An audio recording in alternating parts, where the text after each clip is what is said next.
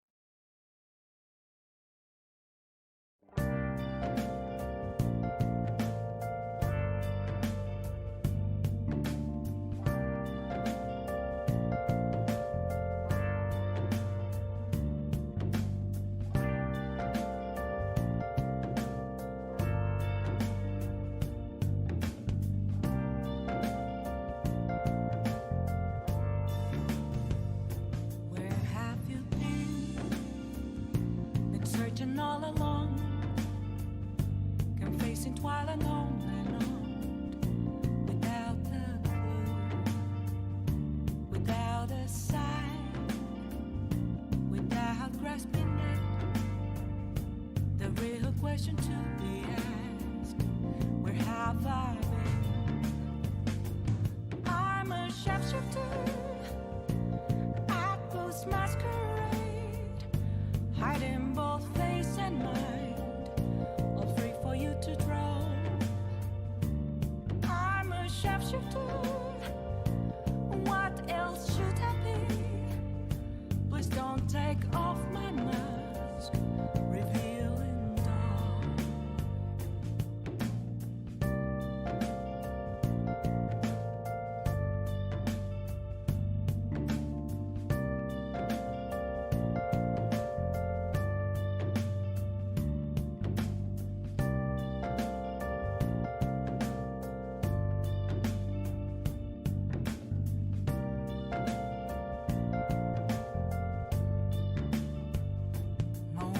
Of calm, nothing left to be found. A mirror right in front of me, that's where I found an empty glass, reflecting that's a truth. It's telling words not to be told. I need that mask. I'm a sharpshooter, masquerade, hiding both face and mind, all free for you to draw. I'm a sharpshooter, chained down to my core. Please don't take off my mask, my place to hide. Yo, yo, yo. How's it going?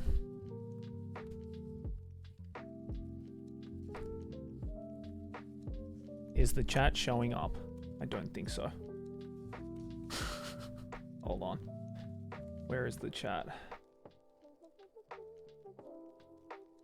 There it is. There it is. Okay. Good, good, good, good.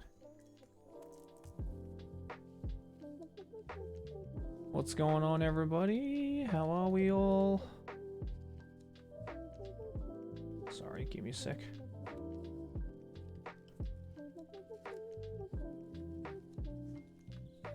So what do you guys think? Looking kind of clean. I'm personally fucking loving it. Setup is looking clean as fuck. Finally got it working today. I'm glad to see the alerts working too. Sonic and Mario making, I think, for the 2 months, dude. Appreciate that. You guys like the alert box too? It's clean as fuck, right? Look at that. Fantastically Vile, thank you for the 7 months, dude. Appreciate that. I love this. I love this alert box. It's so clean. I fucking love this alert box, dude.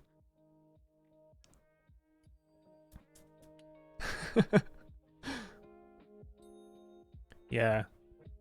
So there you go. Here's the new theme. Here's our setup. So as you guys just saw, the sub alerts are gonna come out right here. Also got donation bits and like just regular sub alerts as well. Loving the new theme. Thanks, man. Yeah, it's looking super clean. I think it's like finally as well. Okay, well I'll flip on over to the screen you guys will be looking at today, but check this transition out. Check this transition out. Oh!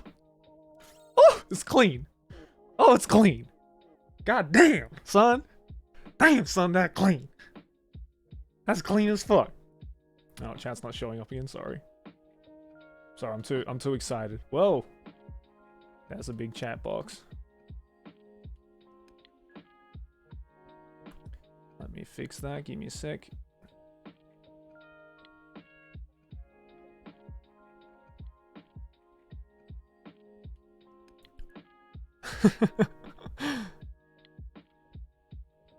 And then if I go back to IRL, whoop whoop whoop whoop whoop whoop.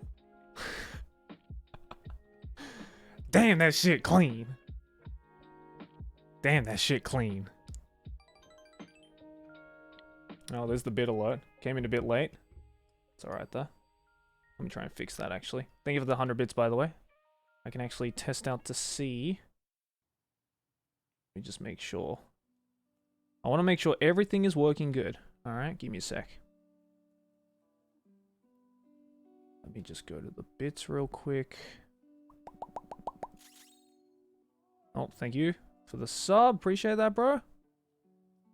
Just want to make sure there's no...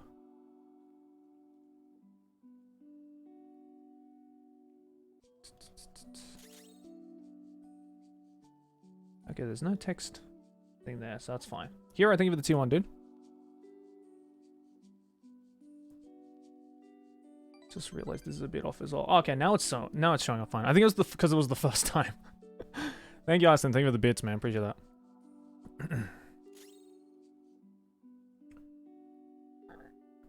Just trying to make sure that the chat is also not like sticking out weirdly. So give me a second. I'm loving these. I'm loving these alerts, dude. I'm actually fucking loving these alerts. God. Yo, Storm Ravenwood, what's up, dude? They're crisp sounding too. Oh yeah. So big shout out to lovely person by the name of Peepo Editor. Made this this new setup for me. It's looking clean. God damn, it's looking clean. You know what? Maybe I can put the chat box. No, that's gonna be a bit too. Okay. Then let me do a little one of these real quick. Sorry. So you know what? I think I'll just do this and this.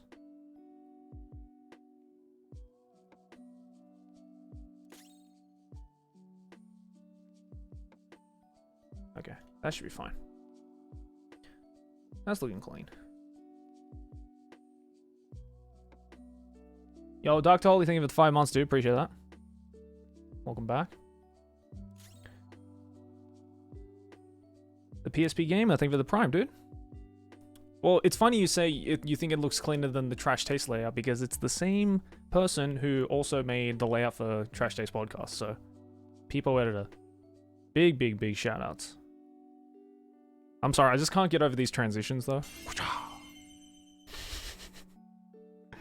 God damn, that shit clean. That shit clean. So good. I just love flicking between them. Whoop, whoop, whoop, whoop, whoop, whoop. Oh, hell yeah. I'm glad you guys like it, man. Iron Farah, thank you for the one. Thank you for the prime. Appreciate that. Thank you for the subs, guys. Yeah, I know. See, that's the thing, right? It's like, look, we can all argue about which one the best Persona game is, all right? We can all argue. That'll be an endless debate.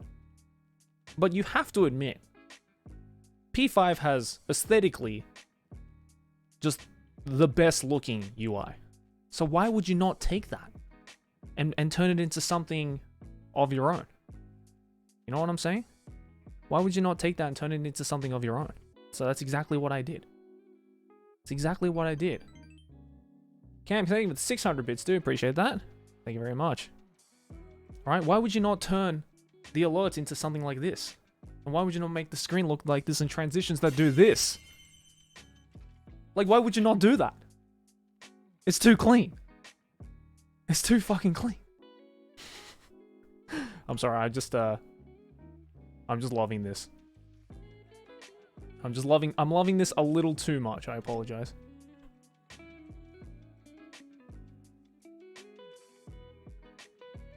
Trying to figure out what's the best way to get this working. Guess that's fine. Anyway, we're back on our bullshit, i.e., Marrow hunting time. I'm gonna stand up today. As you can see, I'm standing up a bit, walking around because I've been sitting down all day and I need to stand up for a little bit. So, yeah, we're just gonna play today. How's everyone doing so far, though? Good? You guys liking this setup? This setup clean, though? And Squid, thank you for the prime, dude. Yeah, I'm doing alright, Poker. I'm good, man. I'm good. Yeah, I saw there was an earthquake in Melbourne, actually. Is everyone in Melbourne okay? I hope everyone in Melbourne is okay.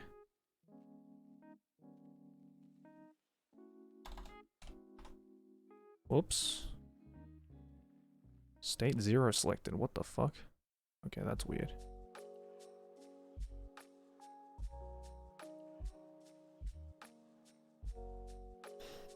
Wasn't too bad. See, because my sister lives in Melbourne, and she said it was like... that it was pretty fucking big.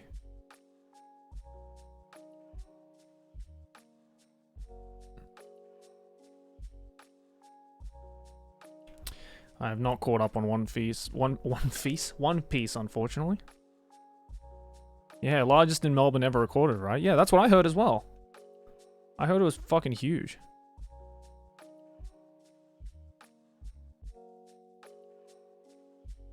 You thought your sibling was shaking in the bed? Wasn't that bad? That's not too bad then. Actually, you know what? I did set up a controller for this, but actually mouse and keyboard is gonna be easier for this game, so I'm gonna set that back up. Give me a sec.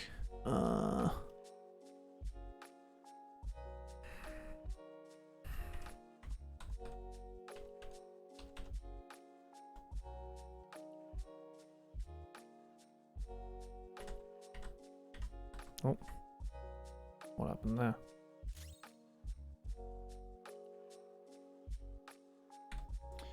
Okay. Thank you for the tier 1, appreciate that. There we go. Damn, you weren't lying, this looks great. I know. That's why I was excited to stream today, guys.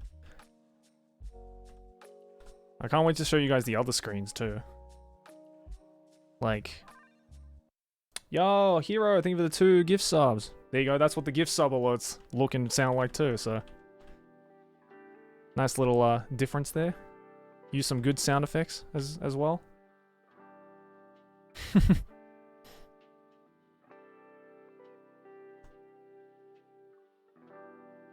Yo, Scam Train, let's go. Sanko, I think in 200. Now I have to play Persona on stream as well. One of the Personas.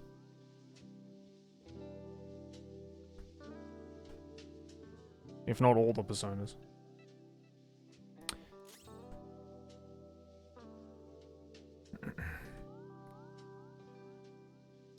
Oh, okay, thank you for the gift sub. I don't know why the gift alert didn't pop up. I guess I will fix that later.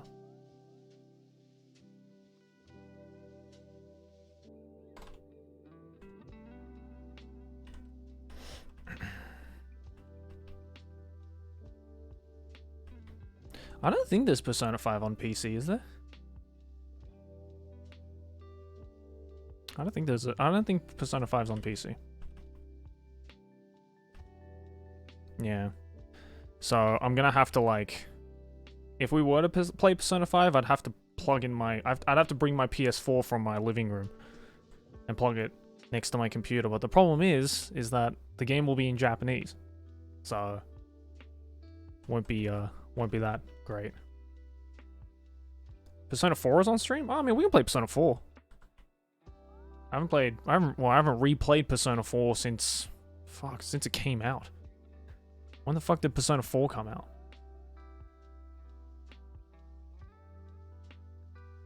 Nihongo ban de OK. In before you guys are like, I don't understand, where are the subtitles? 2008? Oh my god. Dude, I was 14 when Persona 4 came out. Jesus Christ.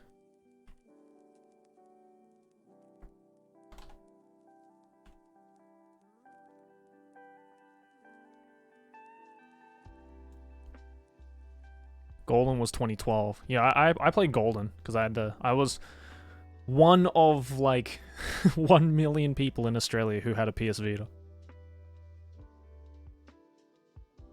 Actually, no, it was on PSP, wasn't it? Not PS Vita. I don't even think the PS Vita came out then. PS Vita, I think, yeah. Oh, was it Vita? Was it Vita? I remember it being on PSP. What am I thinking of then?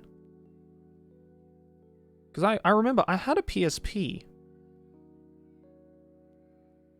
No, you know what it was? PSP, I bought my friend's old PSP to play Monster Hunter 3. That's right. And then PS Vita was Persona 4 Golden. Yeah. That's right, that's right. This is a new stream layout. Fit with new alerts, new transitions, as you can see. Whoop-ah. Clean! Let's bring it back. Watcha! I'm sorry, I've... Testing these transitions out, I think I played around with it like 50 times before we actually started the stream. Because I was like, these are too cool.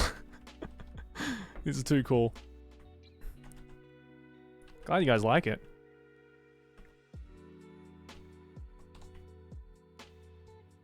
Samurai Jack sound effects. Shikaka.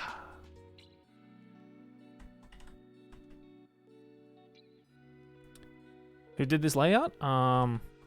Is a graphic designer person on the internet I found, or I got notified of, called Peepo Editor. So if you guys follow the podcast, Trash Taste Podcast on Twitch as well, that new layout for Trash Taste, she also did as well. I think she also did Connor's layout as well.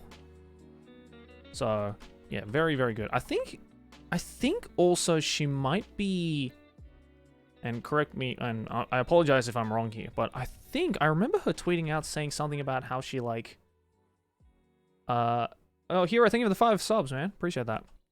How she's like Pokemon's editor or something, or one of Pokemon's editors or something. I think I might be wrong with that. I don't know. I don't remember if that was a one-shot thing that she did or if she's like actually, yeah. But yeah, she's fucking amazing, as you guys can see. I haven't set up the other screens yet, since today we're just gonna be using this screen and the IRL screen. and then all the essential and then all the other essential screens essentially. But yeah, it's looking super clean. I'm very happy with it. もう一回やって。パパパ。And then shakaka.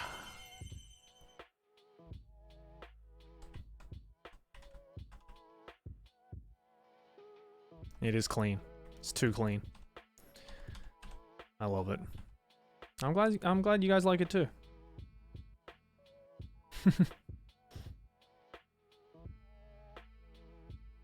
Yeah, you know, because the previous, up until the last stream. Oh, the timer. Oh, do we care about the timer at this point? I'm starting to not give a shit about the timer, to be honest. Alright, hold on, let me bring it up.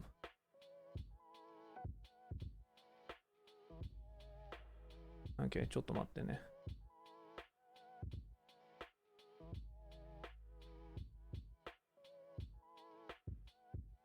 What did we end?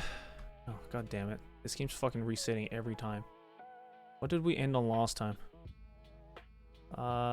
25, 38, 14, 68. Okay.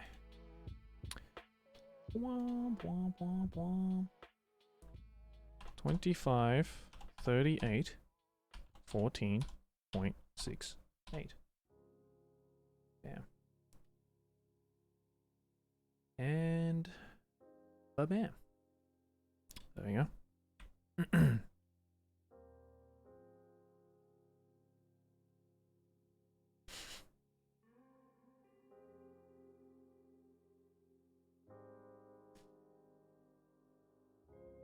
Oh, thank you, Gokulsai. Appreciate that. Hey, Curly, what's up, man?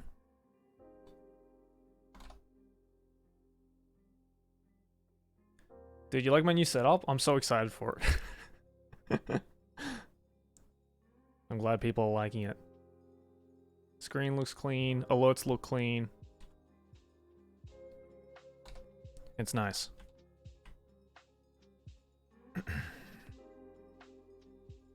I did really hatch 1,000 eggs on stream. Well, 1,177 eggs. Almost 1,200 eggs on stream, yes. As you can see from the title, this is day 7. This is day 7 of the Monocolor challenge. No, unfortunately, it's goodbye to the Nyanpasus for now. It's goodbye to the Nyanpasus for now. But it's alright.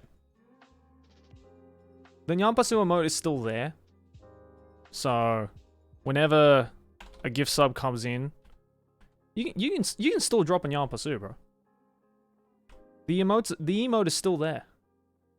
So so every time someone gift subs, you can drop a Nyanpasu emote in the chat. The alert may be gone, but the culture of Nyanpasu is forever. Yeah, there you go. There you go. The alert may be gone, but the emote is still there.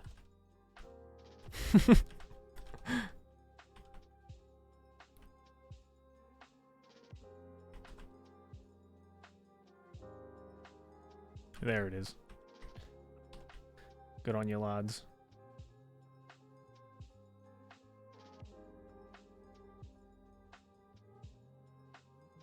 I'm farming for a shiny marrow. You're sick? Please distract me. Well, look at all the Nyanpasus you can get, and you can get distracted by that. Right. Or you can distracted by this.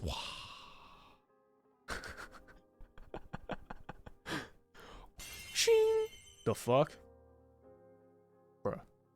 Bruh.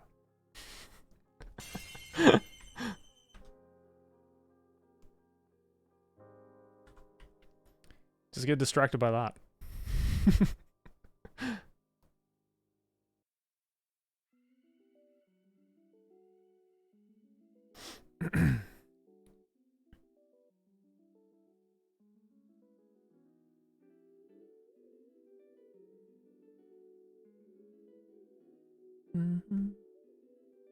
Yeah, I haven't finished setting all of the scenes up yet, but at least for today's streams, the scenes you guys will be seeing is all different. So I have a brand new Be Right Back screen, and I also never realized I never had an ending screen after the like stream ends. So I got that made as well, so that I have a brand new ending screen now at the end of the scenes, rather than just like saying bye and then just fucking cutting it. So yeah, it's a lot cleaner now. I'm very happy about it.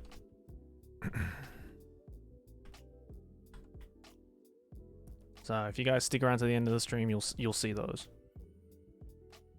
Because I will eventually have to go like to the toilet and eventually have to end this and end the stream. So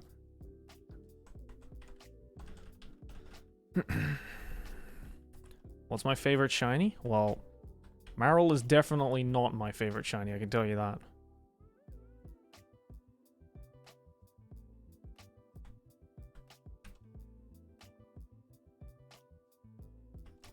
It's not my favorite shiny because this bitch ain't coming. This bitch ain't arriving at my doorstep. I've knocked on the door 1,181 times. Still nothing. Whoops.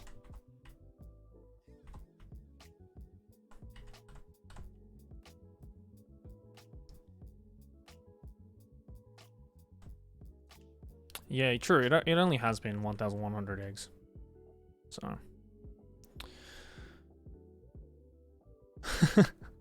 You're right, Ken. You're right. I can't give up now. And I don't intend to, man. Like, honestly, the reason why I like doing these, like, shiny hunting streams is because, like, it's chill. You know, I can just hang out with you guys while I shiny hunt.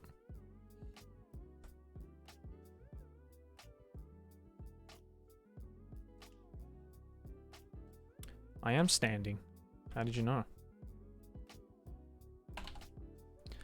No, I'm sitting down, man. That's why I can move around like this.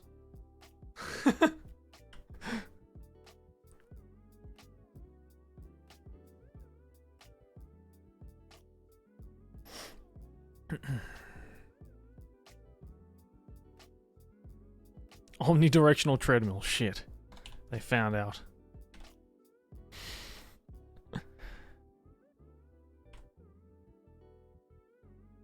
Standing in gaming, yo. I mean, we were... well, at least I was sitting down all day, so I figured I need to stretch my legs a little bit. Honestly, man, it's good. Like, I can see why, like, so many people working at desk jobs and shit like that now get standing desks, because, you know, when you're sitting at your desk all day, it fucking hurts, man. Your legs start to hurt, start to fall asleep.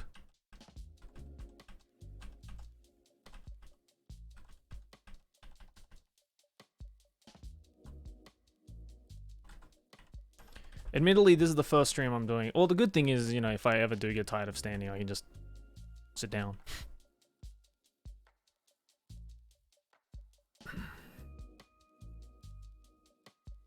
Standing desk is an investment and it's worth it. Honestly, yeah, it is.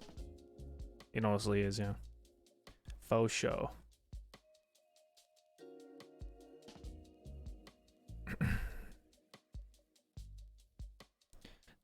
I mean, they are definitely getting cheaper, that's for sure. Because I think standing desks used to pretty much be like a very exclusive thing that like only a couple of like manufacturers or whatever were making. But now like most like there's a lot of companies that make standing desks now. You just picked yours up? Yeah, it's good, right? It's fucking awesome. Like, when we got one for the Trash Taste office, and I started using it at the Trash Taste office, as you guys saw on the tour, I immediately was like, oh my god, I need to get me one of... I need to get myself one of these at home. Because when you're... Dude, when you're sitting at a desk all day, this shit gets to you, man. Yo, Mini-Me, I thank you for the 2 months. Welcome back. Fingers crossed we get that, boy. I hope so too, man.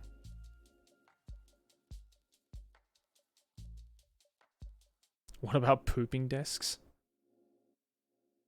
I mean, doesn't really need to be attached to your desk, does it? You can just, you know. It needs to be more like a pooping chair. Like, it's like a chair, but it's shaped like a toilet. And it's basically just a toilet bowl on wheels.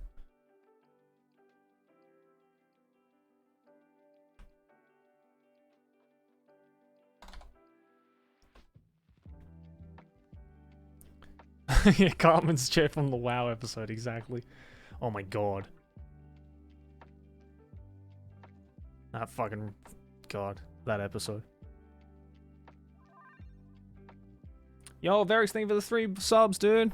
Thank you for the 3 gift subs, I appreciate that, man. Thank you very much.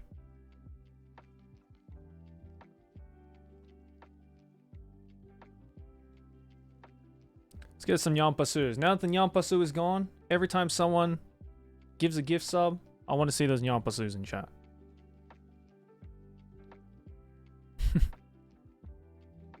Thank you, Varix. I appreciate that, man.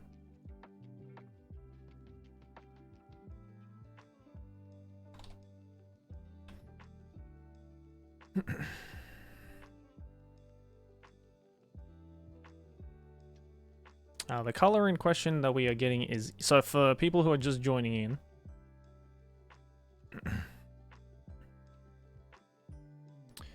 What would you think about trading a Pokemon into the Heart Gold save using Pokemon Generator and then trading out a Pokemon from a separate Japanese game for the Masuda method? I mean, I wouldn't know. I don't really know how to do that, is the thing. It seems like a bit of a pain in the butt, to be honest.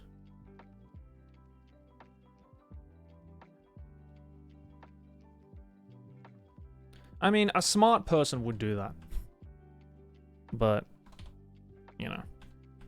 Just can't really be bothered. But that's the thing, someone was like, oh, you should just, like, hack in a Pokemon from a different region so that you can do the Masuda method. And I'm like, if I was allowed to do that, I would just fucking hack in a shiny Marill. Like, next lockdown, get 1 shiny? Oh, God. But that's the thing, right? Is like, the interesting thing that I've learned about shiny hunting is that, you know, it really is like, you never know when it's going to come. It could be 4 encounters, it could be 40,000 encounters. And it could be anywhere in between. You know? It really is just like getting lucky.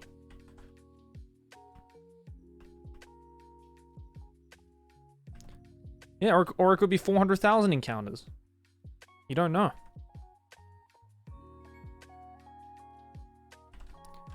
It's like a gacha game, but worse. No, that's not possible. It's like a gacha game, but... like, less fair somehow.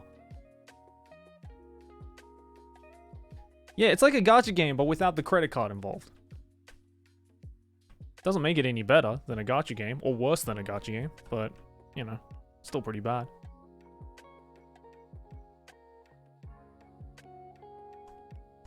The chances of getting a shiny is 1 in 8,192.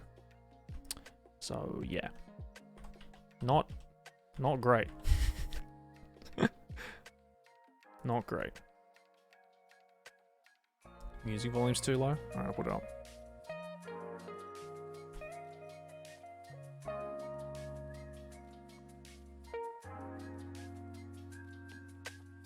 Yeah, instead of money, it's time, exactly.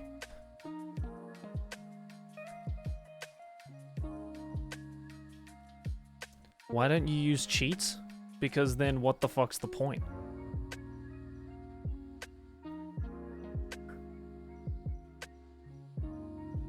I don't get this whole argument about just use cheats, bro. It's like, what? Is that fun to you? I might as well just cheat to the end of the game.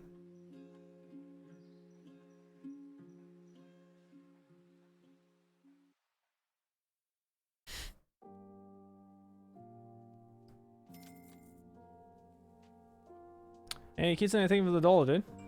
Oh, good. I'm glad the donation alert is working. Thank God. Appreciate that, Royal. Hey Joey, what's the link or website to your standing computer / table? I'm curious on getting one myself also. Do you think that hiring Studio Trigger for Star Wars Vision was the right call? Because I'd have personally preferred Studio Bones. I haven't actually seen it yet. I was actually going to watch it tomorrow. Where do you watch it, by the way? Like, is it on like Netflix or something? Where do you watch it?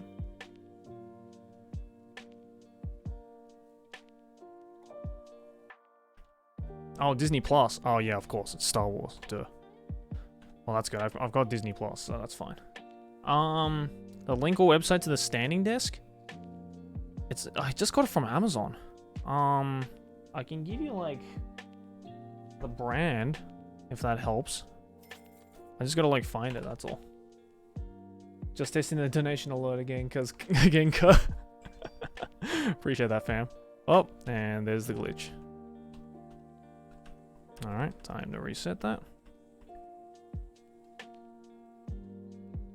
Thank you for testing it out again. I'm glad it works.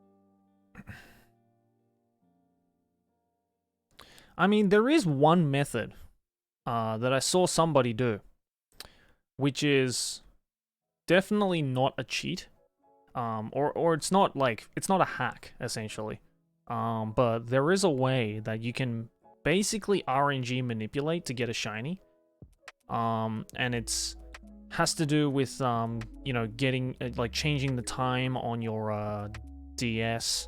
And like calculating the perfect frame to like press A when getting when picking up the egg and stuff like that.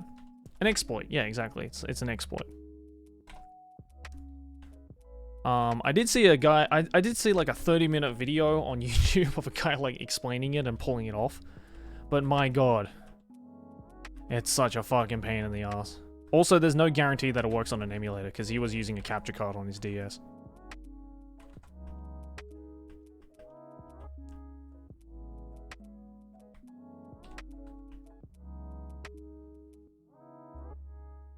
Yeah, it is a lot of work. It is a lot of work. So regardless, it's a lot of work, so I might as well, you know, try and do it the traditional way, like everyone else did back in the day. Because, you know what? This might take long. Might take really, really long. But the payoff is going to be nice. Payoff going to be nice.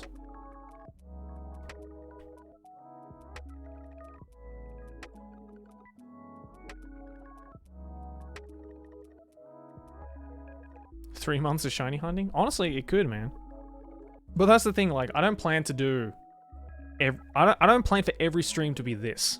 You know what I mean? I'm gonna, like, interlace this with other stuff I want to do on stream. You know, I want to play other games as well. Yeah, exactly, that's the whole point of a challenge. Exactly. You're right. I'm digging the chill vibes of the stream. I appreciate that, Ken. Thanks. Hey, Akamai, what's up?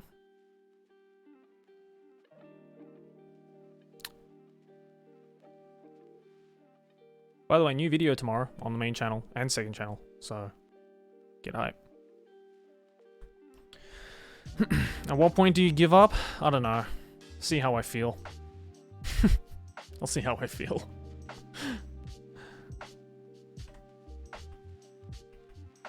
So far though, 1,200 eggs in. Feeling alright. Feeling alright. To be fair, I feel like I lasted a lot longer. Like, on this than I thought I would. I couldn't do this every stream, but, you know.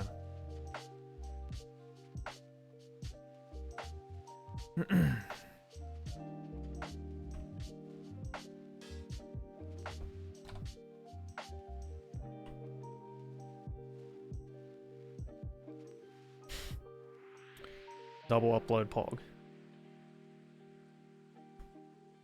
Are you typically a frequent shiny hunter? Nope. This is the first time I'm ever, like, vanilla shiny hunting. So, it's a nice challenge for me as well.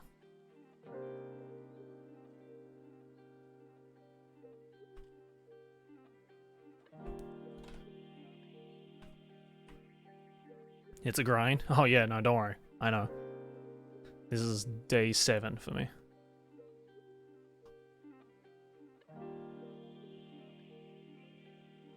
Yeah, exactly. This is basically just it's a just chatting, but with some like background shit happening, right? That's all it is. That's all it is. It's just this is just a just chatting stream, but with doing a challenge, you know, behind it all.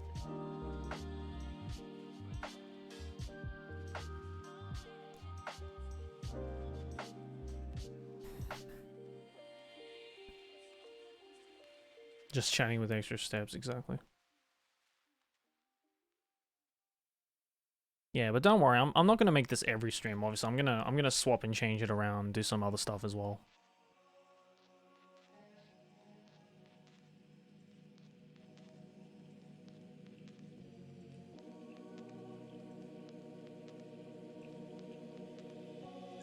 Like, I finally got Final Fantasy VI working. So we can start that if you guys want. Hey, 1200 barrels, let's go. We can do, I don't know. We got fucking Near Gestalt downloaded on Steam. That's ready to go as well. Lots of other games we can play on the side. It's up to you guys, really. I don't mind any one.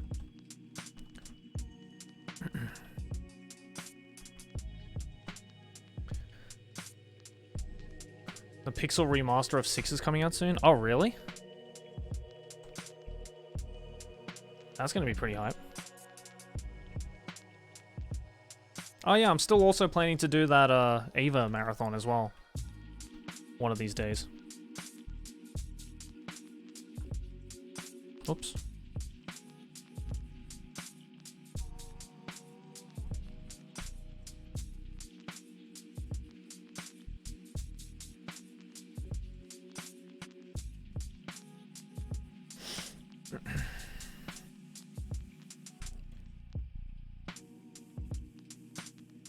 You should run a macro for this so you can play other games on the side. I just can't be fucked to like set up a macro for this. Unless someone knows how to do it.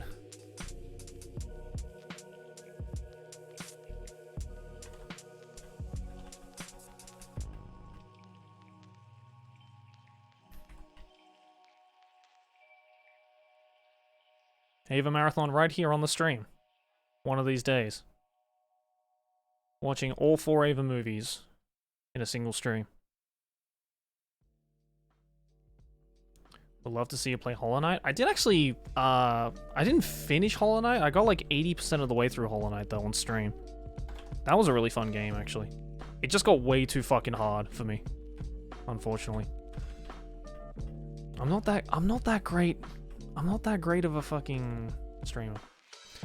Don't have to worry about DMCA because we are utilizing the watch party feature that came onto Twitch recently, and since we are watching it on Amazon Prime, don't have to worry about DMCA. It's great.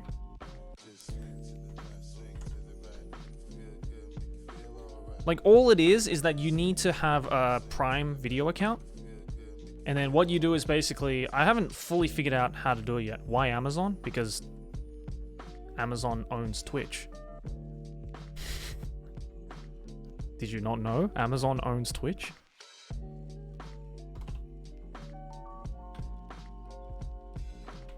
Amazon bought Twitch like years ago. When did Amazon buy Twitch? Like 4 years ago? Like a long time ago. Like 2050, yeah. But basically Twitch has utilized a function where it links, basically I prompt you guys to like basically join through your Prime Video account, and then it basically, using your Prime Video account, it syncs up with my Prime Video account so that we can perfectly watch whatever it is we're watching in sync. So if you don't have a Prime Video account, you can come to my stream, but you won't be able to actually see the movie. But if you do have a Prime Video account, you can just click through on the screen and then it'll link up and you can watch it on stream with me. So it's pretty cool. It's a pretty cool method, and it like completely it completely like bypasses the whole DMCA thing, I think. Is it allowed in Netflix? I'm not sure. Again, I don't know a whole lot of information about it either. I just saw like an article about it, and my my Twitch partner sent it to me. Like, sent me that information. He was like, hey, you can do this now, so, you know, any like anime on Prime Video, you can watch it on stream now without having to worry about DMCA. I'm like, that's pretty cool. Because before you couldn't do that because of DMCA shit, obviously. Like, I could watch, I did do like a watch party of Amazon once. Oh, not Amazon, sorry. I did do a watch party of anime once on stream. But I couldn't save the VOD, obviously, because otherwise, you know, I could get DMCA'd through the VOD.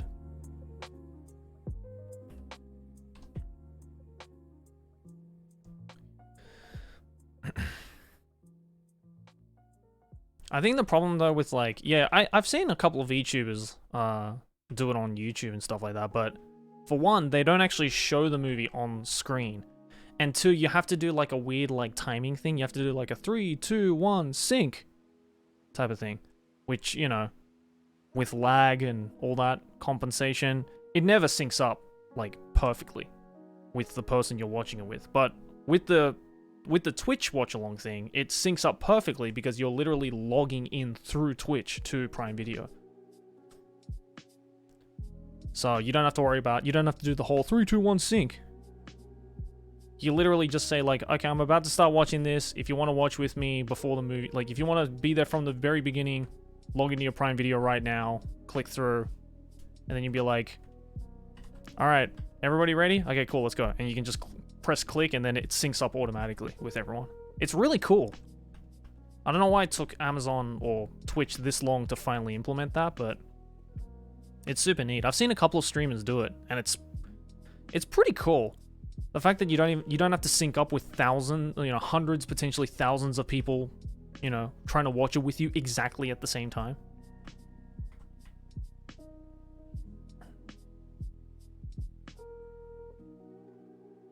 Some of the whole live JP talents do watch-alongs on Twitch now. Really?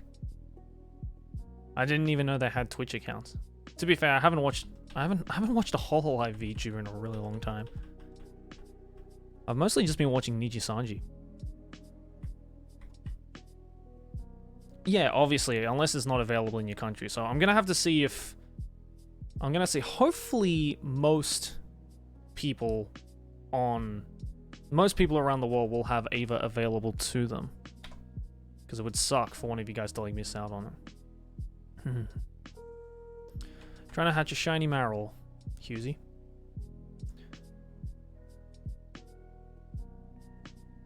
Yeah, I didn't know they had Twitches. Weird. Picoro and Miko have Twitch accounts? Really? Huh. It's interesting.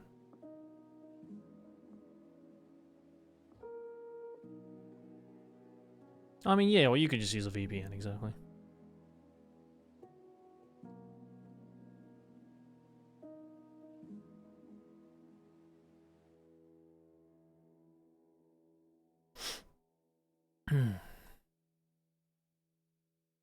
The AFL Grand Final is this week, if you even care. I mean, who's in the final? Some big personalities claim their name on Twitch so no one takes it. I mean, smart. I should have done that. But alas, someone took the anime man without a 1 on Twitch, so I left. My only resolution was to stick with anime man. I could like try and like claim the anime man on Twitch like without the 1, but I just can't be bothered, honestly. People just like are used to putting the 1 in the middle of my name, so it's just like I don't even care anymore.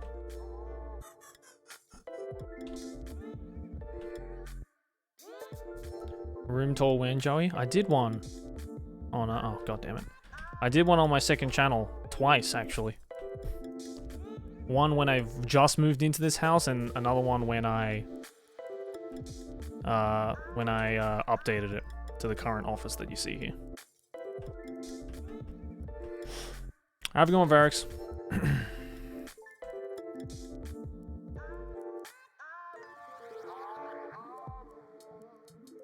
But you won't reach your final form until you claim the eye. I don't know, man. Like, this setup here looks pretty final form to me.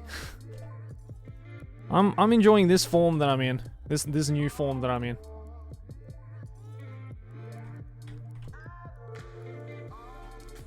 If I wasn't in final form, could I do this? Ooh. Or this? Shing! Don't think so.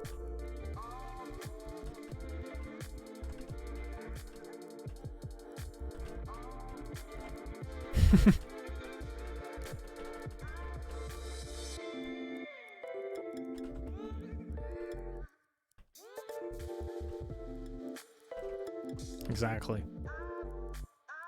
So I think I'm pretty close to final form on Twitch now. Of course I love it, Rune. I asked for it. Of course I like it. I wouldn't be using it if I didn't like it.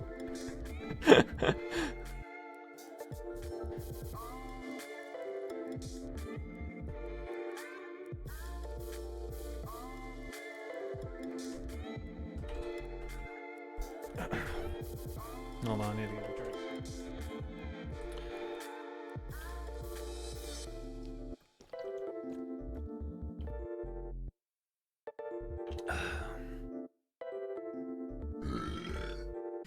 Excuse me.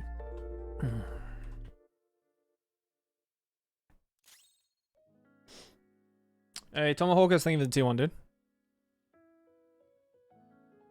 I was drinking tea. You should dub the sound effects and put them with your transitions. It's weird, like, one of the transitions should actually have a sound effect. Yeah, the shing one should actually have the sound effect. But, I don't know why it's not playing. Can you guys hear the sound effect? I know, this one doesn't. But this one should. You guys hear it? I can't hear it. Oh, you can hear it? Oh, okay, good. I'm glad. Okay. I thought it wasn't working for some reason because I couldn't hear it on mine. I don't know why. Okay, if you guys can hear it, then that's fine. I don't care. That's good. As long as you guys can hear it, that's all that matters. Well, no, I mean, can you guys hear it clearly? Because, like, it's not even about, like, the volume for me. Like, I can't hear it at all on my thing.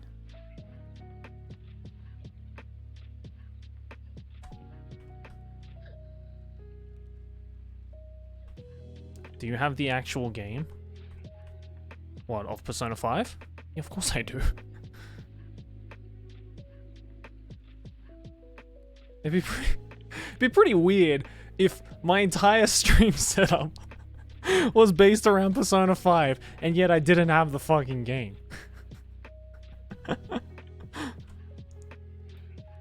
It's a little low. Yeah, hardcore Persona 5 fan plays Persona 5 for the first time. Shit. I'd be like, damn, this game got graphics.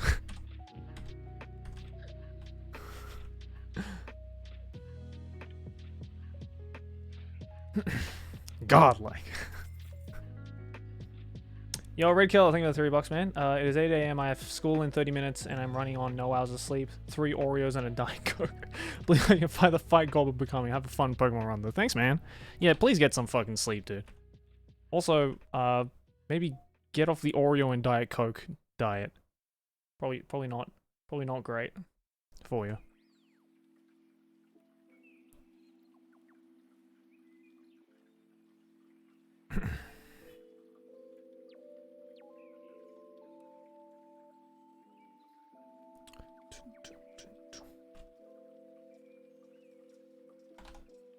Isn't Persona a JoJo ripoff? Didn't Shin Megami Tensei come out before JoJo though? I'm not too sure. They both came out roughly around the same time, I feel. Someone's gonna have to see. Someone's gonna have to check. What came first? Shin Megami Tensei 1?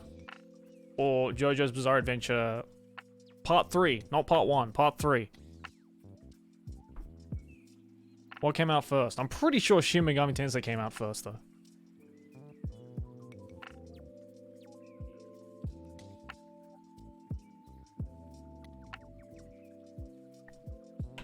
Does the manga count? Yeah, of course. Yes. Part 3 JoJo manga or Shin Megami Tensei? What came out first? I'm pretty sure it's Shin Megami Tensei. But it doesn't matter because... Shin Megami Tensei was 1987, Part 3 manga 1989. So, is it safe to say that JoJo is a ripoff of Shin Megami Tensei? God, JoJo fans are gonna fucking kill me if they clip... Don't clip that. Don't clip that. JoJo fans are gonna fucking kill me if I said that.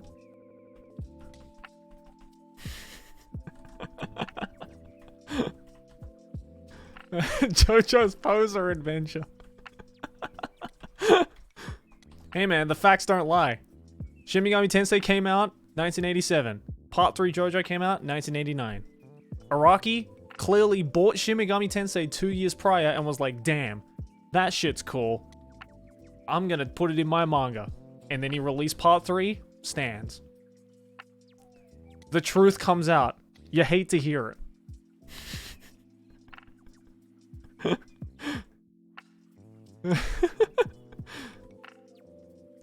No, in reality, I think Araki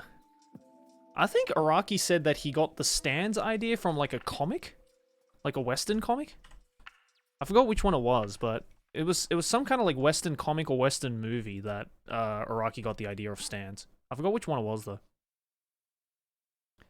Yeah, it was like a Western comic he got the inspiration from.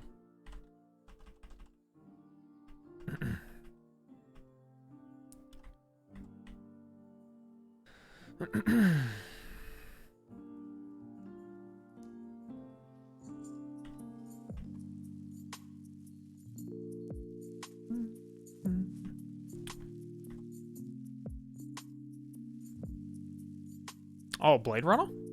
Was it? Oh, I guess that makes sense. Definitely The Mask. True, you're right. You're right. He saw Jim Carrey's The Mask and was like, damn, I'm gonna make a manga out of that.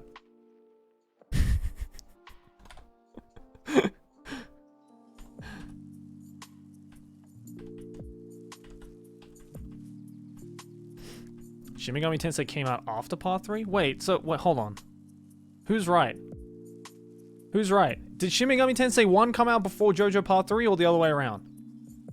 Can we get those facts straight before we move on?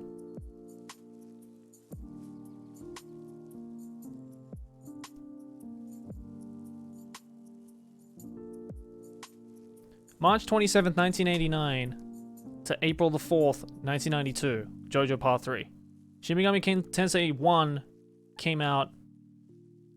What was it? 1987, right?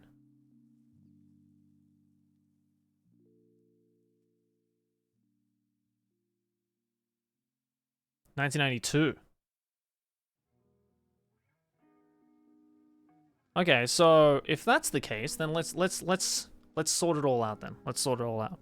So if that's the case, if JoJo Part 3 came out before Shin Megami Tensei, and all the fair, thank you for 300 bits. So if Shin Megami Tensei came out after JoJo Part 3.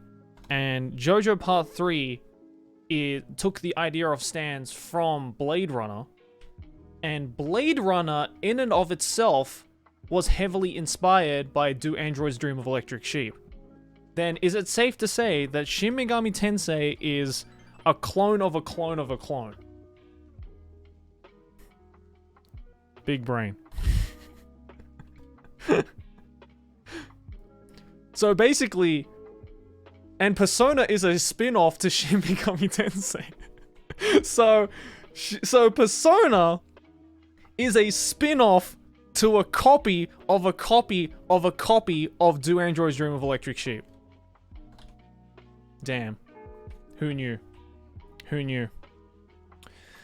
Who knew? I can't believe Persona ripped off Do Androids Dream of Electric Sheep like that. So unoriginal.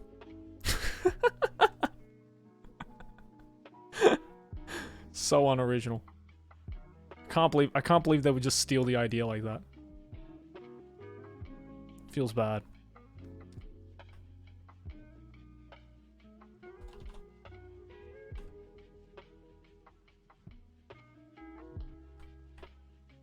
Who's the guy who wrote Do Androids Dream of Electric Sheep again? Fucking forgot the name of it. Thank you, Walter Fair. Appreciate that, man. Any plans on Melbourne meetups in the future? Well, not until the situation in Melbourne gets fixed. Whenever the fuck that is. Philip K. Dick, that's it, yeah. So, that means that JoJo ripped off Philip K. Dick. Confirmed. Confirmed. Araki, phony. Friendship lost with Araki. Philip K. Dick is my friend now.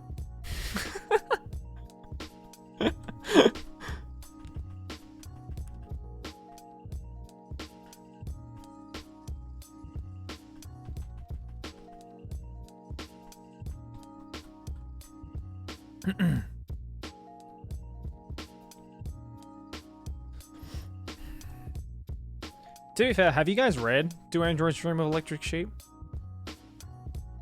I would highly recommend. That is one of the most interesting books. I know that's like super base to say, but because it's, you know, one of the most like fucking revolutionary science fiction books ever written. But it's super fucking interesting.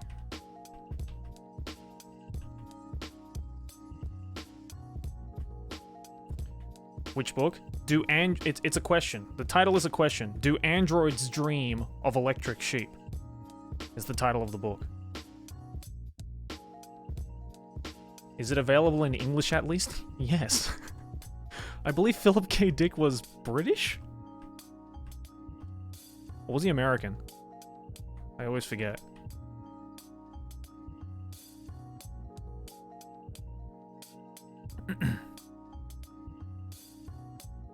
American.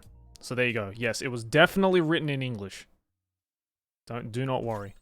But basically, it inspired Blade Runner. Yo, Graham, thank you for the 56 months, dude. Welcome back, bro. Sounds like a light novel title. Wow, I can't believe light novels would just steal from Philip K. Dick like that, guys. Light novels.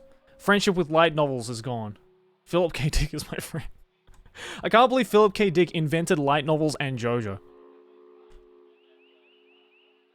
Jeez. Hidden genius.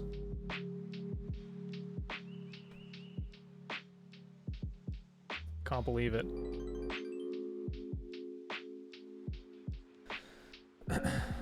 One sci-fi novel I heard of is I Have No Mouth and I Must Scream, and it was genuinely interesting. I'm already invested with a title like that, to be honest. That sounds cool. What, like, what's it about?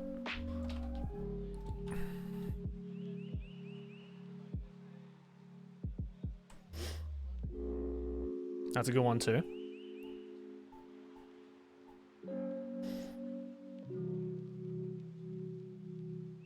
He has no mouth and can't scream. Thank you, chat. Never would have guessed. Never would have fucking guessed. Yo, Poker, thank you for the $5, man. I had to see this sick animation. Those streams are getting more and more excited by getting so close every stream. Garlic stream as always. Appreciate that, Poker. Thank you very much, brother.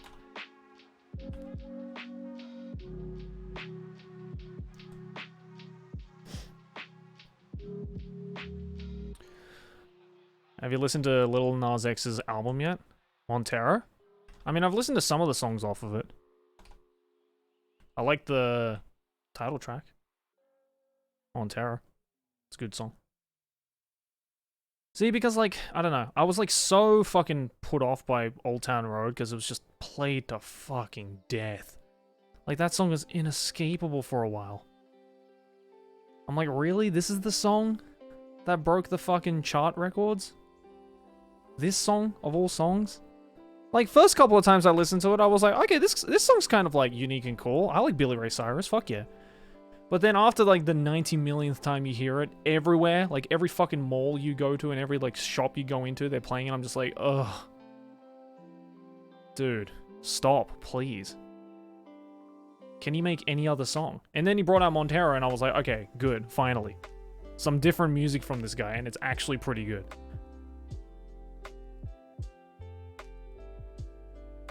Wait. Yeah, the title track is the one that goes like dun dun dun dun dun dun dun dun dun dun dun dun dun dun dun dun dun. No, that's Montero, right? Or is that a different song off that album? Oh, Industry Baby. Yeah, that's it. That's a good song. Montero. Oh yeah, Montero's the one where he's fucking lap dancing Satan. That's right. Yeah, Industry Baby. That's a dude. That fucking that's a bop. That song's a fucking bop.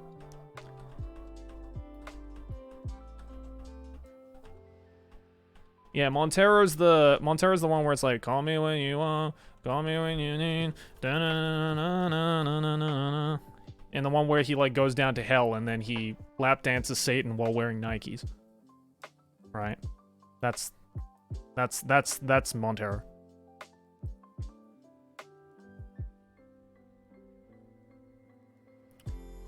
Yeah, have you guys not seen the music video for that? He got into like so much shit because he was wearing a pair of Nikes. Yeah, that's right. It was infused with blood. Yeah. So that music video for Montero is he's wearing a pair of Nikes, and it's a new brand of Nikes that Nike's brought out that is infused with blood. And the music video for Montero is Lil Nas X lap dancing a dude cosplaying as Satan in like a really, really sexual way while he's wearing Nikes that are infused with blood. And he got into like a lot of shit for that. How did you guys miss that? How did you guys miss that fucking that news? That was like huge.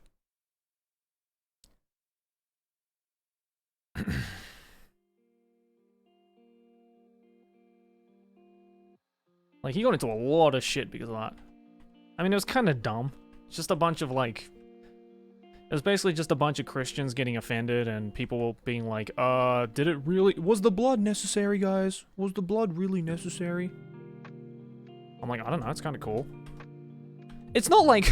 You know, it's not like we fucking slaughtered a human like a cow and, like, fucking slit its neck and made the blood pour all over a pair of Nikes. It's like... It was like not even a vial of blood in this thing. It was a teeny tiny fucking amount of blood.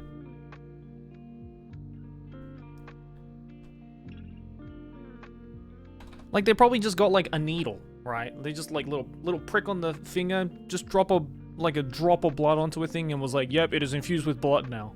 Sell it. Make that the tagline.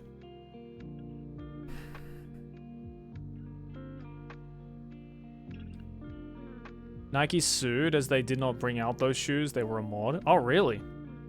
Okay, well, see, that makes more sense. That makes more sense.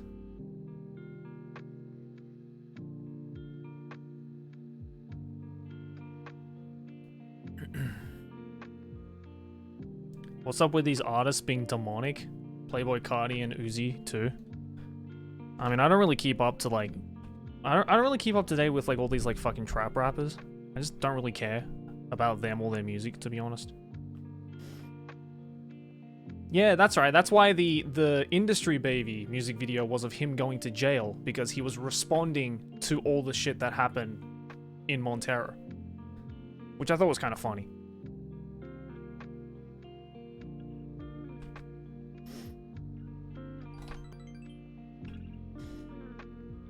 I Have No Mouth and I Must Scream is a story about a super weapon AI who keeps the last of humanity alive just to torture them because he hates humanity. Oh, that sounds cool. That's that philosophical science fiction I fucking love, dude. That sounds cool. I might check that out, actually. Wait, let me look it up, actually. I'll write this down before I forget. I Have No Mouth and I Must Scream. Story by Harlan Ellison. Alright, noted. Thank you for that. I have that now readily available. Solony, thank you for the Prime, dude. I will check that out. I love that kind of like psychological sci-fi shit. It's fucking cool. It's like Blade Runner as well, right? Or Do Androids Dream of Electric Sheep. And what's the one? What's the Asimov novel where he came up where he created the 3 laws of robotics? What was that book called?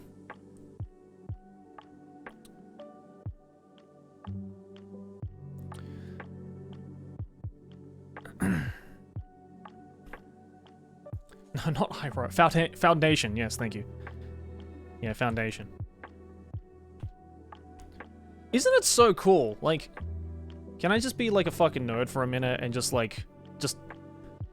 gush over how fucking big brain Asimov was? Like, this man, a literal science fiction author, created the 3 laws of robotics that real people working in robotics today follow.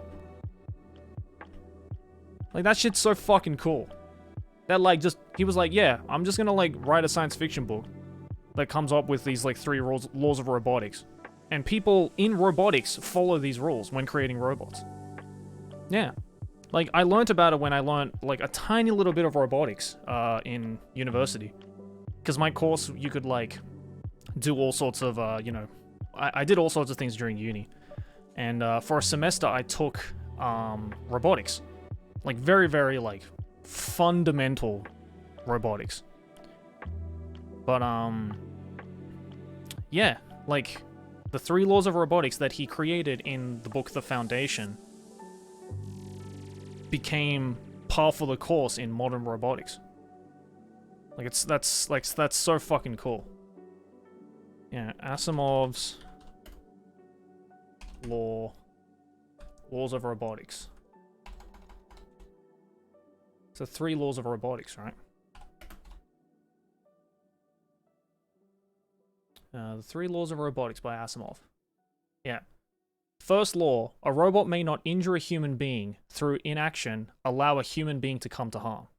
Makes sense. Second law, a robot must obey the orders given it by human beings, except when such orders would conflict with the first law.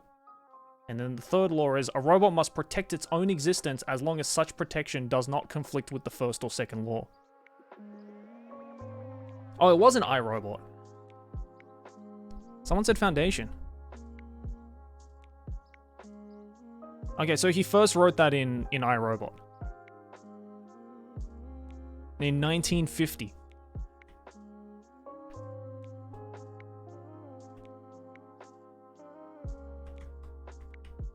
Yeah, a fucking science fiction book.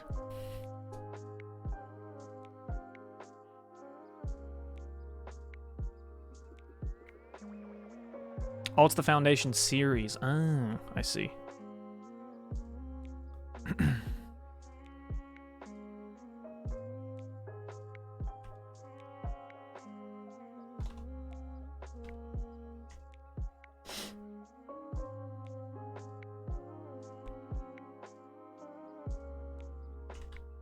Yeah, it's very cool. Man, authors, man. Especially science fiction authors. I feel science fiction authors are just built different. You know what I mean? Like, science fiction... Like, dude, something about, like, Western science fiction authors, they're just built different. Like, my favorite Western science fiction author of all time, easily, is Frank Herbert. If you guys know the Dune series, he's the guy who wrote the Dune series. Like, Frank Herbert was a fucking genius, dude. That man was so fucking creative. It was insane. Thought you were gonna say Frank Ocean. Yes, that's right. The only two Franks that matter in the world: Frank Herbert and Frank Ocean.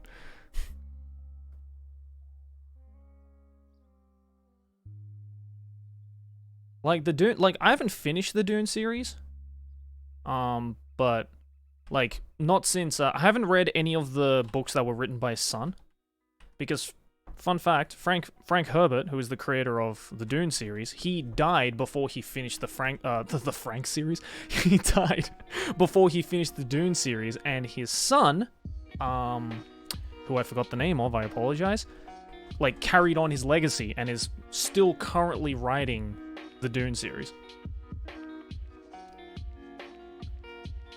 So his son was like, "Don't worry, Dad, I'll take over."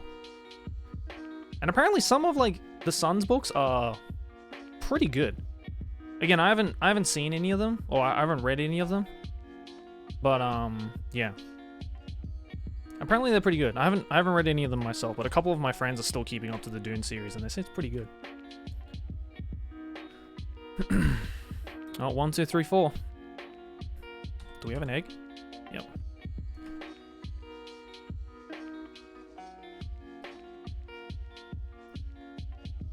Is it Brian Herbert? No, it's not Brian. What's his name? What's Frank Herbert's son's name? Frank Herbert. What's his son's name? Is it Brian? Oh, it is Brian Herbert. Okay, never mind. I feel like I was like, Brian Herbert doesn't sound right. I don't know why. It doesn't sound right.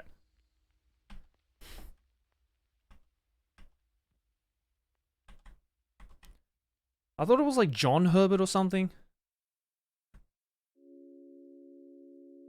Yeah, but Brian Herbert, who is Frank Herbert's son, is now currently writing the Dune series.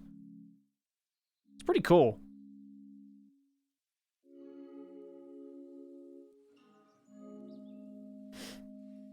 I am gonna watch the new Dune movie.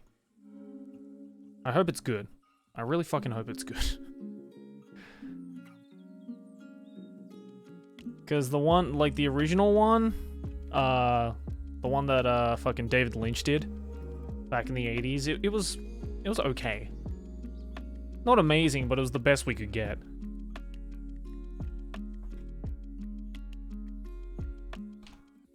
One, two, three, four. The trailer looks kind of bad. Yeah, I usually don't trust trailers though, because a lot of trailers because most movie trailers don't follow suit with the movie whatsoever. Like, it's hard to tell most of the time. Thomas, perhaps thinking of the Prime, dude. Yeah, they can be very misleading. Like, you know, like every Fast and Furious movie, the trailer looks fucking amazing, and then when you actually watch the movie, it's boring as shit. So. And then some really great movies have really shit trailers. So, I usually don't trust the trailer. I usually save my judgment for until the actual movie comes out.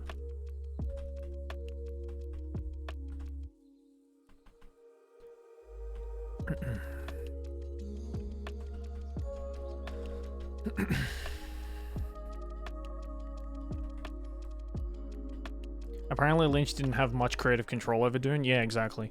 That's why a lot of people forget that it was a David Lynch film, because it's unlike any other David Lynch film. Like, if you look at David Lynch's filmography, Dune just kind of like sticks out like a sore thumb in like a not great way. Yeah, it is very. You're right. It is very un-David Lynch, if that is a word. XYZ thing with the Prime. Movie was good, but book was definitely better. And, you know, in David Lynch's filmography, like, there are so many better films. You know, like, I would rewatch, you know, Eraserhead or Mulholland Drive over Dune any day. They're just much better films from David Lynch. Not that I would constantly rewatch Eraserhead or Mulholland Drive, because those movies fuck me up, but, you know, still. Yo, Walter, thank you for the gift sub, dude. I don't know why when you gift one sub, it plays the sub alert instead of the gift alert. I will fix that, though. But thank you, appreciate that.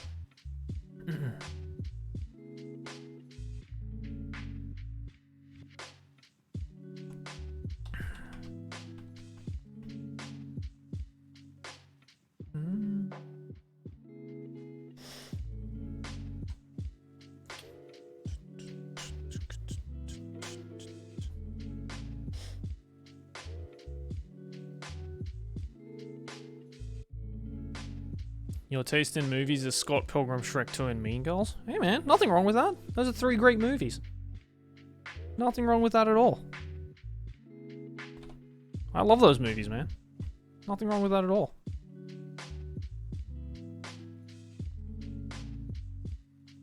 Just because you're into like the normie movies, quote unquote, it doesn't mean your movie taste is bad.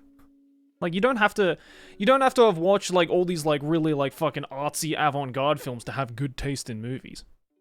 I mean, our fucking movie 3x3 should have been proof enough that, you know, everyone has separate tastes in movies. None of them are good or bad. Unless you watch the Twilight films, then I have to question you. But, you know, if you don't, then that's fine. You can watch Mean Girls and Shrek 2 and Scott Pilgrim. They're all great movies.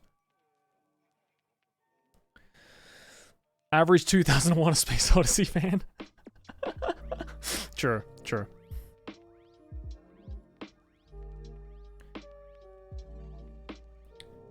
Everyone's entitled to their own opinion about what movie is good, except Twilight fans. You know, that's a golden rule in society.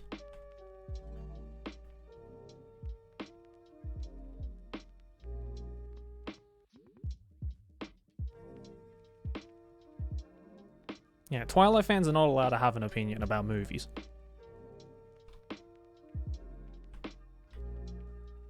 Oh yeah, Twilight fans and Fast and Furious fans are not allowed to have opinions on movies.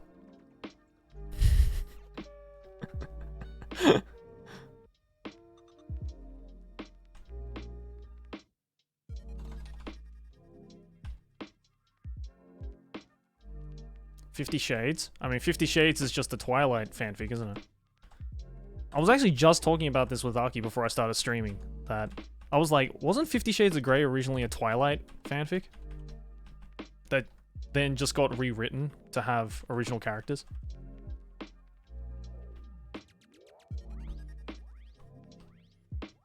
And even then, like, and also like with the Twilight books, I think Stephanie Meyer, like, I think when Stephanie Meyer first approached to get the Twilight series published, I think they dropped it like 18 times or something ridiculous like that. I mean, props to Stephanie Meyer for not giving up after 18 denials, but still. Twilight fans are the SAO fans of movies. I mean, I wouldn't go that far, but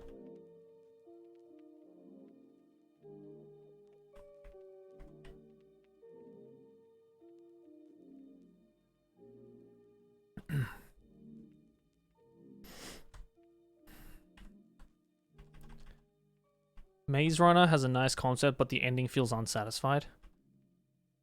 I never actually read the last Maze Runner book. I only read the first one. It was good. Roaster with 3 bucks, thank you, dude. I'm still waiting for 50 Shades of Shrek to drop. Hey, man. That's an open market. As long as, you know, DreamWorks doesn't get on your ass about it. Go for it, fam. The stage is all yours.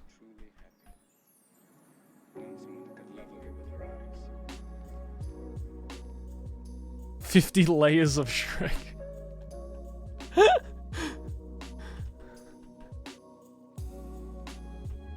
There's definitely a Shrek-themed porn called 50 Layers of Shrek. I'm sorry I said that, and now that's probably in your head now, but I'm just saying. That probably exists.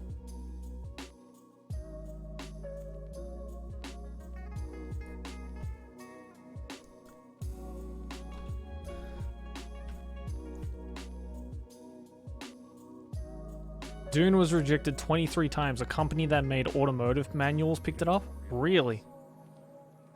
Well, good on them. Because Dune ended up being one of the most fucking influential sci-fi book series of all time. Not quite the same thing happened with Twilight. Just saying. I'm sure it inspired a lot of people to write fanfics.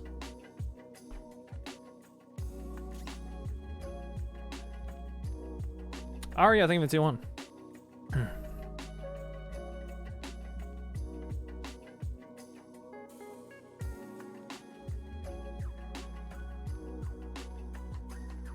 That first Dune movie? Yeah, it's a very divided movie. I just think it's okay. I'm just hoping, again, this new Dune movie is good. Or at least better than the Lynch movie.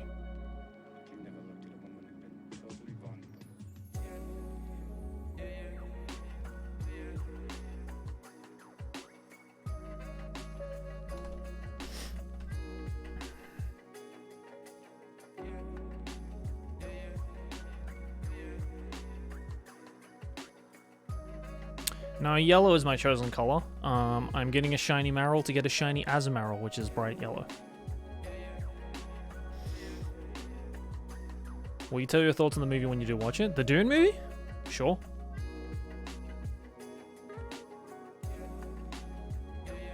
Warhammer 40k here, like, you can't infringe on our IP. Dune over here, like, you mean my IP? Your idea is still fucks.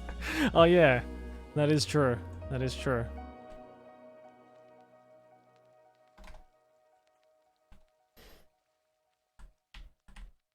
I mean, the thing is like, where will the Dune movie even be released? Because it probably won't come out in Japanese cinemas, like, ever.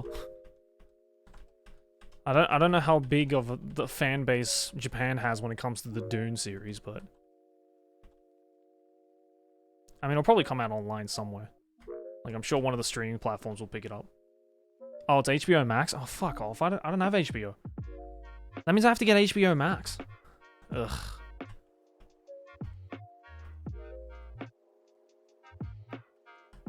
Alright, give me a second, guys. I'm just gonna go get a drink. In the meantime, enjoy my new Be Right Back stream. Or screen. Yeah, you know what I mean. Okay. Be right back.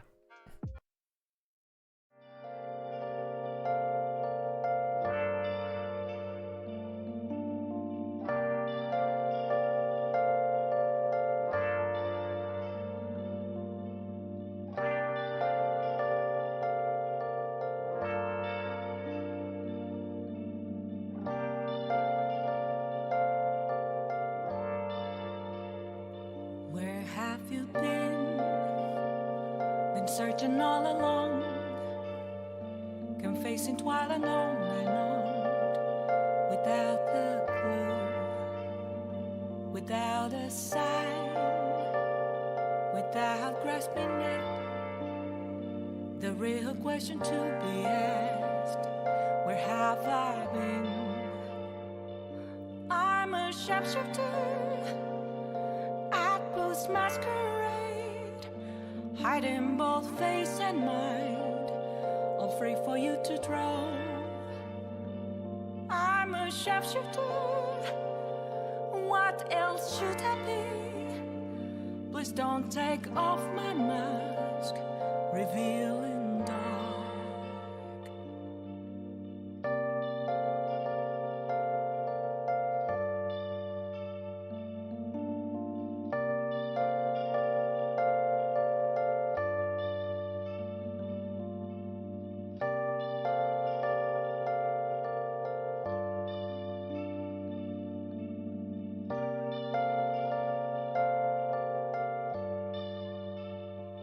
Moments of calm, nothing left to be found.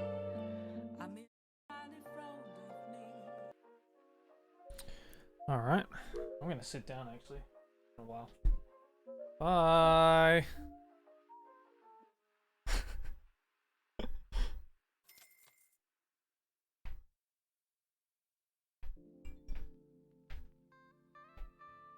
Crotch cam time.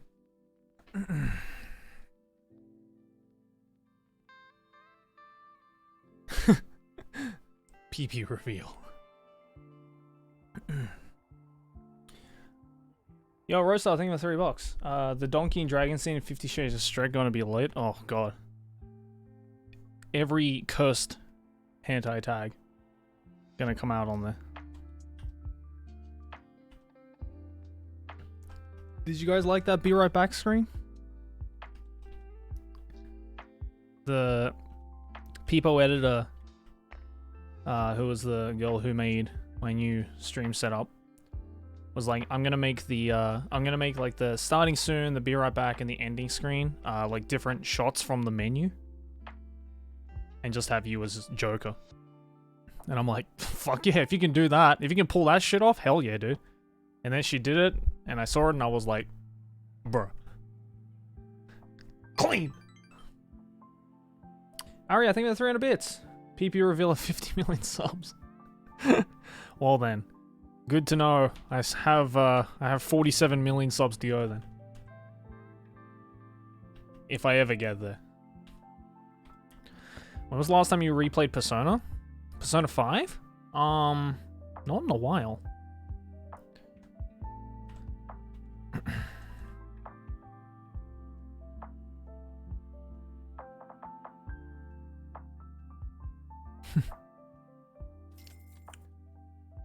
Continuing with the buck, what do you think of my movie 3x3?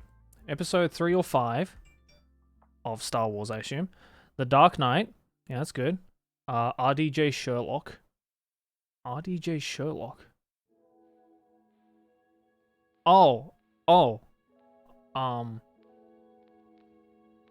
What's his name? Robert Downey Jr. Sherlock. Okay, yeah, the first one, right? She's Out of My League. Good movie. Blazing Saddles. I'd never heard of that. HP 3. What's HP 3? Hit point 3? You have 3 HP left? Bro, you're about to die. Beatles. Hard Day's Night. Oh, Harry Potter. Oh, Prisoner of Azkaban. Yeah, that's clearly the best Harry Potter movie. No question. Okay, yeah. Yeah, I approve. Beatles Hard Day Nights. I'd never heard of that movie. And Imitation Game. Oh, that's also a good movie. With, what's his face? Benedict Cumberbatch, right? The one about, what's his name? Alan Turing. Yeah, that's a great movie.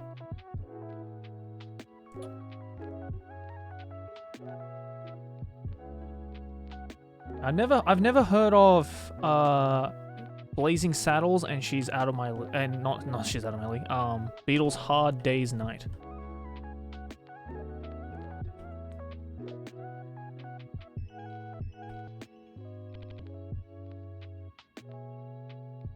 Yeah, I'd say good taste. Good taste. The 5th book was the worst in my opinion. Yeah, I agree. I couldn't even finish the 5th book. I actually dropped the Harry Potter book series on the 5th book. I was like, Philosopher's Stone, amazing. Chamber of Secrets, okay, that's pretty good. Prisoner of Azkaban, fucking amazing. Favorite book, favorite movie. Goblet of Fire, good book, kind of underwhelming movie. Order of Phoenix, like, I couldn't get through the 5th book. It was so much exposition. It was nothing but exposition. It's like basically like 5 books worth of exposition in one book.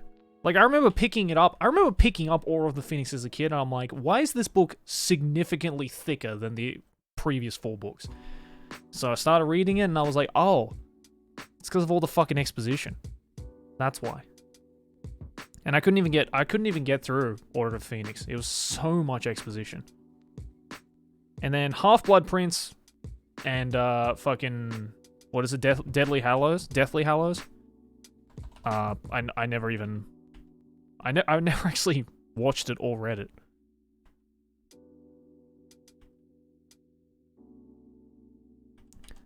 Wasn't Deathly Hallows the first book that J.K. Rowling wrote for the Harry Potter series?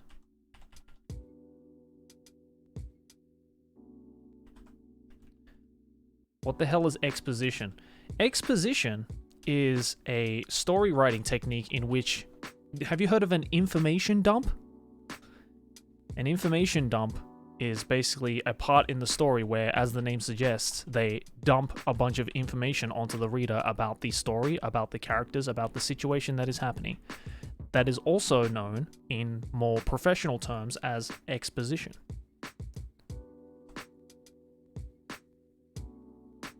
In technobabble, it is called exposition.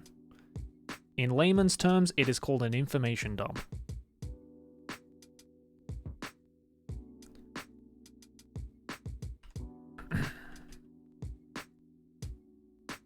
So the reason why I hated Order of the Phoenix is because of too much exposition, aka too much information dump, not done in a interesting, clever, unique way.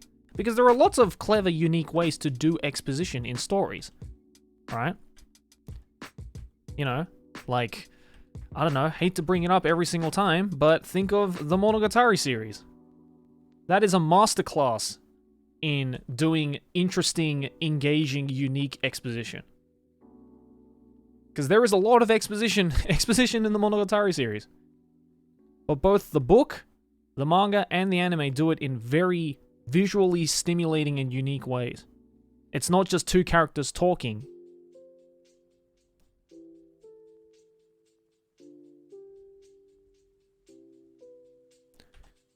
Whereas, for example, the reason why I hated Sword Art Online 2, for example, and a lot of light novel-based anime tend to do this, but they do what I like to call the cafe scene,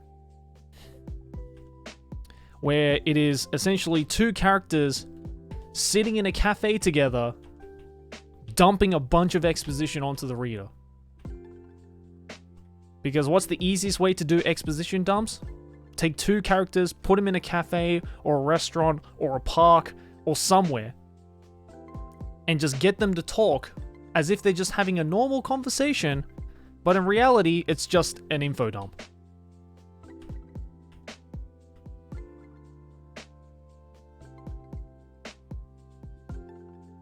Yeah, it's the Tarantino process, exactly. Tarantino was very good at this, though. Big difference between Tarantino cafe scenes and Kalahari cafe scenes is that Tarantino cafe scenes are actually some of the best parts of his movies. Because he's the master of dialogue. He knows how to make meaningless conversation funny and engaging to the movie. Right? Like that, if you guys have seen Reservoir Dogs, right? That entire opening scene of Reservoir Dogs, where they're just at the cafe and Quentin Tarantino's character, Mr. Brown, is just talking about, you know, whatever the fuck it was he was talking about. It has nothing to do with the story. But what that scene does so well is that it sets up the characters that we are going to be following for the rest of the story, their relationships with one another, and the general vibe and feel of the world that Reservoir Dogs is based in. Meanwhile, a lot of light novels and anime adaptations don't like to do. Oh yeah, tipping, that's right. It's the whole tipping culture thing. Like that whole tipping culture scene at the beginning of Reservoir Dogs, it's got nothing to do with the story of Reservoir Dogs. But again, it sets up the characters, it sets up the world, it sets up the relationship between all of the characters in a really, like, fun and weird and memorable way. Using dialogue that has nothing to do with the story. Meanwhile, there are so many authors out there, especially light novel authors, that try to do the same thing, but don't do it in a fun or engaging way. Don't do it with unique dialogue or anything like that. They just tell the information that they need to tell in the most straightforward, rudimentary way so they can just be like, alright, reader, you got all of that? Alright, good. remember all of that because it's going to be important to the rest of the story. Now back to the slashing swords and shooting guns scenes. Mind you, not all Japanese authors do this. Not all light novel authors do this. Some light novel authors can do it very, very well. You know? ストーリーじゃない報告者は本当だよ。You know, take Nishio Ishin or, you know, Kado no Kohei, right? They are very good at doing exposition in very unique ways.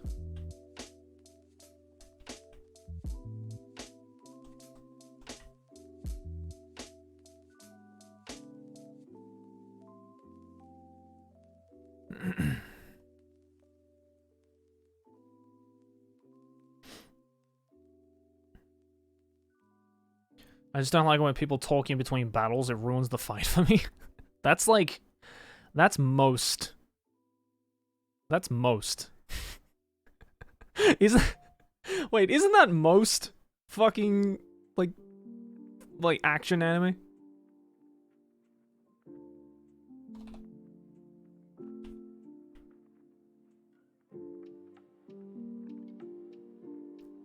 Like... Name an anime that doesn't have talking in between fight scenes.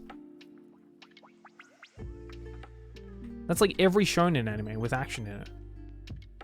What's your favorite Ghibli movie?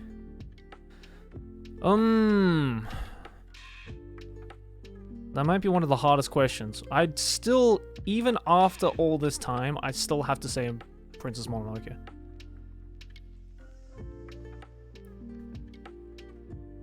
Yeah. I still have to say Princess Mononoke. I've seen most Ghibli movies. I haven't seen all of them. I've seen most Ghibli movies, but I'd still say, after all this time, probably Mononoke.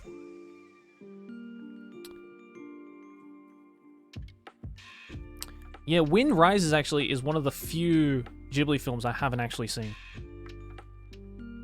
Yeah, I mean, Howl's Moving Castle, fantastic. Raputa, fantastic. Totoro, super nostalgic for me, good times. And even, like, some of the Yonebayashi films as well. Like, When Marnie Was There was fucking beautiful. That was easily my favorite Yonebayashi film. But I reckon even after all this time, Porco Rosso, it's lit, fantastic movie. You know, Mimi o Sumaseba, fantastic movie. But still have to say, Nausicaa, even though it's technically not Ghibli, still a fantastic movie. But I still have to say Princess Mononoke still is the best Ghibli film. No question. I feel Princess Mononoke is the first time Ghibli, like, perfected the Ghibli method. You know what I mean? That is the one Ghibli film I would recommend to, like, non-anime fans. Because it almost, you know what Princess Mononoke is like? It almost plays out like a Kurosawa film. You know what I mean? Not just because of, like, the time period that it's based in. It's like if Kurosawa Akira tried to do a fantasy story. Like, so many of the shot compositions in Mononoke and, like, the story of, like, the flow of story following multiple, like, character perspectives all at once is, like, it's very Kurosawa. Obviously, the whole fantasy element of it is not quite Kurosawa because he never did anything like that. But oh, and there's another bug again.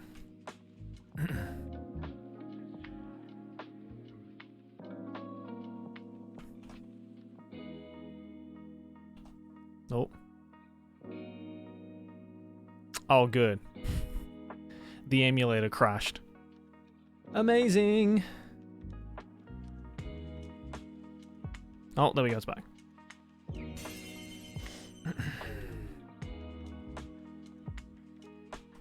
We good. We good, team.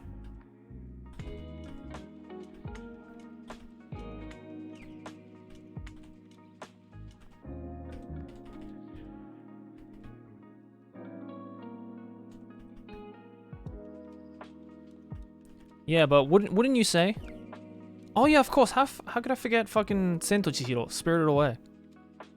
That's also an amazing... Oh, you know what? Sento Chihiro might be a close second for me. I think... I don't know. It's hard. They're all such good movies.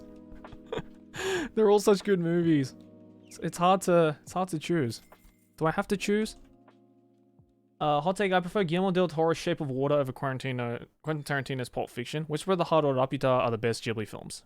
The best stop-motion movies are Fantastic Mr. Fox and Corpse Bride. Thoughts on these takes and opinions? Okay, I do like Shape of Water. That is a good movie. But Pulp Fiction to me is still better. I mean, it is one of my favorite films of all time. Whisper of the Heart or Rapita are the best Ghibli films. See, I think Whisper of the Heart is one of the most underrated Ghibli films. Because so many people throw it away because it wasn't a no, I take that back. Okay, Whisper of the Heart is a good movie. Good Ghibli movie, no doubt. But the most underrated fucking Ghibli film I just remembered is Heisei Tanuki Ponpoko. If you guys have never seen that Ghibli film, please fucking watch it. That is easily the most underrated Ghibli film. It's so fucking good, and yet, especially in the West, Ponpoko went so far below the radar. Because it was so, like, it's very Japanese. But Ponpoko went so fucking far down the radar in the West, I feel no one in the West talks about Ponpoko. It's such a good movie. It terrified me as a kid, dude.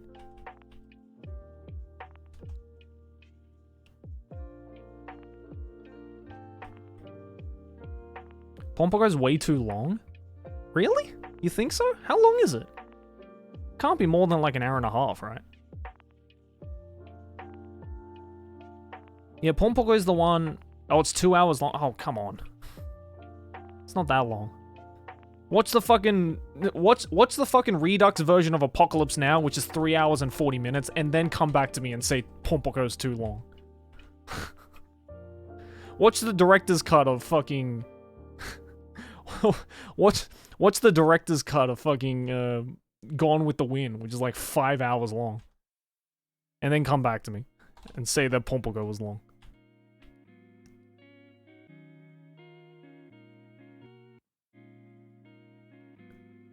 Yeah, watch the Snyder cut of Justice League, 4 hours long, and then come back to me.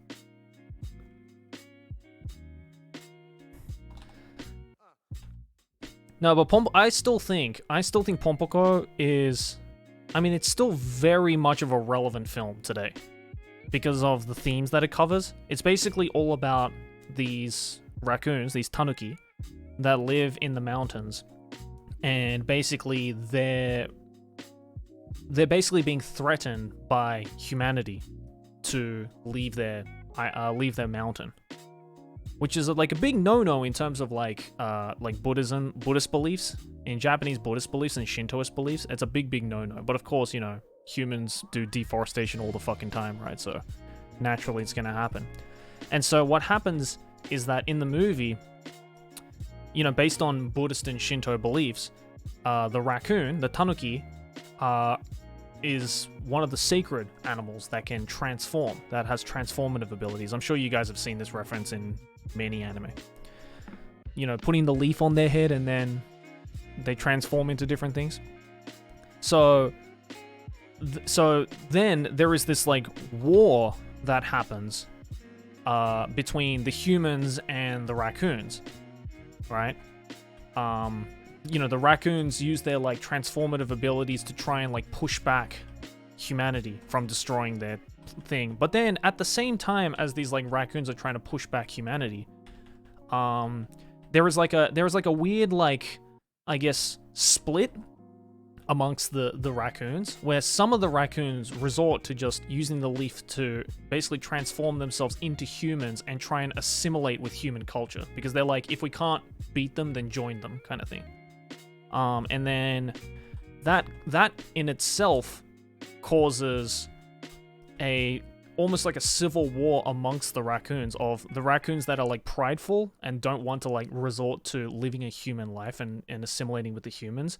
And then there are the raccoons that, you know, want to say like, dude, if we keep fighting them, then we're gonna die. We keep getting killed by these humans. Our home is getting destroyed. What the fuck are we gonna do? The only thing we can do is to join them. And then it becomes this like really interesting like socio-political thing of you know, like of what's the correct answer type of thing. You know, it's like, would you just give up and join the enemy, or would you die trying to defend what you think is right type of thing? And it's super fucking cool. It's one of those like timeless messages. And I feel like, you know, and again, like, I feel a lot of people wouldn't have known that that's what Pompoko was about unless they had watched it or they had someone like me to explain it, right? Because on the surface, it just looks like, oh, raccoons with giant testicles go whoop, you know? So I would actually, even if you have no fucking clue about like the whole Shintoist beliefs and shit like that, then like, please give it a go. Because one, it still looks fucking amazing for its day. Like the movie looks fucking great still. I forgot when it came out. I think it was like the late 90s or the early 2000s, I believe. It's a pretty old movie. 94. There you go. I was born in 94. So, yeah. It's a 26-year-old movie. 27-year-old movie. Fuck. Still looks amazing to this day. Still a fantastic looking movie. The animation is brilliant. And the messaging is really like deep, and like serene, and like very timeless. Like still very relevant to today. So yeah, I would definitely say underrated. That's I think Pompoko is a, is Pompoko a Takahata Isawa movie? I'm pretty sure it is. Whoops, why am I putting this away? Yeah, it's Takahata Isawa, right? I'd say that's the best Takahata Isawa Ghibli movie. Like hands down, the best Takahata Isawa Ghibli movie. Like heavily underrated in my opinion. Probably one of the most underrated Ghibli films. So I guess if that interests you, then go check it out. Pompoko is made for Japanese people. I mean, yeah, definitely, but I think, you know, that there's a message in there that, you know, people who are not Japanese can also relate to in one part or another, right? Like, I mean, most of those early, I mean, you have to understand, Poku, most of those early Ghibli films were made for Japanese people. It's not until recently Japan has actually had foreigners in mind, like a foreign market in mind. Like, when they released fucking Nausicaa, they certainly didn't have the foreign market in mind, that's for sure. But I get what you mean, yeah. It is, like, the themes are very Japanese. So I think that's why it's, maybe there's a slight high barrier of entry when if you're not Japanese and trying to watch it. I can understand why it could be a little confusing or, you know, a little bit too, like, weird and what the fuck for someone. But, you know, I guess keep it in mind. It's a good movie. I actually kind of want to feel like watching it now. I haven't seen it in a very, very long time.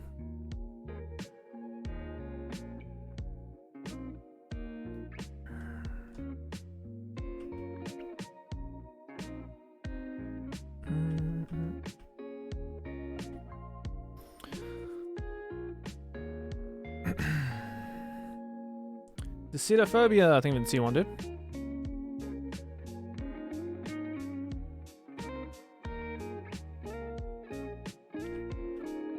Need to do another Ghibli marathon, it's been too long. Yeah, I agree. I could easily rewatch, like, Princess Mononoke and Nausicaa and stuff like that. Look, let's be real, right? I said Princess Mononoke was the best Ghibli film, but it's not my favorite Miyazaki Hayao film. My favorite Miyazaki Hayao film is still Lupin III, Castle of Cagliostro. That is still the best Miyazaki Hayao film.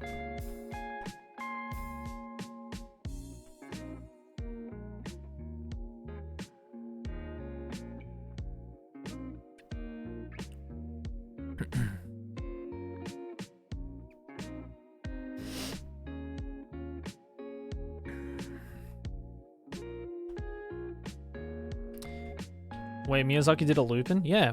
Before he founded Ghibli and before he did Nausicaa, he actually directed a few TV series and like non-Ghibli films, and one of those movies was Lupin the Third: Castle of Cagliostro, which in my opinion is not only the best Miyazaki Hayao film, but also the best Lupin the Third film. It is like, you watch it and you can see the early like Ghibli influences of like how Miyazaki Hayao directed it. It is it's a very Ghibli feel to it. I mean, it makes sense. It's done by the guy who literally founded the studio.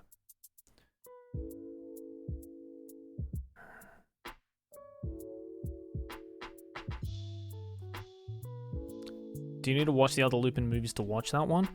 Yeah, but I think as long as you like are kind of aware of who the characters are and what their relationships are and stuff like that, it's not impossible to like get into. As long as you know the characters, like as long as you know who like Lupin, Jien, and Goemon, and you know, Fujiko-chan, and you know, all those characters are that appear in the TV series. As long as you know who they are, then it's pretty easy to get into. It's like the One Piece films, right? Like, you don't have to have like sat through and watched the entirety of the One Piece series to get into the One Piece movies. Like, you can watch the One Piece movies with the bare minimum understanding of One Piece, because it doesn't directly follow the TV series. It's like a spin-off.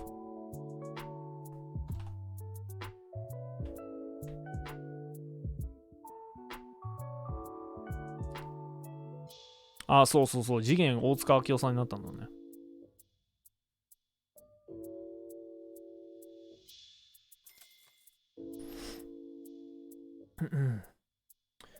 Not sure if you saw, but when you retweeted about Kisses, I replied with photo edited pictures of Saving Private Ryan and Phoenix Wright. Do you think Makoto Shinkai will make any more films? Isn't Shinkai coming out with like a new film soon? I thought he's coming out with a new film soon. Nathan, thank you for the Prime, dude.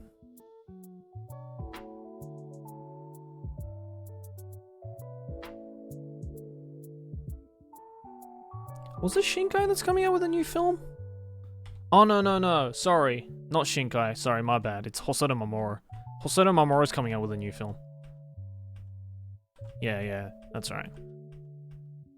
Yeah, Hosoda Mamoru recently came out with a new film, I think.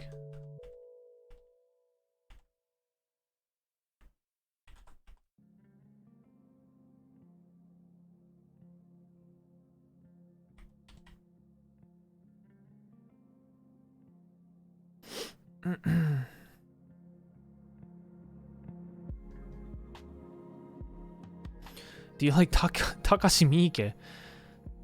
Miike Takashi is he's an interesting filmmaker.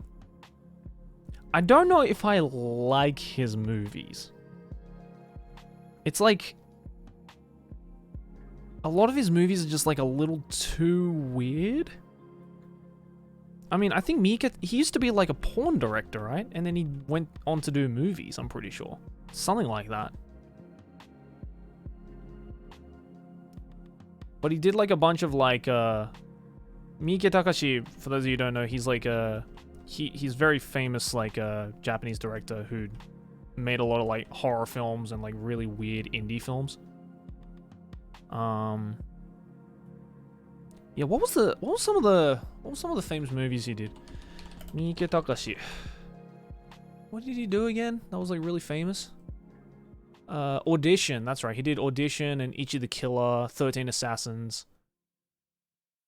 Yeah, a lot of like the really like fucked up indie films. And then he also did like a lot of like really weird B-grade horror films as well. Like Dead Sushi. That was a really weird film. But I'm pretty sure he started off as a porn director, right? Or am I thinking of someone else?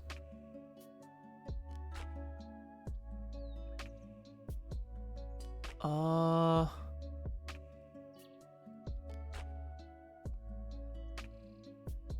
feel like...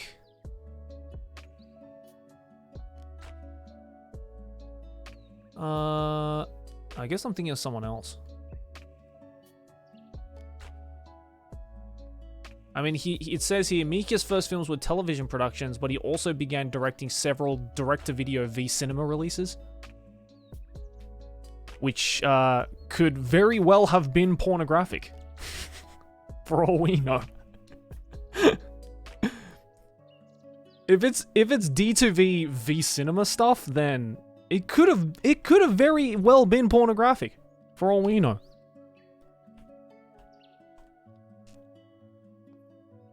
Not that I want to know.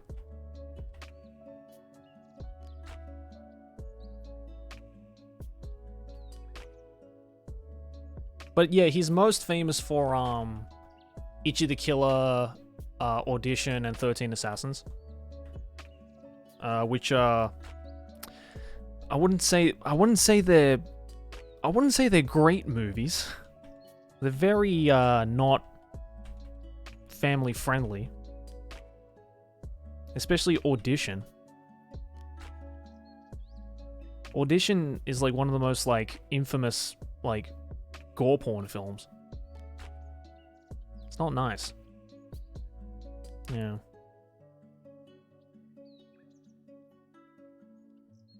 It's not nice at all. Ichi the Killer was okay. Again, very brutal film.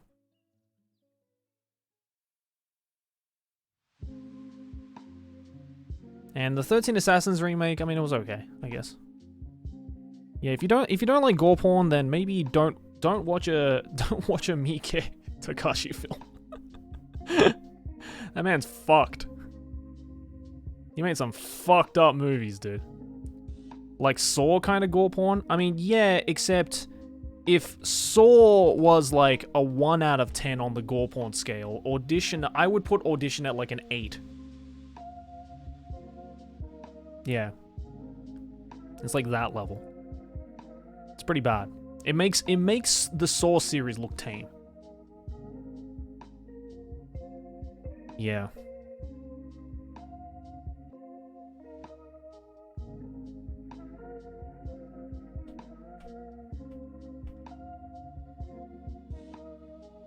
I never enjoyed the Saw series, man. Like, I thought the concept was cool, but I'm just not a fan of gore porn films at all.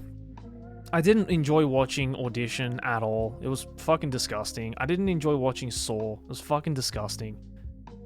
Like, just, I don't know. It's not even about, like, me being squeamish or anything. It's like, to me, it's just like, what's so fun about these movies? What's so fun about people just, like, mercilessly getting killed in like all sorts of fucked up ways? Like what is entertaining about this? Like, I did, like, again, like when it comes to the Saw films, I appreciate the lore behind the first Saw film. Like the story of the Saw was really cool. You know, I was like, okay, cool. Like this kind of has like a story behind it and like characters and stuff like that I can kind of get behind. And the twist at the end of Saw 1 was pretty cool as well. I enjoyed that. I was like, okay, that's a pretty sick twist. But, I mean, like, all the gory bits, I was just like, guys. Okay, I get it. It's a really horrible situation these people are getting into. But, Jesus Christ, you are psychotic if you enjoy this shit.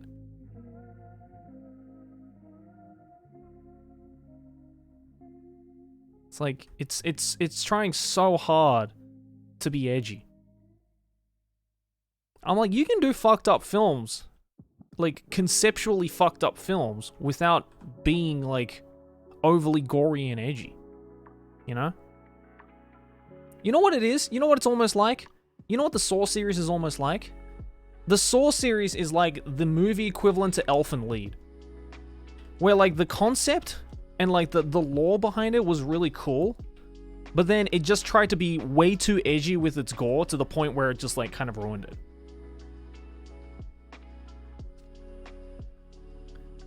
I'm like, this would have aged really, really well, and I think more people would have been into this if it wasn't for the fact that it was way too gory. Like, I enjoyed Elfen Lied back in the day. I really did. I enjoyed Elfen Lied back in the day. You know, during my, you know, I'm 14 and this is deep era when it came out. But, you know, it just, I don't know.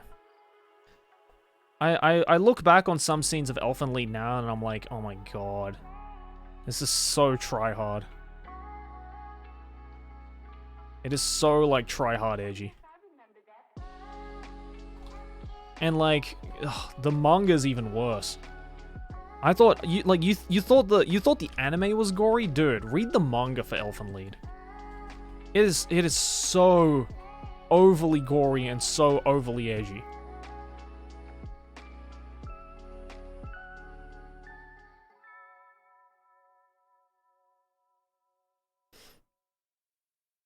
Like, that is one film, or that is one, like, series I grew up with that I don't recommend to people.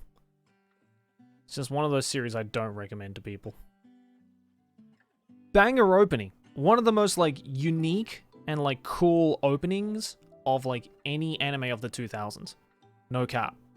Like, the one thing I still love to this day about Elfen Lied is the opening.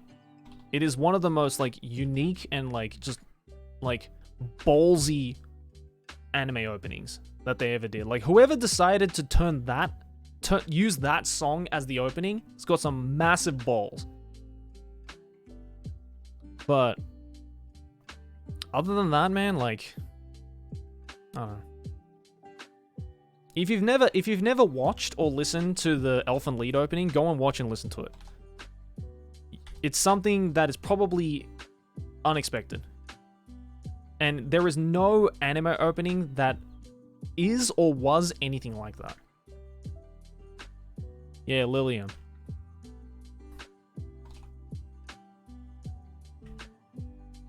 Like, I still think, to this day, that opening is a fucking masterpiece. Just for how ballsy it is.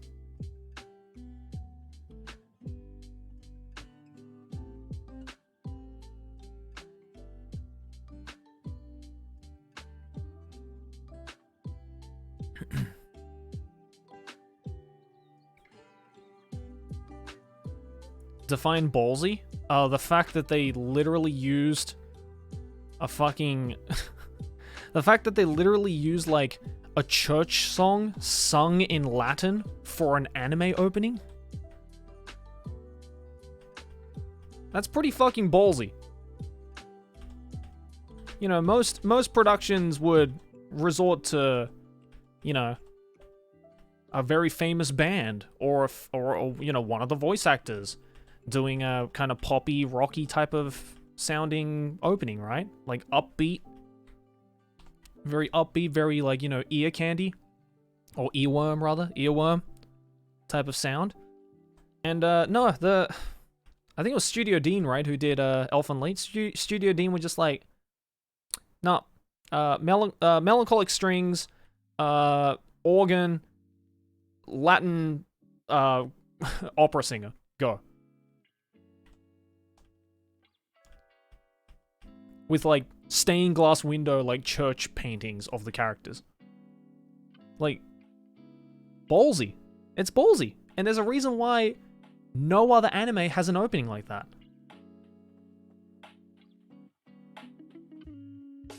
Like, yes, it, like, okay, yeah, the church music does amplify the edge a little bit, but still, it is very, you know, it's interesting, it was unique. It was the most unique thing about Elfen Lied.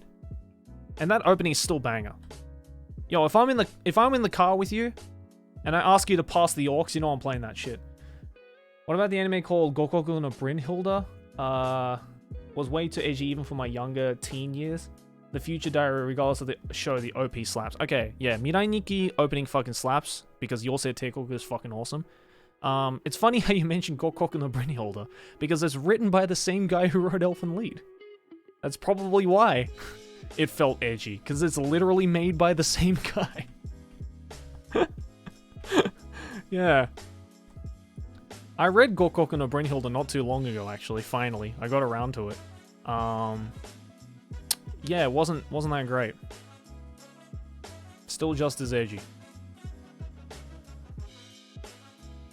Serial Experiments Lane opening is a vibe as well. Oh yeah. Fuck yeah, dude. Serial Experiments Lane in and of itself is just a vibe.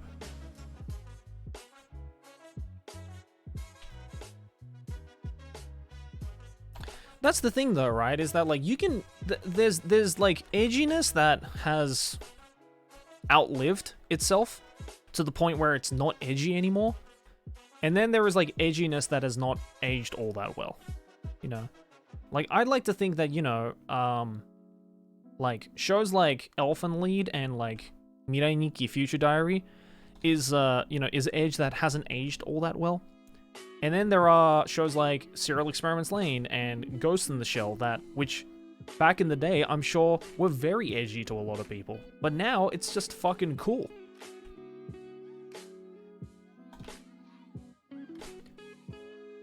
Ogo Proxy didn't age as well? I disagree. I think Ogo Proxy aged pretty fucking well. I think the themes in Ogo Proxy aged pretty well. I definitely don't think Ogo Proxy is I definitely do think Ogo Proxy aged well, you know.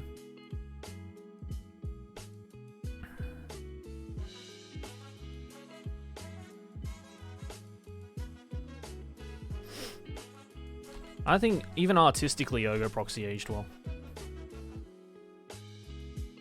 Paranoia Asian opening visually is amazing, it's just so different. Well, yeah, it's Kon Satoshi, of course. Anything Kon Satoshi touched became gold. Boogie Pop aged like fine wine? I agree. Problem is, no one fucking watched the Boogie Pop remake. Which was really sad, because it was actually a really good remake.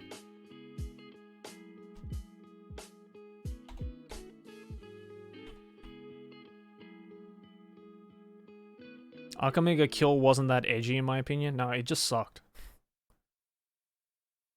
It wasn't edgy. It was trying to be edgy, but it wasn't edgy.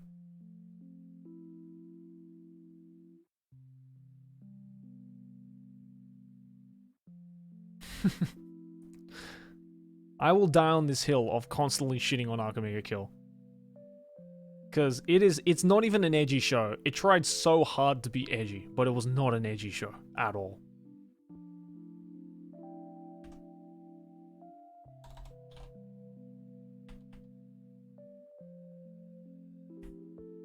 King's Game was funnier.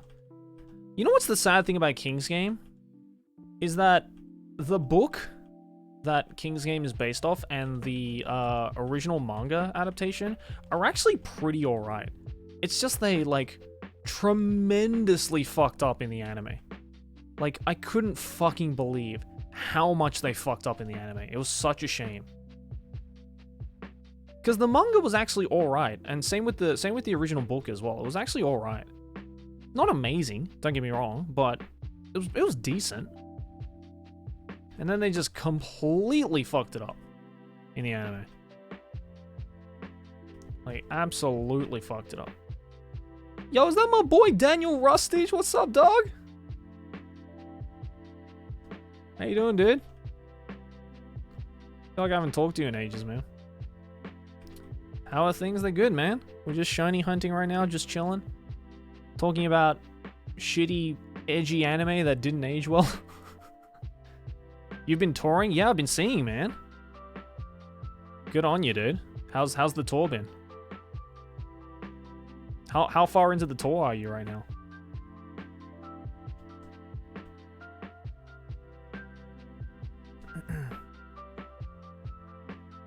Oh, you finished now. Nice, man. Hope it went well. Gotta get in a Discord call soon and chat. You can tell me all about it.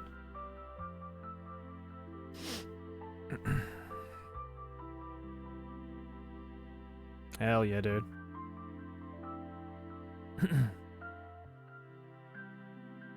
How about Blood Plus? I think Blood Plus was like it was decently edgy, but it's not too bad even now. Still waiting for Japan travel to reopen? Yeah, I know, man. Tell me about it. I mean, the boys are back in Japan right now. They just, I think one of them is still waiting to get out of lockdown. Or, yeah, quarantine, rather. And I still can't travel back to Australia, which sucks. So I really hope all that shit opens up, so either my family can come here, or I can go visit my family in Australia. Both would be nice. Preferably.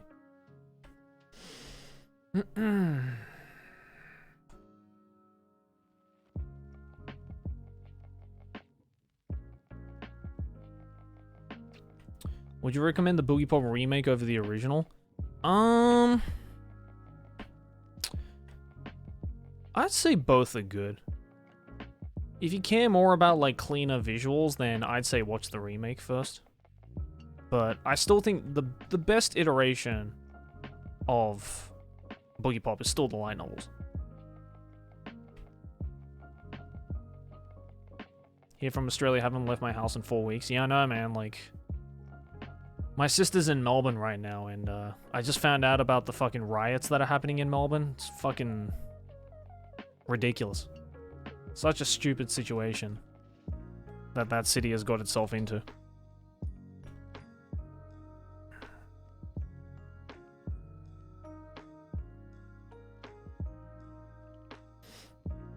Yeah, and then to top it all off, Melbourne had a fucking earthquake this morning.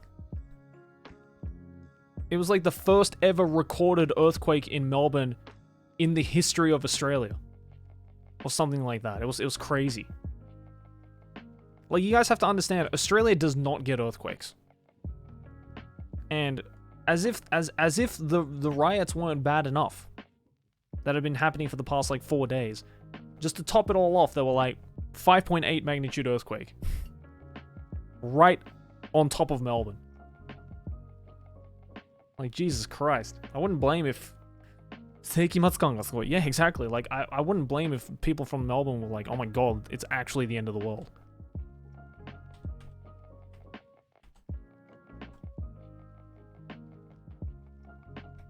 You slept through the earthquake? Yeah, a lot of people did, actually. It woke my sister up.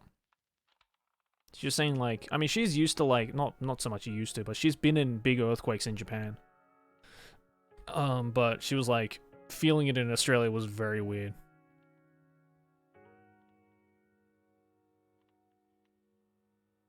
I need to drink some water.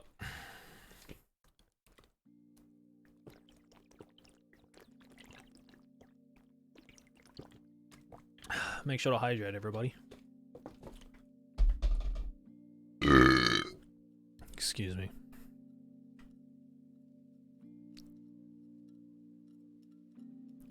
You can feel it in Sydney and Tassie, apparently. Oh, yeah, I mean... I'm not surprised with that. It's magnitude 5.8, it's pretty fucking big.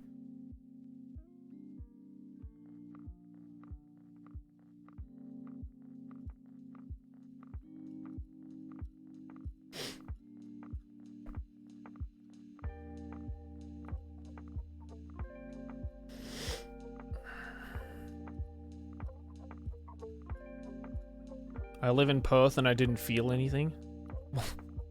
Well, yeah, Perth is it's quite far away from Melbourne.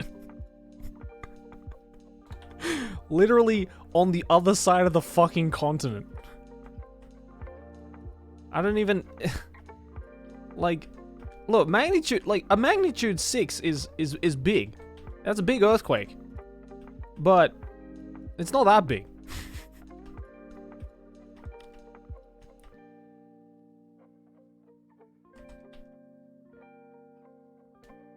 Literally like New York and Los Angeles distance. Yeah, it actually is New York and Los Angeles distance. Like, if a magnitude 5.8 happened in New York, you wouldn't feel it in LA. If that was the case, then any earthquake that happens anywhere in America would be felt in LA.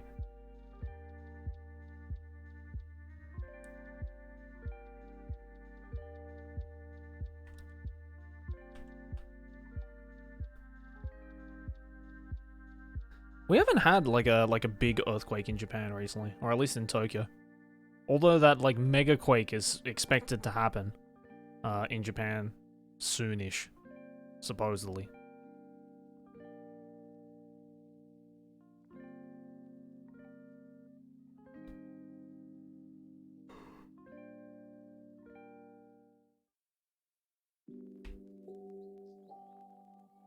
Are you telling me the Earth is one big vibrating ball? Yep, yep.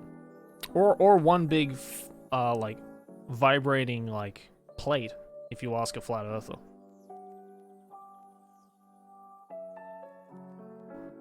It's apparently overdue, but that's what they always say. Yeah, exactly. I mean, you know, Mount Fuji erupting is also overdue, apparently, but it hasn't happened. Yeah, it's a large vibrating sheet of paper, exactly.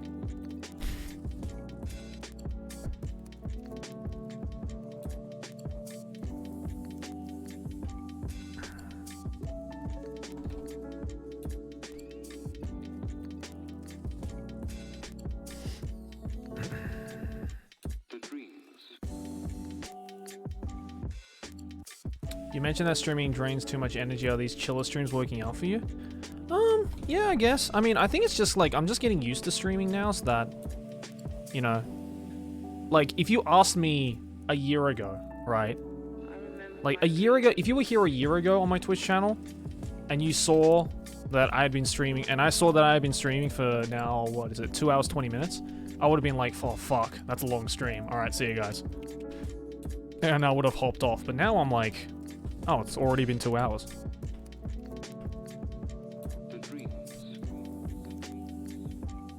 Like, time just kind of flies now for me. Like, I can do 3 hours fine now. Still can't do, like, you know, 5 or 6 hours or something like that. Unless I'm, like, really dedicated. But, you know. I think now, like, 3 to 4 hours is, like, usually a good time now for me. It's, like, not too long, not too short. And if you go back even further, you stream for so long. Oh, that's, I mean, well, yeah, but, like, Rune, you have to understand, like, yeah, I did stream for, like, you know, 12 to 24 hours, but I did that once every, like, I don't know, 3 months. So, not quite the same as the consistency I'm doing it at now.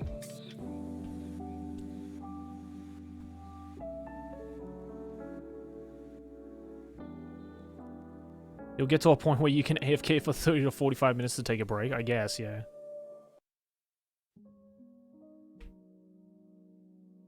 How does XQC do it?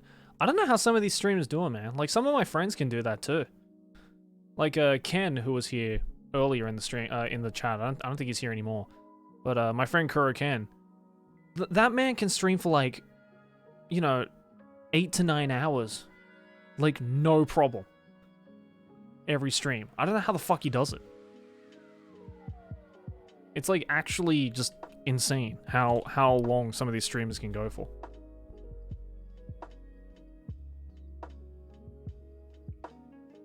Yeah, like, XQC can fucking stream for, like, you know, 9 to 12 hours a day.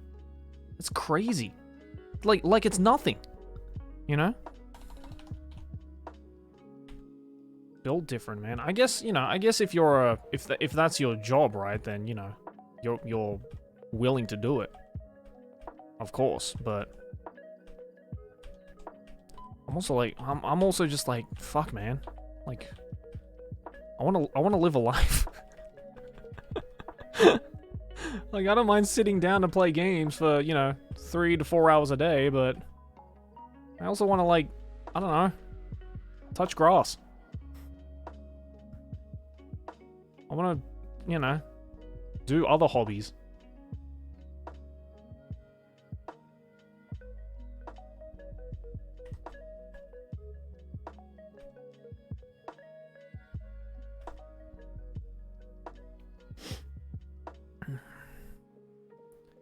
You touched grass for a joke today? What does that mean? What does that mean? How do I get the mindset to archive as much as you and to become more productive?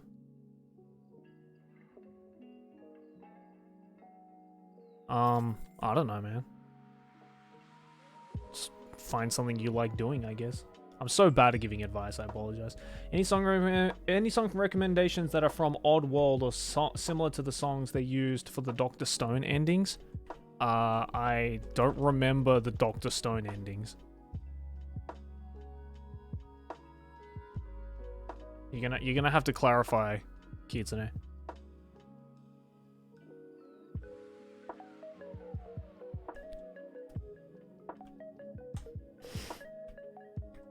I didn't even get that far in Dr. Stone.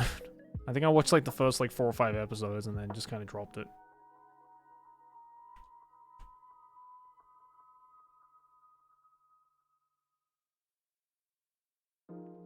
It was Japanese Nas sounding kind of guy. Like Illmatic Nas. Like not Lil Nas X, like New York State of Mind Nas?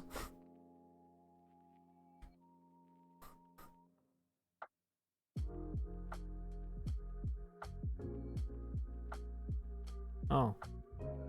It's interesting. Sounds good, I guess.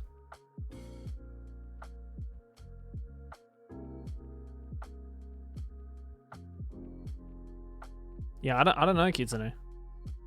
I don't remember the songs personally.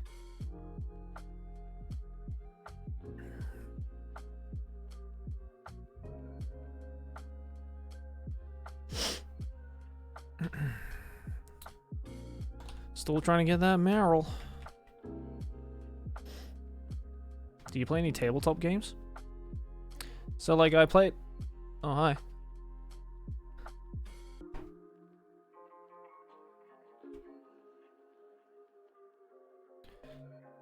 It's not that I want a yellow Meryl, it's that I need a yellow Meryl. Oh, I'll just leave that there.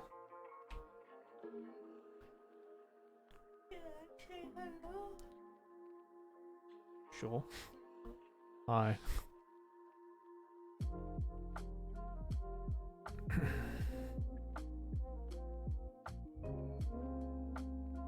What's up? Nothing. No Merrills? Nope. 1,300 and counting. Guys, how many do you think it'll be before he gets one? Or gives up? Either one. I just saw someone talk about Tokyo Revengers. I'm kind of late on the train, but I love it so much. I still haven't started yet. I'm gonna watch it tomorrow. Yeah, he wanted to watch it tonight, but I was like, I'm already like halfway through, so I don't want to start over. I mean, it's just like everyone imagines around 2K for you. It's just erased with delinquents, right? Huh? Isn't it just erased with delinquents? Isn't that what Tokyo Revengers is? I mean, I don't know. It's like I'm gonna go back and travel to my younger self so I can beat the shit out of some delinquents. That's all I know about Tokyo Revengers. I mean, I like it. It's pretty good. I tried to get into Jiu-Jitsu. Couldn't do it. Yeah, you dropped Jiu-Jitsu, didn't you? Yeah, I couldn't do it. I don't know. It just felt like I've seen it before. Not like, of course not the series, but I mean like the characters, tropes, I don't know. The whole thing just feels like I've seen this similar... I mean, yeah, they basically just took the shonen formula and just reskinned it. I mean, but the curses looked really cool. That's kind of what drew me in. Yeah, it's cool. I mean... But that's it. I was bored after. Yeah. I mean, I finished it, but it wasn't like... It was good, but it wasn't amazing. Again, it's just very formulaic Shonen Jump. I really like Tokyo Revengers though. Okay. The Jutsu OP was pretty good. The opening. That's like the nicest thing I say. And the animation was really good. That's about it. That's like the nicest thing I say about any anime I don't like. What? The opening was good? The opening was good and the art is really great. Other than that, I'm pretty bored. Well, at least you can say that. There's a lot of anime that you can't even say that. Because like I felt the same way with Toilet Bound Hanako-kun. Oh yeah, that one is. I read the manga on that because Yeah. the cover was just pretty, and I was like, oh, let's see it in anime, and it looks so good. But again, It's pretty boring. Yeah. yeah, it's like, I mean, I don't know, maybe also experience and age also plays a part of it, because again, it just feels like we've seen it before, so it's quite hard to raise the bar from what Yeah. we've already seen. And that's well, and like I feel like people have the opposite problem as well when they try and get into like old Shonen Jump stuff that inspired the newer stuff. Like, you know, I think I said in my video that Jujutsu Kaisen is just Bleach and Muhyotoroji put together. But I couldn't recommend people Muhyotoroji because then they'll just read it and be like, oh, this is exactly like Jujutsu Kaisen. You know, it's like the opposite problem happens.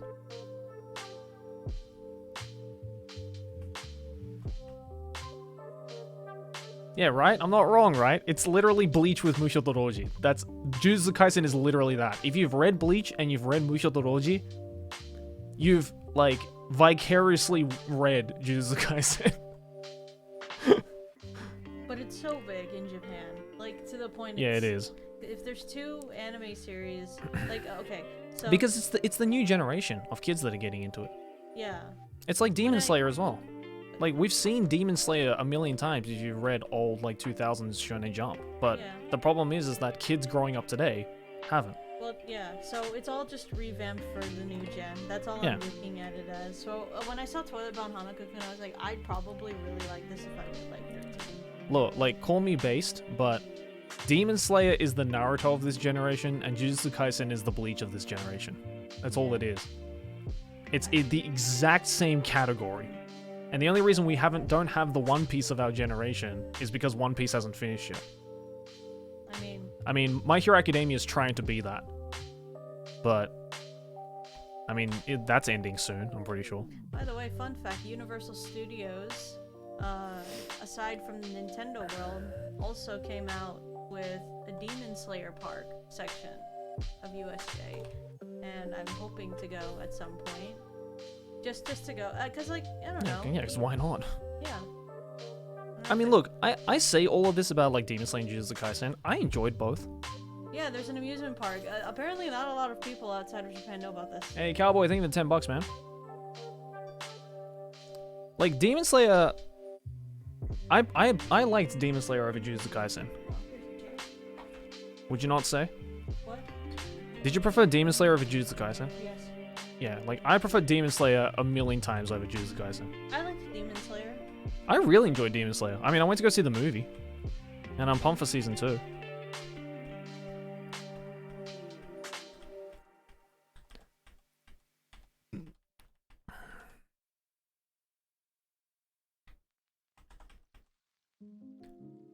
Like, I'm not saying it's the most like perfect shonen out there, but if I had to say which one was better, I'd say Demon Slayer is better. Yeah. I don't know. Because Jujutsu Kaisen is just trying way too hard to like bring back the Bleach aesthetic. You know what I mean? And it's just bored. But again, I like Tokyo Revengers because what the hell else are we all watching right now? Like because I mean, I rewatched Made in Abyss. Because I talked about it in one of my videos coming up. I was like, I'm watching Tokyo Revengers because what else are we watching? Demon Slayer was predictable. So was Jujutsu Kaisen. Like, Zenitsu is the only character I didn't like in Demon Slayer. There was about 4 characters I hated in Jujutsu Kaisen. Like, the main girl in Jujutsu Kaisen, what the fuck's her name? I fucking hate her. Oh god. She's No. annoying as shit. Dude, from the get-go. Oh man, I was like, oh god, like I'm not gonna be able to. Yeah, the do shonen this. genre is predictable as fuck. I hope you like Tokyo Revengers though, because I'm sure I will. I mean, I like the, like, delinquent, like, Furio manga. also I don't see like too many gang anime. Me personally, Yeah. I haven't watched too many gang anime, and also I'm a bit biased because they're kind of dwelling into like my time of like 2005. Mm. Do you know what it's about? What? Tokyo. Tokyo Revengers. Yeah. Again, isn't it just erased with extra steps, but with a lot of fighting? Isn't it like a guy's friend gets killed or something, or like is run into a situation and the guy gets teleported back in time to his younger self to try and change the future? Yeah, I mean the base is the same, yeah, but I mean, I don't know. There's more. There's different stuff. Yeah. Nobara, that was her name from Jujutsu Kaisen. Look, it's hard to like make a 100% original story. Like everything that's ever made like has to be inspired from something. And like we were just saying. I mean, we were saying earlier that JoJo is a ripoff of Do Androids Dream of Electric Sheep. I still don't like. I still could not get into JoJo. I gave it 3 seasons. I felt like that was more than enough time for me to figure out if I would like it or not. I mean, you liked season 2. I liked it more than the others, but I mean, the scale of I like it is, but out of all anime, I still I don't. It's a difficult show to get into, definitely. I don't like. You know what? It's also because the fan base hyped me, like really overhyped this. You know, because with all the memes, and how much anyone talks about it, even like, you know, JoJo is probably like one of those anime where it's like you meet someone who isn't necessarily an anime fan, but they really love JoJo. Like to be fair though, the JoJo memes have been pretty shit recently. I'm not even talking about recently. It's just like. No, I mean like since you gave it a go. Oh. They've been pretty crap. The only time the JoJo memes are good is when like a new part of the anime comes out. And like when you started giving JoJo a go, part 5 ended ages ago. So the memes have been shit. You know what? Like the thing is when I was watching JoJo, right? I finished like part 1, and then I was like, I'm bored. And then everyone was part 1's a bit of a slog. And then people were saying, no, go to part 2. Like it gets better. So I was like, okay, I'll go to part 2. And then at the end of it, I said, okay, I'm bored. And then they're like, and then I went to the 3rd one. I'm like, I'm still bored. And then they're like, and then everyone is saying like, oh no, part 5 is like the best. I'm like, I'm not. No show should like take 5 seasons to get good. You either liked it from the get-go or you didn't. Part 4 is like unanimously good. Oh, sorry, part 4. Yeah. I don't know. I don't care. But the point is, part why 4 do I is... have to wait 4 seasons for something to get good? Like, if That's you true. waited 4 seasons for something to get good, that means you must have liked it from the get-go. Yeah, exactly. You know, like, it's just if you like the show, then yeah, I get that you're saying part 4 is the best. But if you're just gonna tell someone who's saying already, yeah, I don't like JoJo, that's saying, oh, but part 4 is the best. Part 1, 2, and 3 is like heavily contested as to whether people like it or not. Like, a lot of people say, like, you know, it's either like, oh, part 1 was boring or part 1 was fine. And then a lot of people say, like, oh, part 2 was really good. And some people just thought it was, like, okay. And then part 3 is, like, very heavily divided. Some people absolutely adore part 3. And other people say it was just way too slow and, like, dragged out. But part 4, I feel, is when it gets to the point where people just start to unanimously be like, yeah, this is a good part. The thing is, it's not a bad show. Same with part 5. The thing is, it's not a bad show. I was just definitely not the demographic No, for it. Definitely not. But, I mean, you're not the only one of my friends who doesn't enjoy JoJo. Yeah, but, you know, there was, like, a lot of heat that I had gotten. You know, of course, it makes sense. I mean, yeah, but, like, fuck. I'm sure we've said more controversial opinions in the past 10 minutes. The fact that we said that Jujutsu Kaisen was mid, I think is more controversial than you not liking JoJo. Well, it's also because it doesn't help that, like, pretty much all of our friends like JoJo a lot. Not everyone, though. I don't know anyone in our friend group. Yo, Mega Hero, I think they're 250, dude. It's either they haven't watched it or they all love it. Yeah. Like, I don't know a single one of our friends that is in between. Of JoJo? Like, that watched it and didn't like it. Well, Audrey didn't like it, right? She said she won't even start it, I think. Oh, Because well. she doesn't like the art. Okay, that's cap. I'll be honest. I don't also like the art. That's cap. Sorry. I can't get over the overly like buffness of it. Like, that's why I didn't watch Baki for the longest time. I was like, this looks so ridiculous. Oh, I'm not reading this. That's cap. But then I gave Baki a chance. So when are we breaking up? I gave Baki a chance. Yeah, we watched Baki together, and you thought it was okay. I thought it was. You got over the art. Yeah, I got over the Yeah. art, but like from the get-go, I was like, dude. MHA and Bleach are just superior shows to Jujutsu Kaisen. Demon Slayer is better than Black Clover. My Hero is Naruto, but not as filler. Jujutsu Kaisen is Bleach, but not as much drip. Seven Deadly Sins is Fairy Tail, but way worse. Jesus Christ, Kitsune, that's a lot of it's a lot of controversial takes. I love Fruits Basket, but many say the OP is boring. Do you or Aki think so, and why not? The OP Of Fruits Basket, it's a bit boring, yeah. I can't remember. Well then, that's probably telling that it wasn't that interesting. Look, when it comes to like the 90s shoujo era, like shoujo anime era anime adaptations like Fruits Basket, the one that had the best opening is hands down Chobits.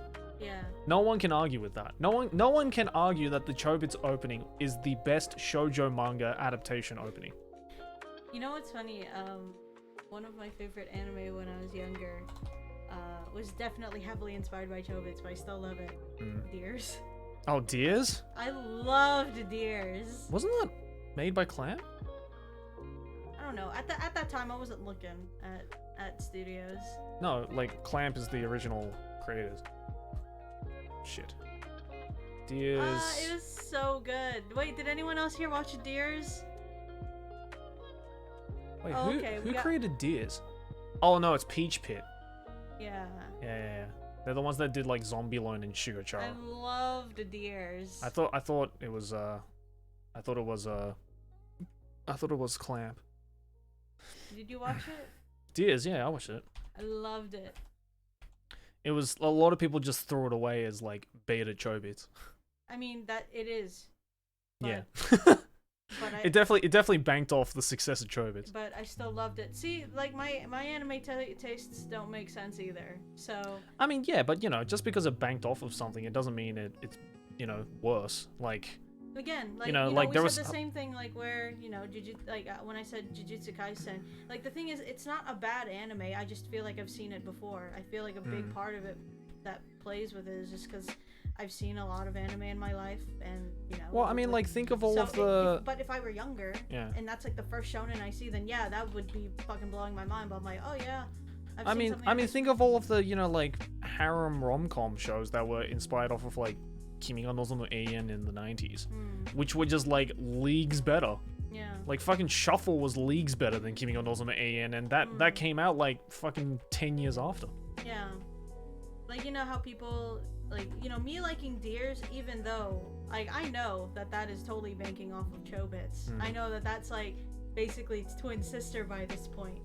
But at this I also can't talk like when I like that, even though I've said in the past of things like what was it? Like everyone else talking about Eden Zero being like fairy tale. I mean, it is. I know. And I'm like, man, why would anyone do that? But then I look at the fact that I like Deers and I'm like, well, that's Chobits. So I can't talk. Yeah, but at least Chobits and Deers were made by two different people. Eden Zero and Fairy Tail were both made by Mashima Hiro. Okay. Well, it's the same guy who made Fairy Tail. It's Mashima Hiro. That's why he did that. I guess he only knew how to draw one. Because he only knows how to draw one type of character. That's the thing. He knows how to draw girls really cute and really hot, and the guys look cool. The problem is he can only draw one type. Yeah. Like if you thought that was bad, dude, like Plu from Fairy Tail, like the little like snowman looking guy with like the cone nose. Yeah. Okay, so he's also in Eden Zero, right? But what's worse is that the one from Fairy Tail isn't even the original. He actually took that from his first manga, Rave. So I mean, mangaka like do that all the time though, where they implement, a character from their older stuff into their newer stuff. Yeah, but like was it like 3 manga in a row? Well, yeah, 3 manga in a row. That's like a bit overkill, especially since one of your manga already like was a hit. Well, I mean, Rave was also a hit, even though it was quite short. Rave was actually, out of everything Mashima's written, Rave is probably my favorite. I've never heard of it. Rave? I think it was called Rave. But, Rave I mean, Master. in comparison to Fairy Tail, like I wouldn't. Yeah, Rave Master. I wouldn't do it again. See, there's Plu on the cover there. Yeah, had but I mean, 35 like, volumes. well, it's okay, like, if he wants to continue that little character, but Eden Zero, like, you look at the cover and it's like, oh, like, one character, okay, I'll get it, like, maybe as an Easter egg, or as an homage Yeah. to, like, your past works, I get it, that makes sense. But, like, every character on Yeah. the cover, I didn't even give Eden Zero a chance, so like, I mean, it could not- be a great they- story for all I know. They also copy and pasted Happy without wings. Yeah. And then Natsu, and then there's Natsu with black hair, and just straight up, he copy and pasted Lucy from Fairy Tail. And what was her name? I really Rebecca? want to know if he actually took the time to look at that like cover that he drew and is like, This is fine. this is fine. They'll never know. Like, you know, like, and they had to have a meeting, right? People saw that. Not one person had the guts to like be like, is anyone gonna tell him? No one's gonna tell him. Is anyone gonna tell him that he's literally plagiarizing off himself? Yeah. Like, is that even possible to plagiarize off yourself? Masha Mahiro just did it. Yeah. You see Natsu and Lucy in the show, funny enough. So, okay, so not only did he, like, literally just make a Natsu and Lucy reskin as the main characters, but then he had the audacity to put the actual Natsu and Lucy from Fairy Tail as cameo characters in Eden Zero. The balls on this man. Weird. And people eat that shit up, man. People eat that shit up. Big SX, thank you to the Prime. I was listening to an anime opening like a few weeks ago, and Joey came in. He's like, "Why does that sound so familiar?" And I showed him. It's like an anime that I feel like a lot of people forgot happened. You remember? Not look good. Dimension W. Oh, Dimension W, that's right. Yeah. The No that's, one's favorite anime. that's one show that was thrown into the meh pile But pretty quickly. god damn, that opening is so good. I was like, you know, the show was boring, but that opening is so good, and with the dancing, It wasn't boring. It was just forgettable. Like, it was a good story, but it was just like, it was nothing special. That sounds like it's boring. No. There's a difference between something being boring and something being not memorable. Like, Dimension W was a good story. It wasn't a boring story. It was cool while you were watching it. But then when you think about it after a while, you just like, oh yeah, that was a show. Remember, Kisnaver? That Oh also, yeah, that was rest in peace to the lead singer. I don't know how many people know. that was a mediocre show with a great opening. I finished it. So did I. The ending was lame. I was very confused. I don't even remember what happened. Because it made no sense. Yeah, I don't even remember what happened. It was kind of just like, oh, that's it now. Yeah. roll the credits. Mm. Yeah, that opening was fucking amazing. Boom Boom Satellites. You know what opening I was listening to the other day? Randomly. I don't think you ever watched it. But fuck, what was... I can only remember the name of the song. I keep forgetting the anime that's from. Do you know the song Nickel Mimi Modo? Echo Mimi mode? Yeah. No. I forgot what opening... I forgot what anime it's from. It's not Tsukihime. It's, Moon Phase, yeah. Moon Phase. That's an opening from, like, early 2000s. That's, like, if you listen and watch that opening, it is the most 2000s anime opening you'll ever watch. It is such an aggravating song, but it's also very fun. Yeah, Moon Phase. Are you planning your next detective bot? I have a lot of cases. Like, I have, like, a whole list of stuff to look through. Oh, Tsukuyomi, that's right, not Tsukihime. Tsukihime is the fucking... the Fate predecessor. Yeah, Tsukuyomi from Moon Phase. That was a weird show with a really weird opening.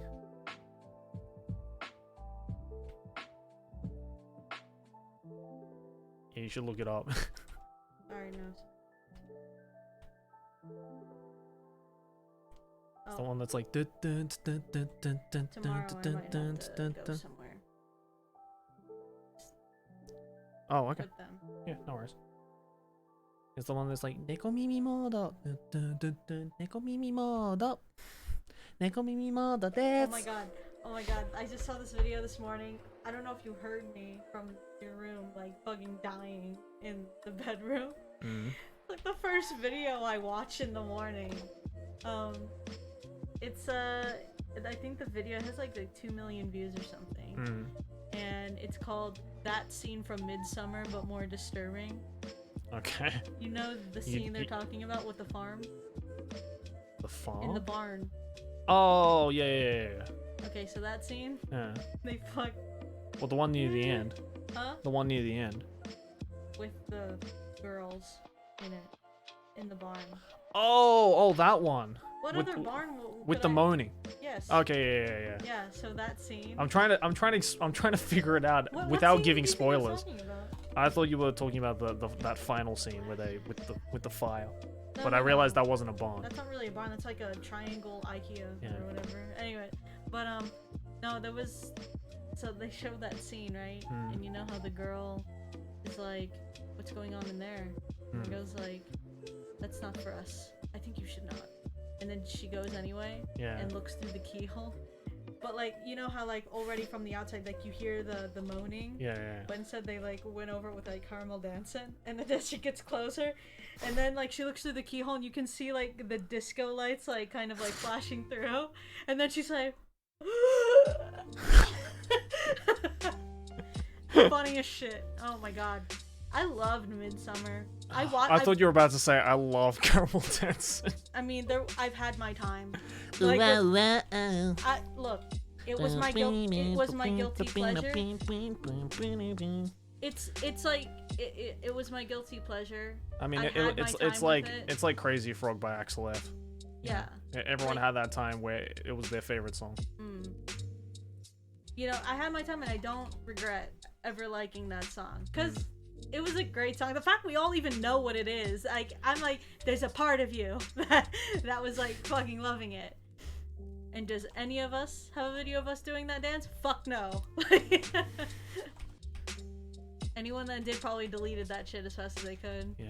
As soon as they realized. People liked Crazy Frog? Dude, if you're around back in 2004 on the internet, dude, everybody loved that song. Everyone with a Nokia phone had that as has their ringtone. I had it as my ringtone. I think Crazy Frog was one of the defaults that you could get on the that's how big that song was.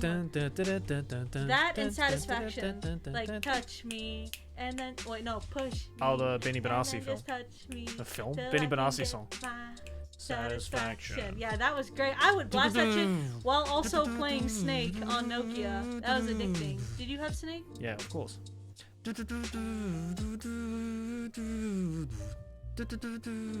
Gummy Bear was cool. I showed Joey another because like during the Crazy Frog and Gummy Bear era, I was like, I couldn't stand the Gummy Bear song. I swear, after Crazy Frog, there was just an array of different like 3D animated like Euro techno songs happening, and there was like Crazy Frog, Gummy Bear, and then I showed Joey one that like I used to really love. I think it's called Schnuffle Bunny. Oh, I hate that song. Yeah. I hate that. I couldn't fucking stand that song. Or the English version, I think it's Snuggle Bunny. Yeah, it's like a bunny that's like hugging a carrot, and I thought it was the cutest shit when I was like younger. It's an actual nightmare. You are my sweetest love, that love I Look, we can all agree that the one song from like the early 2000s that still slaps to this day is Friday Fahrenheit. Okay. I showed Joey that. Okay, I have to be giving credit because he's that very is late. I'm very late on Friday Fahrenheit. I guess I avoided that side of the internet back in the early mid 2000s. Friday Fahrenheit actually is a little niche. Yeah. So if you guys go on YouTube, look up Friday Fahrenheit. Deutschland, Deutschland, take me to Deutschland. He's just singing the lyrics. He's not trying to offend anyone. But there's this song. Why would I be offending? I'm literally just saying Germany. He's just like, the music video is like this guy just talking about like Germany and how it's Friday, and then he's like so badly green screened. It's so good. And he like, it's like your first time getting a green screen, so you just try to throw in all the effects at once. That's the music video. It's the funniest shit. Such If you okay, look, like, cause we're just talking. It's Just so good. have it playing in the background of your computer right now, just as a theme song, just a little bit for the stream. It's Yeah. great. Just great. just listen to Friday Fahrenheit. It's fucking amazing. Yeah. You know what's weird? I used to hate And look into his eyes when you watch the music video. It makes it better. I used to hate Euro techno back in the mid 2000s You appreciate it. because it was inescapable. I fucking hated it at the time. Now I fucking love it. Yeah. It's a vibe, dude. It had its Like time. mid 2000s like techno it's good now. It's good Yeah. shit. I was actually speaking of like trends and like, you know, aesthetic and stuff. I was telling Joey, I think yesterday or whatever, where I was like, you know, the gamer room look, where it's like right now, kind of like the look for a proper like gaming room is acoustic mats, probably LED lights, the standing table. What else? Yeah, just lots of LEDs. I feel like that's kind of like the biggest thing.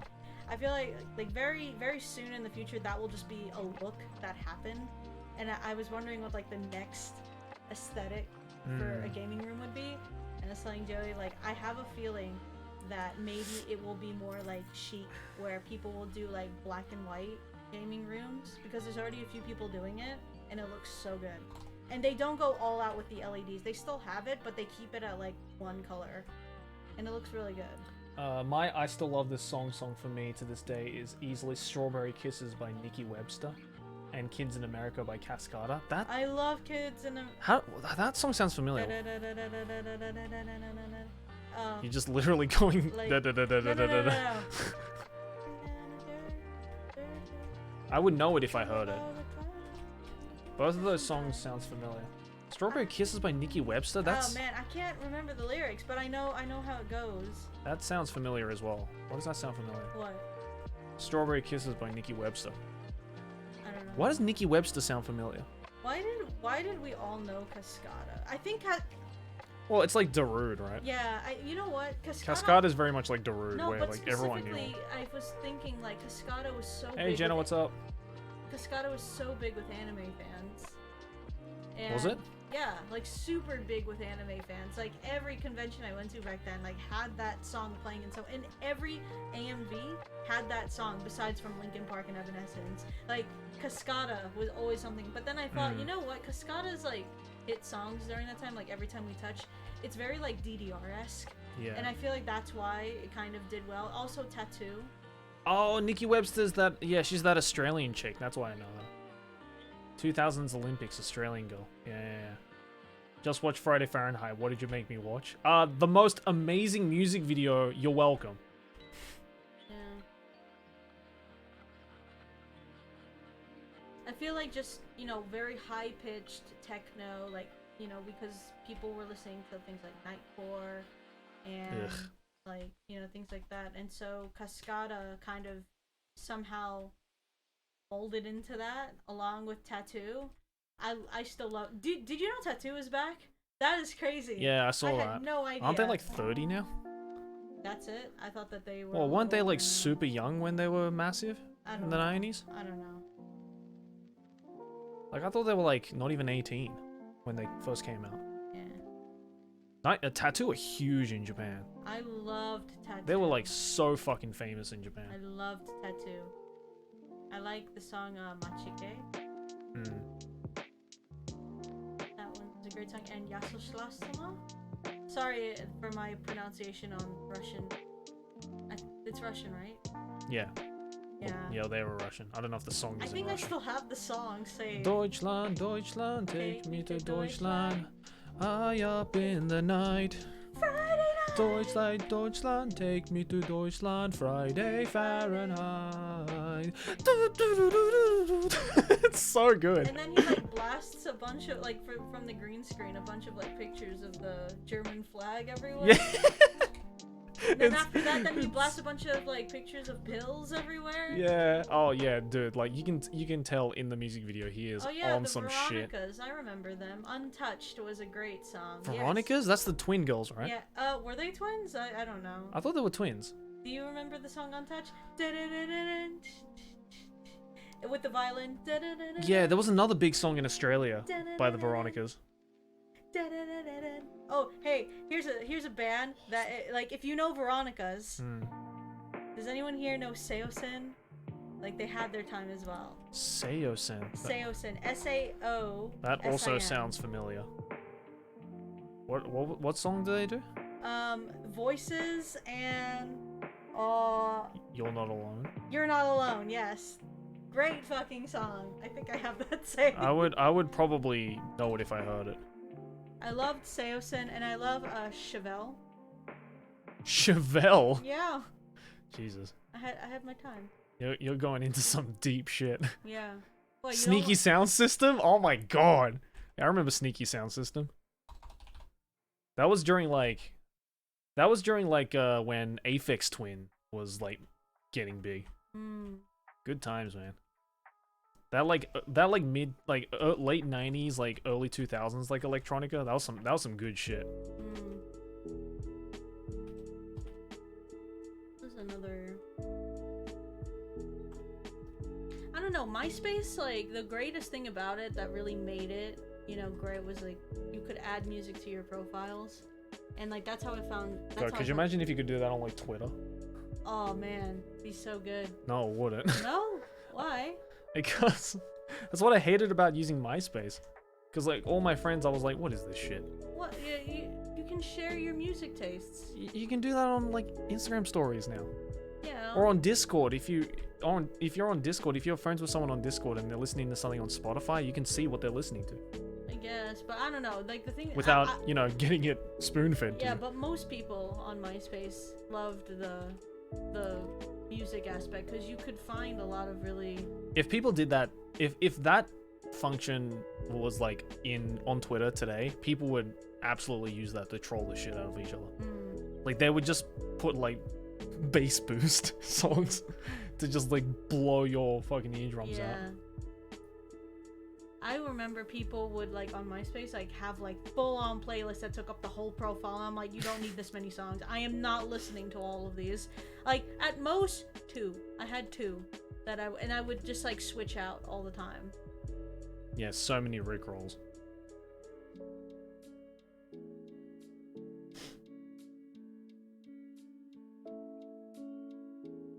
Yeah, you know how many people would probably also like record like their own voice or whatever?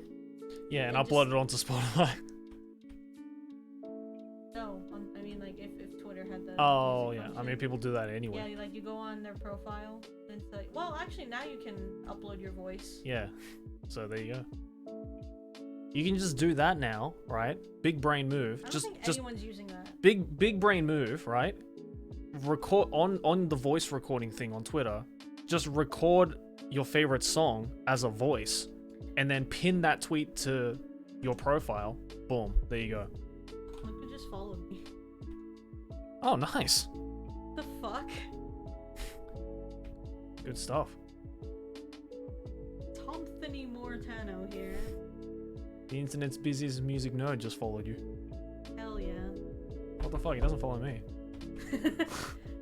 Because you know. Oh, I'm known for like my music. Your music reviews, yeah. You know, right as you were right as you were talking about, you know, your impeccable music taste. Yeah, it's not like. I don't follow him on Twitter though, so it makes sense. Unlike you, Ikuru. Yeah.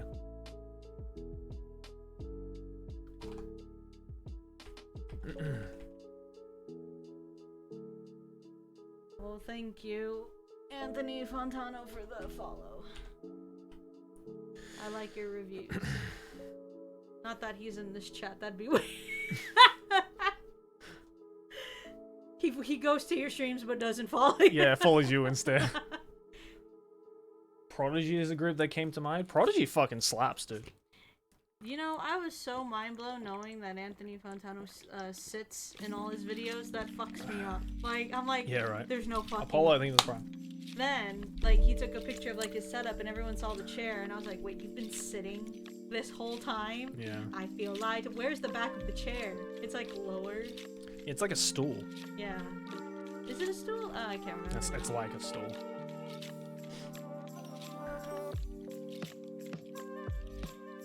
he only watches when Aki is on stream, but only on Joey's. Yeah, yeah. And I only come at random, so he's probably here right now So being like... he's lurking until you appear, and it's like, shit, yeah. Or he probably thinks like, oh, she always comes around like maybe the 2 or 3 hour mark, so like I'll come in. Which is true. I like some people have figured out that I usually show up around like almost the 3 hour mark. Exactly. Well, because by that point I'm just like, oh, I haven't heard from Joey in a while. Like I'll just pop in and say. Haven't heard what? As if I died on stream. No, I mean, Ah, well, usually. Haven't heard from him in a while. I wonder if he's still alive. It's because when you're streaming, I have to stay quiet for most of it. At least I try to. And then I get bored. I'm like, so I'll just come in. Wow. How do I not have a shiny yet? I mean, you have to understand, it's a 1 in 8,000 chance. I gotta be pretty lucky to get it this early.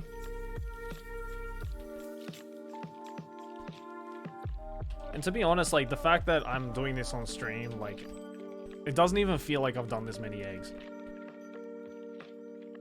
I'm just, like, chatting. It's nice that you have someone to talk to. Yeah, I have about 2,000 people to talk to.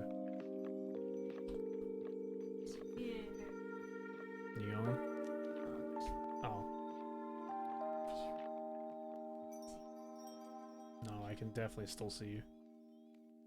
How hard do I put in? Well, Ha. you're going from this screen. Haha. I mean, like a tiny bit of you is right here. Hey! You know what? a That's tiny not bit, me, a man. tiny bit of you It's is right not here. me. It's not me. That's not me. Yeah, look, I'm poking it. Stop poking that random thing. That isn't me. And transition back. Whoop-ah. Nice set. Thanks. Do you like my transitions? Yeah, This Afternoon by Nickelback is such a perfect summer song. Another flashback song is Wannabe by Spice Girls, Get Happy by Bewitched, and Don't Say You Love Me by M2M. I know Wannabe by Spice Girls, obviously that's a massive hit. I don't know the other ones though. This Afternoon by Nickelback, that sounds familiar.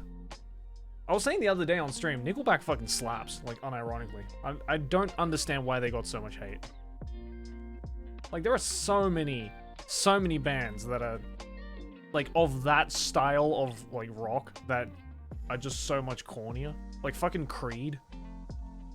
Oh yeah. Beat. Oh, you like Creed, don't you? Yeah. I think they're just like Nickelback but worse. They're just Nickelback but with more hey! Or like Godsmack. You ever listen to Godsmack? Not even. Oh, good. You're not missing out on a lot. Or Trapped. What song did Trapped do again? Fucking... Ah, what was the song that... What was the song that Trapped did that was really... Headstrong, that's right. Oh yeah, I liked that song. Headstrong to take you on! Headstrong to take on anyone! Yeah, I liked that song. Yeah, that's Trapped. I like that song. Oh, I mean, it's... Oh my god. It was overplayed to death, and it's also so corny You know when what's you hear another, it. like, I mean, there's another band I really liked, and it was because I really liked Evanescence. Within Temptation? Evanescence is lit. Yeah, but did you hear the other one I said? What? Within Temptation. The band? Yes. I didn't really listen to a lot of Within Temptation. I know the band, Oh.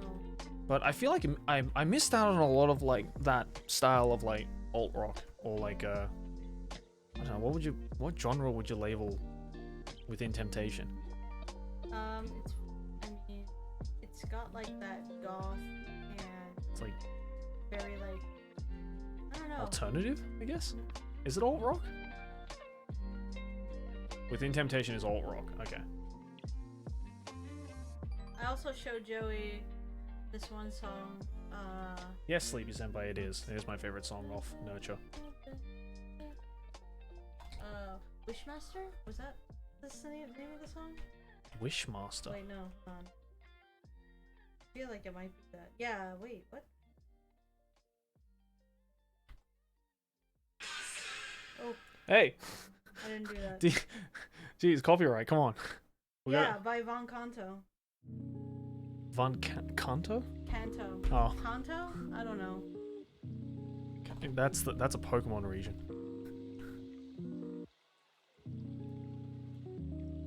Van Canto. Nightwish is good. I like Nightwish.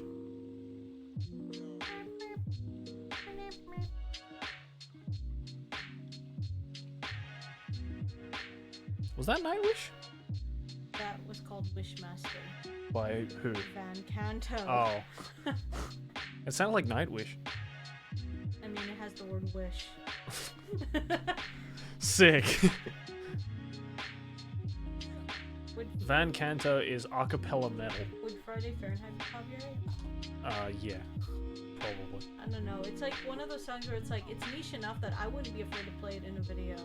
I'm like, God forbid, like, I get struck for that song. What, Friday Fahrenheit? There's been a few songs that I've used. Just for like a little bit. I guess, yeah. There's a lot of gaming music that's actually pretty available. Well, I mean, think of all the memes that use fucking Roundabout by Yes that haven't been copyrighted. Yeah. Boom, boom, boom, boom, boom, boom, boom. I'll be the roundabout. That's a good album too. Fragile. Oh, thanks for the dancing competition. Oh, when are you going to dance next, by the way? Huh? When are you going to dance next? Now! What? Oh. No, as in like dance class. not as in when are you going to perform a dance next? Now! Well, I can't tell you when I'm going to class because then someone might... No one's gonna Yeah. stalk you. They don't even know where you're doing dance at. Yeah. It can be anywhere in Tokyo. They're gonna have to like fucking... They're gonna have to hunt you down across all of Tokyo to find you. Yeah. Yeah, I'm busting moves to no music. Try to do that. I mean, they're hearing the music I'm listening to. I do dancing but a cappella. Which Uh, is just like a bunch which I believe is just called a seizure. with like you just hear kind of like the scraping of my sneakers against. Seizures are just a cappella dancing. That's so fucked, I'm sorry. Dance classes in Tokyo, boys, we got it. Shit. I just doxed your dancing place, sorry. Say sorry to your teacher for me. I don't know when the next time is, but yeah, I had to buy some compression socks because like I have like this really bad condition where my nerves are damaged in my feet and my legs. So I get Charlie horse really badly and a lot more often than people. It's gotten a lot better though. You used to get it a lot worse. Yeah, I think this is the Before you first time I've started ever dancing, talked about actually. it too. Really? In I like, feel like you talked about it in the video. I didn't. No. Oh.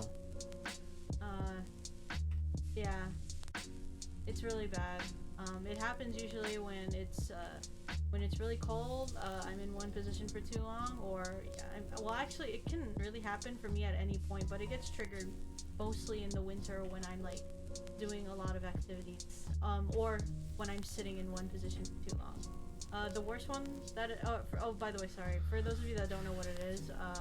Oops. It's kind of like this my that happens in your muscles, and it's like extremely painful, and it comes in waves a lot, and then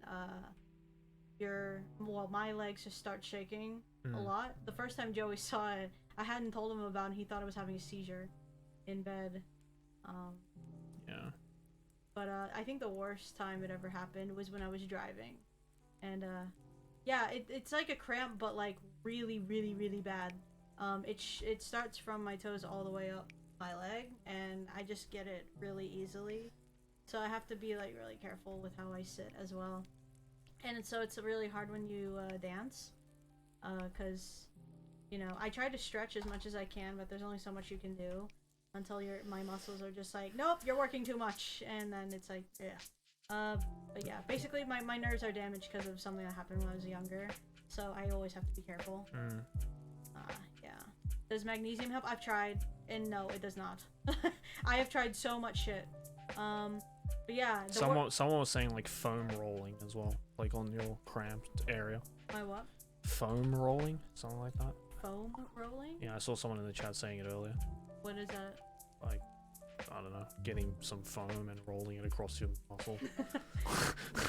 That's what I assume. Okay. I don't know what it is. No, there's a lot. Yeah. Foam roller, yeah.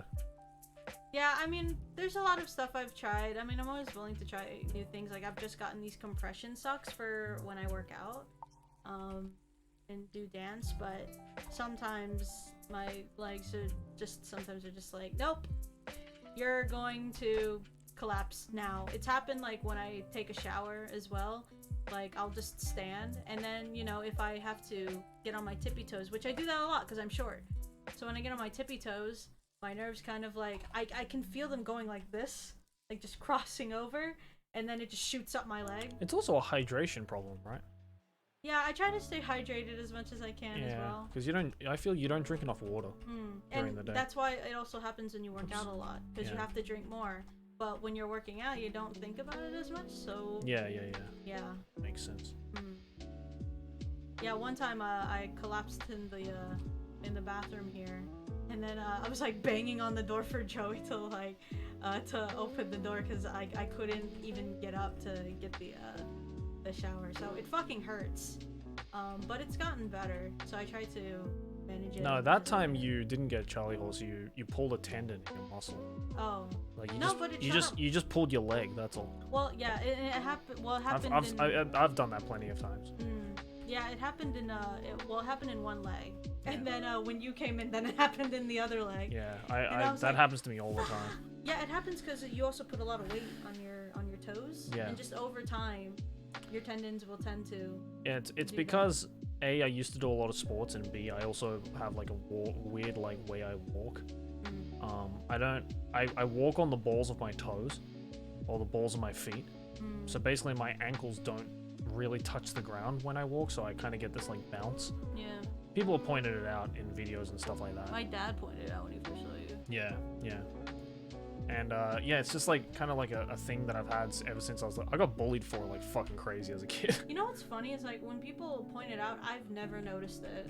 Really? Yeah, I don't know what normal walking like versus you walking is the difference with me, but everyone we know sees it. Yeah. And I look at it, I'm like, oh, I guess he does bounce a bit, but I did not notice until people said it. But it was really good for when I did sports because I had a lot of like core leg muscles because, you know, I'm basically inadvertently working out my like calves every time I walk because I'm basically walking on my tippy toes at all times. So that made me really good at sport. And also, I was like the fucking school champion in long jump and high jump. Like any like jumping like sports, like high jump and long jump, I fucking excelled at when I was a kid. Yeah, I think I have like it happens to me as well a lot because I played for years on DDR on my toes. Like I didn't do that on purpose. It wasn't for any technique. It's just oh hey Tris, what's up? It was just a thing that I just noticed I kept doing. Yeah. That I just play DDR on my toes. Kangaroo Boy Joey, yeah, that's exactly what they used to call me, and I'd get bullied for it. So thanks for that. No, well, I didn't notice. I'm over it now. Well, I didn't notice it. Yeah. And I still don't really notice it until people say it. Yeah. I mean, I don't really care. The only thing I notice that I don't like is when you bite your nails. That's it. Yeah, fair enough. Yeah. Joey has like a really bad nail biting problem. Oh no, people know. Like your nubs. Like you want to show them? It makes playing piano and guitar a breeze though. Yeah, but then when you want to scratch your back, I gotta hear, babe, you scratch my back. No, I asked you to scratch my back because my body is so stiff that I literally can't reach certain parts of my back. I'm trying to get Joey to stretch more. Yeah, I don't know. Yeah, see, there's a ton of nail biters in the chat. Yeah, nail biters, rise up. Yeah, but then, like, you know, sometimes you try to open things and then you pass it to me because you're like, honey, can you open this, like, you know, can? And I'm like, sure. And I'll be like, I'll give so much emphasis on it being like, look at this. You see how easy that is? with nails. Thumb sucking gang? I don't know what the hell you're on, dude. What? Someone said thumb sucking gang? Rise up. Well, what are you like a 3-year-old chatting? Nails are overrated. You're right. Ah! Yeah. Am I cool yet? Just bleeding profusely. Can't bite nails if you ain't got nails. Big brain. Galaxy brain. Yeah, so that's the only thing I think is my pet peeve that you do. But Joey's for me, just to play it fair, is when I smack when I eat. Oh, can't stand it. I go like. Yeah, I think it's fucking disgusting. I can't help it. Not just you, like if anyone who chews with their mouth open is fucking disgusting. Yeah. It's just bad manners. Yeah. Some people love it though, man. I mean, that's why fucking, you know, ASMR mukbangs are a thing. Just close your mouth. Oh, how did I not think of that in the first place? Well, yeah. I mean, it's true. But it's a habit for a reason. Like, you know, it's the same thing. Like, why can't Joey just stop biting his nails? Because otherwise I'd be stressed like fucking crazy. This is how I relieve my stress. Yeah, but subconsciously. Yeah, but you have nubs. Why do you think I'm so stress-free? It's because the nails take the bullet. Your fingers look like Powerpuff Girl arms. Like, yeah, it's cute. No! It is not cute. Yeah, I don't know. Bubbles, Blossom, and Buttercup. And the others, I don't know. And the other two ones that we lost.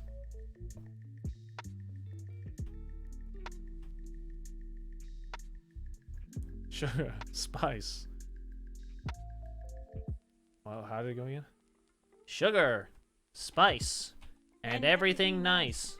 These are the ingredients to create the ultimate fighting girls. Okay, I said this like in a really old video of mine called Anime That Aren't Anime. And I was talking about Powerpuff Girls. Powerpuff Girls Z. Yeah, Powerpuff Girls Z, which was an anime in Japan based off of Powerpuff Girls. But it's funny because Powerpuff Girls on Cartoon Perfect Network, Little Girls, that's it. Powerpuff Girls on Cartoon Network as a show is inspired generally just by anime. I don't think there was like one specific. It was just the general kind of thing.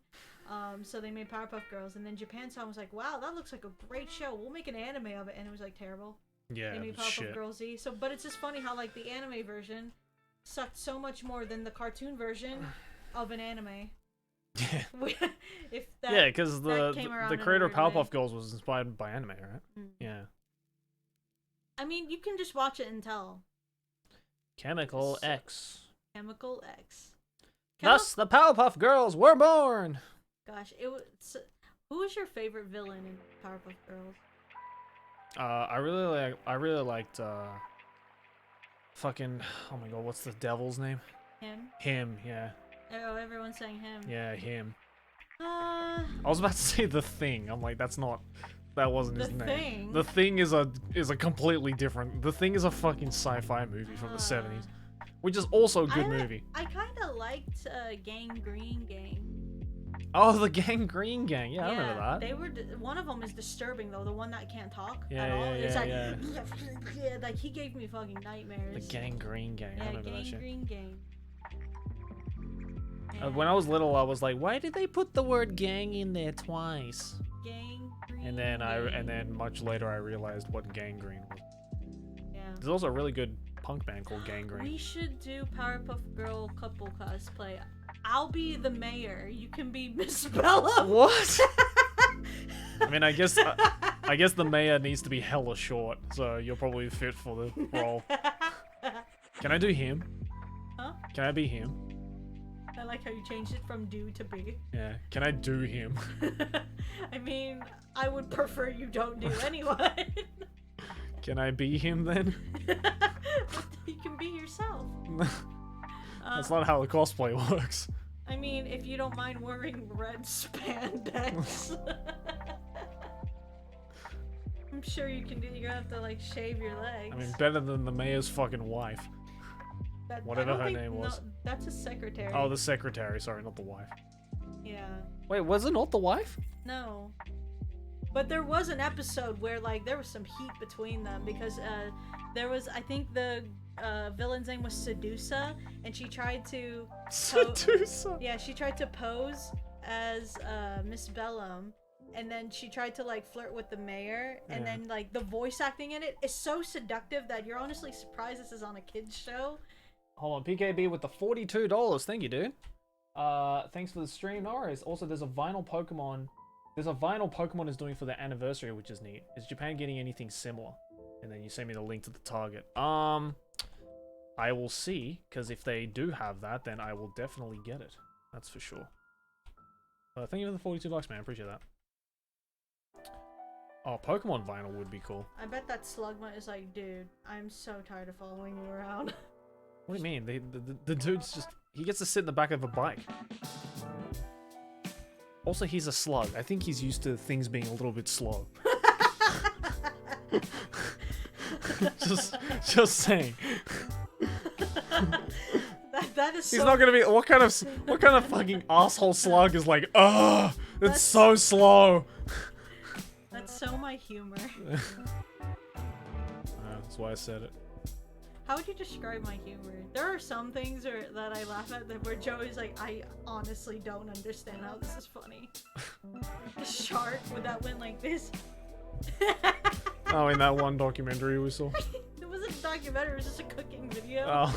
And they showed it was a dead shark, which is sad, but like... It just had its tongue out. It was just like, but it was like so cartoony. Yeah. And then Joey does the voice for it. It's like...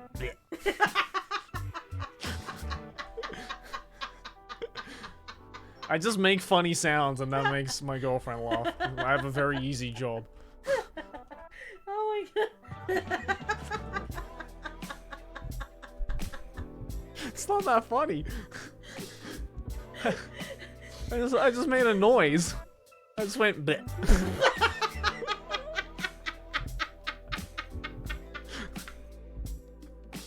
It's not that funny. What? You know, sometimes I come up with these like elaborate, like, you know, clever, funny, witty jokes that take me a while to come up with, you know, to try and get a laugh out of my girlfriend. But no, all I have to do is just make a half-a-second sound of a dead shark and it makes her laugh like no tomorrow. Yeah. I just have to go bleh.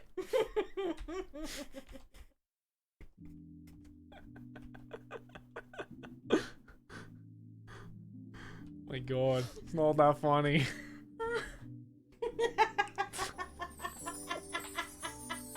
I'm just thinking of the shark. Of the dead ass shark. Okay, I'm good. Alright. Aki's laugh is so contagious, apparently. Show your breastfed baby your boobs. What? What? What was that? What the fuck did you just play? Show your breastfed baby your boobs? Is that what that said? What the fuck was that? What was that? Like, what actually was that? My finger accidentally clicked on TikTok and it was the first video to come up. Show your breastfed baby your boobs. It's like, excuse me?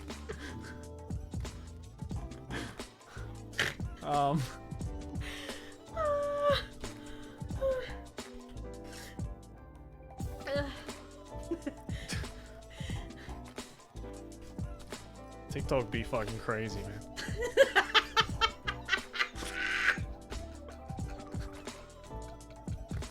It's not that funny. It's not that funny. Jesus Christ. Yo, Hochin, thank you for the 5 subs, dude.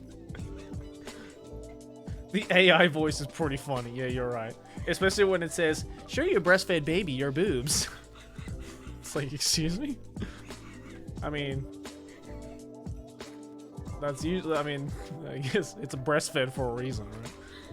I don't know how a baby can be breastfed when you don't show it your boobs. It wouldn't really be best fed. It wouldn't really be breastfed. It'd just be fed.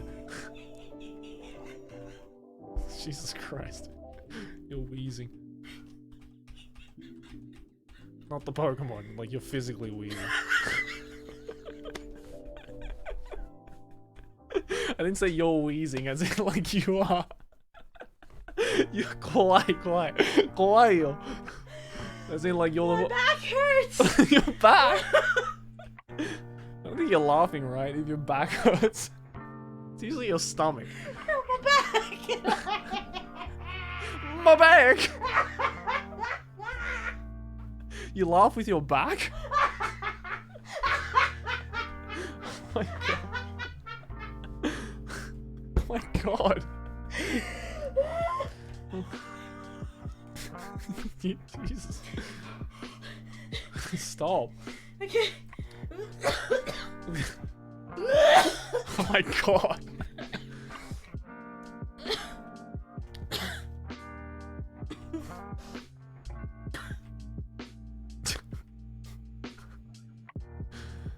Anaki gets on like a laughing fish, he just doesn't stop. I could say anything, it'd be fun.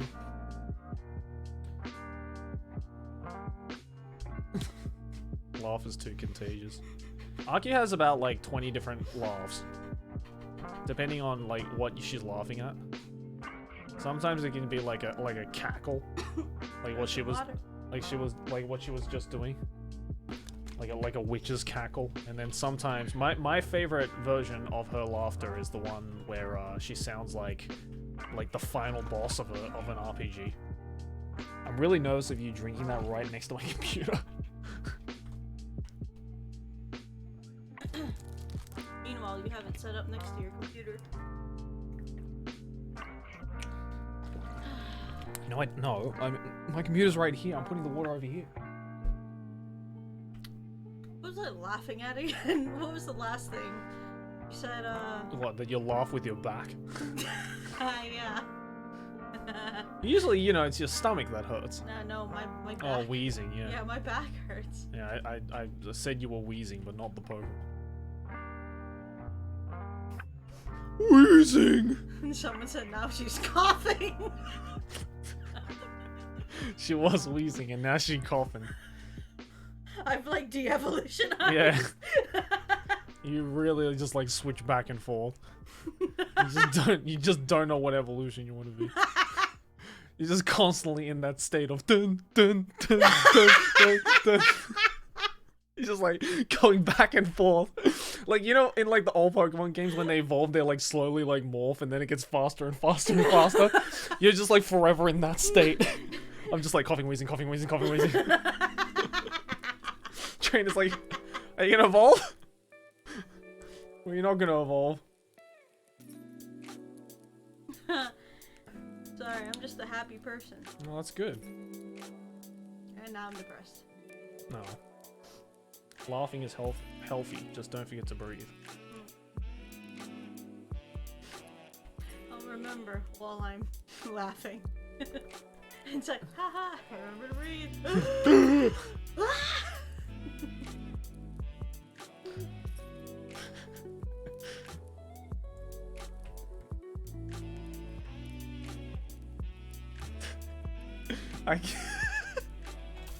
I can see I can see coughing trying to poop out that second head. Prairie dog in it. Just not sure if it wants to pop out that second head. It's like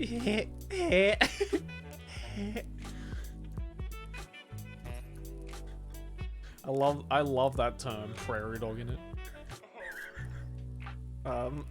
In Australia we say touching cloth instead of because we don't have prairie dogs in Australia, so we say touching cloth, which is a disgusting image.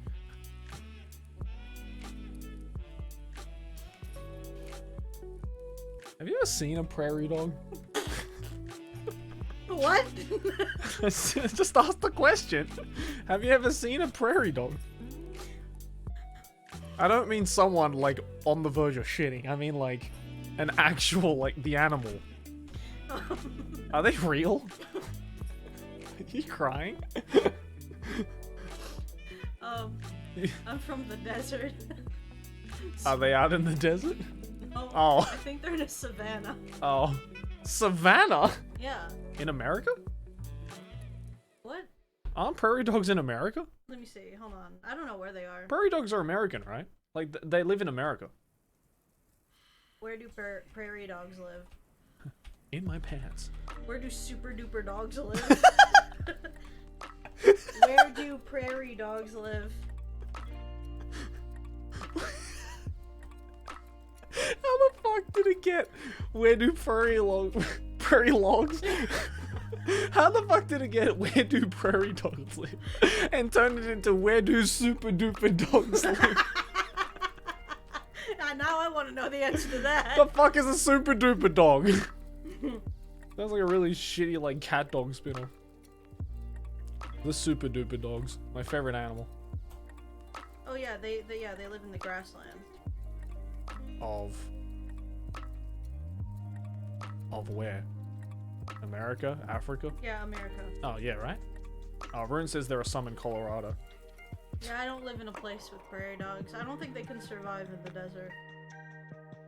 I just assume they live in like kind of deserty areas, Let me look just at, from how like- they look. Let me look at animals in Las Vegas, because we only have like 5. Humans. Animals native to Las Vegas. What a weird question to ask Siri. Oh yeah, coyotes. That's right. Yeah, I've seen one in my friend's backyard. Coyote Peterson? Yeah. Let's see. Okay, what's the difference between a coyote and a hyena? Seriously? Are they completely different? Yeah. I've never seen a coyote before. I've. Are they closer to dingoes? People normally like ask what's the difference between a coyote and a wolf. Oh, they're like wolves. Here, I'll show you a coyote. I've never seen a coyote. Look, cause here, I'll show you what a coyote looks like. Okay. No, that's a deer. Why are there so many deers? Wait. I don't know how you could get that mixed up with a wolf. No. Here, look, I'll show you why. See? Oh, yeah. Oh, wow. They do look like wolves. Yeah, when you said hyena. Well, I don't know. I've never seen a coyote before. Well. Are they and you've kind seen of a like... hyena? Yeah. Oh yeah, yeah. That's a hyena. Yeah, I've seen hyenas before. Yeah. I've seen Lion King. How would that doesn't look anything like Well, a coyote. I didn't know what a coyote looked like. That's why You I just asked. spit a fuck ton of things right at your screen. That's why I asked, what does a coyote look like? Are they like kind of like the dingoes of Australia? Not Australia. Are they like the dingoes of Australia are dingoes? Losing my mind. Are they like the dingoes of America? Would you say? I don't. Chat's saying yes. Yeah, sure. I've never thought of it that They're way. smaller? Oh, so dingoes are bigger than coyotes. Coyotes look huge. Well, I mean, they're still big. Is it just the images? I mean, no, they're still big, but like wolves are huge. Oh, well, yeah. But I mean, like, compared to a dingo, because Oh, I don't- dingoes aren't that big. Oh, I don't know. I've never actually seen a dingo in real life. Good. I feel you'd be in the worst situation if you did. Yeah, dingoes are fucking dangerous, dude. But They're gonna eat your babies. But my friend lived just on the edge of Vegas, so he was actually much closer to kind of, I guess, what do you call it? I guess more of like the vast desert most of it. And in his backyard, like we saw like these 2 glowing eyes. But we were indoors. Oh, that's scary. Yeah, we saw these 2 glowing eyes, and we're just like, what the hell is that? And I was just walking around, and then yeah, then he was just looking out, and then he's like, that's a fucking coyote. And I was like, oh shit. And he's like, yeah, we're staying indoors. Coyotes weigh about 46 pounds. Rune, that doesn't help me. Oh, Can you use the metric system, please? How much is 48 pounds? hold on. 48 pounds in kilograms. 21. Oh, that's pretty small. I mean, that's a big dog. That's a heavy dog, but it's compared to wolf, yeah, it's a lot. It's pretty small. Whenever I see an image of a prairie dog, I am reminded of the scene from Avatar where Sokka goes la-di-da and the musical groundhogs go me in the same tune. Do you remember that scene? I don't remember Hold on. that scene. Whenever I see an image of a prairie dog, I'm reminded of the scene from Avatar where Sokka goes la-di-da and the musical groundhogs go me. I don't remember that scene. I don't remember that either. Kitsune, I don't know if you're like making that shit up, but it sounds No, it sounds so weird out of context. I No. don't remember that No, scene. I think it is a scene. I like how there's someone in the chat that just casually says, "I got chased by a coyote last summer."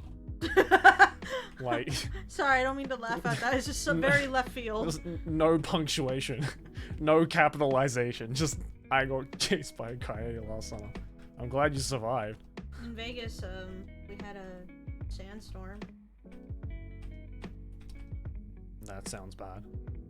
Yeah, what's bad is the In Australia, we have fire tornadoes.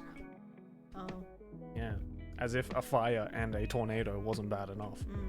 They were like, you know what? Let's combine those two. Fire tornadoes. Yeah, in a sandstorm, I think the scariest bit that I sandstorm or dust storm, I always get them mixed up, but I think the scariest thing is when you start seeing like lightning in the storm and you're in it. Right. Like, cause it went over Vegas, like, you know, the whole thing. And I was just out with my friends, and we were in the car, and we saw lightning, like, almost, like, on ground level. But it's not going down, like, from the sky. It's just the static from all of the dust in the air, and it's just going everywhere. And then I'm just like, wow, I want to just, like, go inside and not come out. Yeah.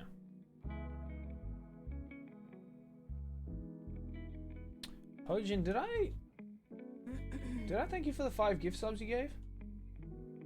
I don't remember if I shouted out your 5 gift subs. If I forgot, then I apologize.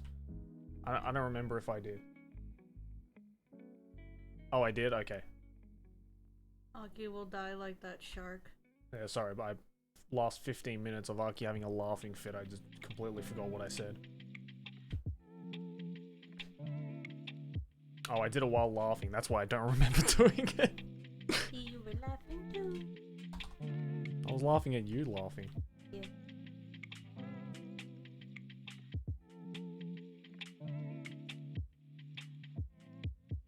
We have bobcats in our neighborhood that love to chase rabbits. Bobcats are fucking cool. They look sick. Oh shit, I think Kushkastar has a new video. Nice. You can watch it later. That's their thumbnail. Can you fix climate change? No. Wow. Their thumbnail is just no? That's new. Yo, King Scott, thank you for the prime, dude.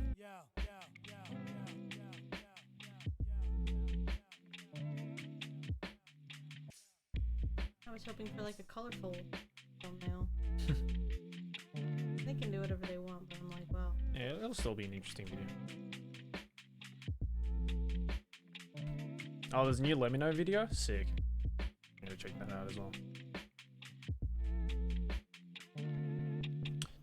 I think we'll go to 1400 today and then we'll end the stream.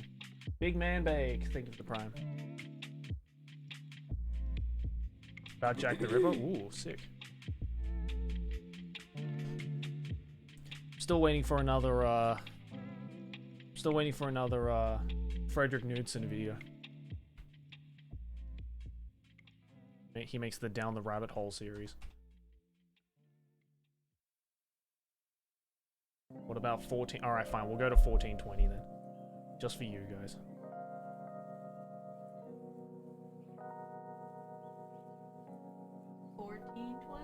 Yeah, I think that's why chat wanted me to go to it.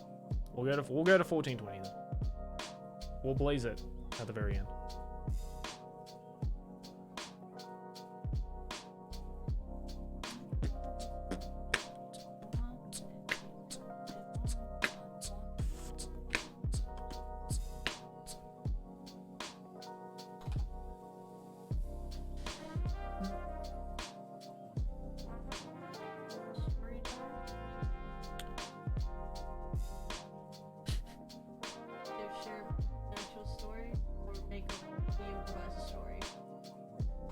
You want to do those like one word story things? One word? Yeah, so like we say one word at a time, and then we create a story out of it. Okay, sure. Yeah. Oh man, I haven't done this in years. Sure. Okay. I'm gonna start.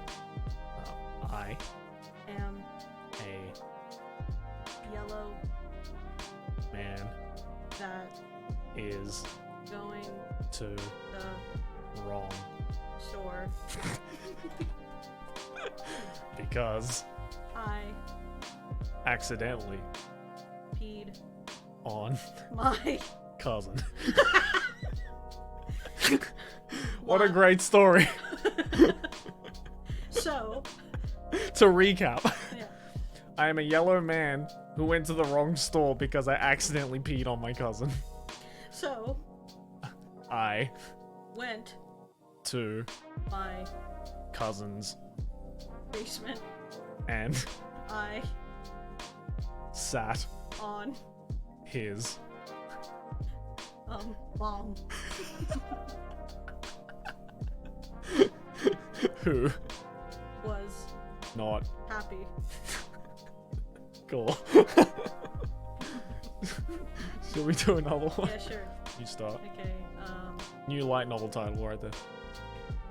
Okay. When I went to the store last week and saw my brother fisting the cashier I screamed and ran away to my father's basement to tell my dad about the event. I would too. I would too. Okay, your turn. Okay. Today My friend ate the last donut in my butthole. because She just threw a fit at my president. what? So So what was the title for this light novel? oh yeah, my My friend friend. ate the last donut out of my butthole because she threw a fit At her president. At the president. At my president. Okay. I'll start. We're just coming up with light novel titles. This is how they come up with light novel titles. Okay, I'll start. Meryl. Streep. I was talking about. Oh! Oh, the Pokemon Meryl. Sure, it works. Pokemon Meryl, but Streep. Okay. Okay. Meryl Streep. has A blue ball. sack. I believe ball sack is one word.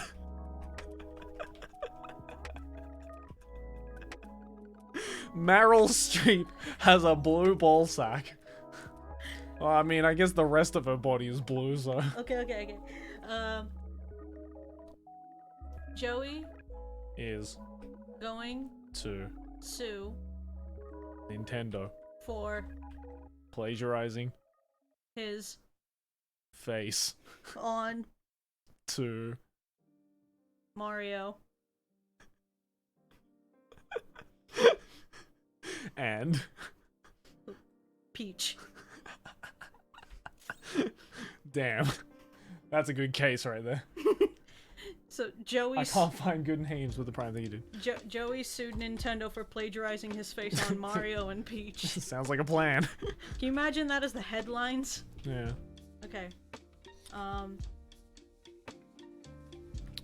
This Time we sat in a room for hours talking about our feelings, and the universe. because We just had a massive blunt.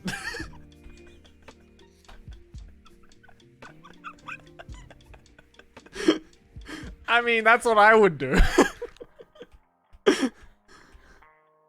Okay. Let me see. Okay, give us a word and we'll go off. Yeah, of yeah. It. Give us a word to start Yeah, off with. maybe we can like use words that we find on here, and then we'll just like pick random ones. So just go. Well, let's wait till a couple show up. Alright, you can pick one then. Okay. I'm not gonna look yet.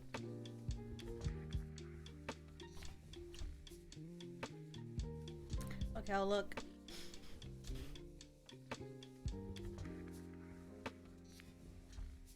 Dr. Jelly. That's 2 words. Oh, sorry. Okay, sorry. After. The Let's just use this. okay, After. Chris Laid. a Monk. and Volcano. they 8. goopy Slapping. poop. Goopy slapping poop. Goopy slapping poop. Okay. Pikachu.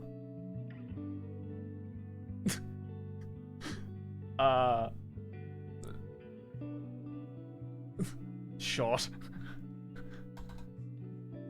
Obama balls. Is that a word? Now it is. After Goku.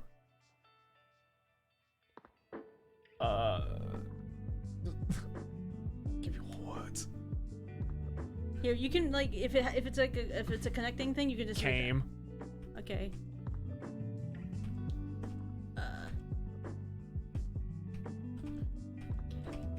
Came. Saying.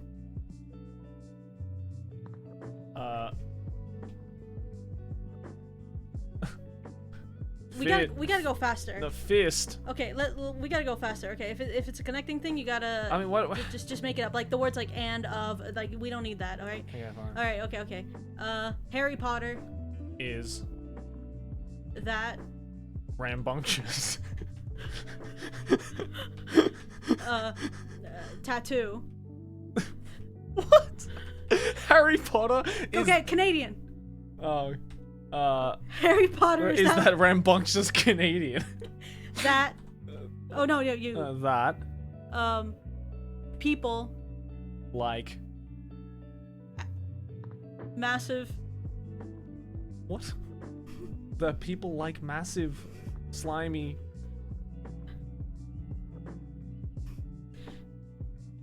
Balls. That's not a sentence. Okay. Wait. Let's do this again. Okay, hold on. This is the weirdest chat I've ever seen. Just people just spamming a bunch of words. Okay. If people came into this chat, they'd think I was getting like mass botted. Okay. Oh, Batman. Is. Ass. Just end the sentence there. Batman is ass. Fortnite. Is. Dead.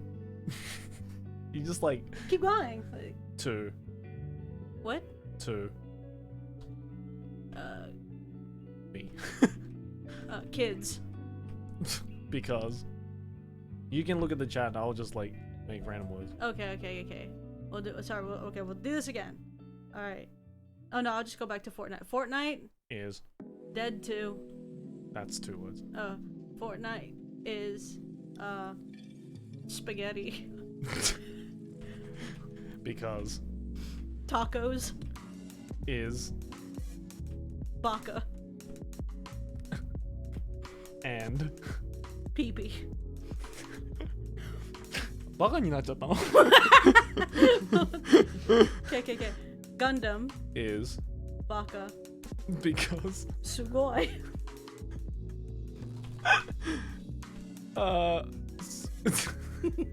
just end the sentence there. Baka. Wait. Gundam is baka because sugoi. Okay. Could that be the most weeb sentence ever? Okay. Let's switch it. Okay, you pick. Well, no, because Okay, fine. Finey. Okay. Super Duper weeb is subarashi because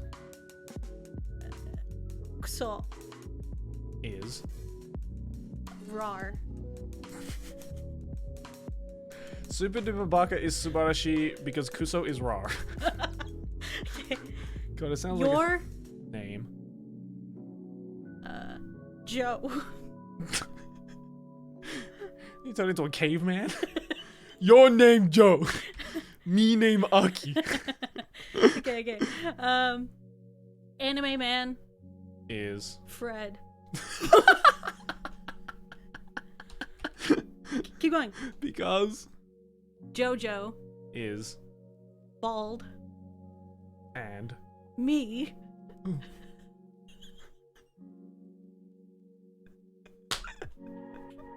Anime man is Fred because Jojo is bald and me. Sounds like a copy pasta. Okay. Okay. Darth Vader Is dangerous. and Mom. I'm pretty sure he's a dad. Nope, it's mom now. Okay. Because Daddy is manga man. damn. So Luke Skywalker is the son of Darth Vader mom and Manga Man dad. Okay. Shrek Is thick. he sure is. Let's make like a big sentence. Shrek is thick. Because Manga man is Jozu at balls. and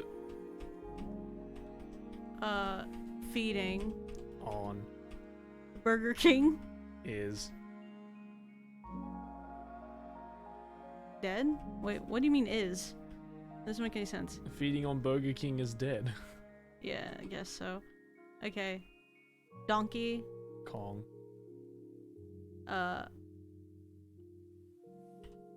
It.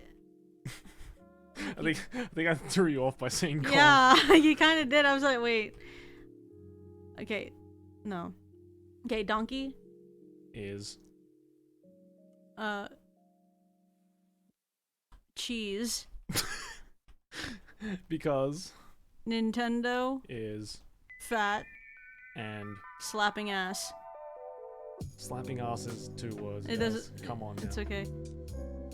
Donkey is thick. Okay. Wait. Okay. So. Wait. Let's think of a scenario, and then I'll switch over to there. Okay. Once.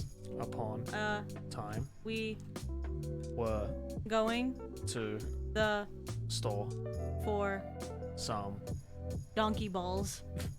because China was going to come on sushi. and Obama. because Aaron Yeager. was Potter.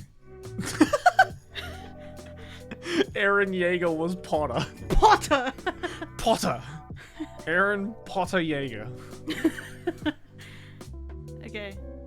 Aaron Yeager Potter. Why does Yeager Potter sound like a German surname? Okay. You Are going to the store for some drip. so Mr. anime went to the store for some Titans. to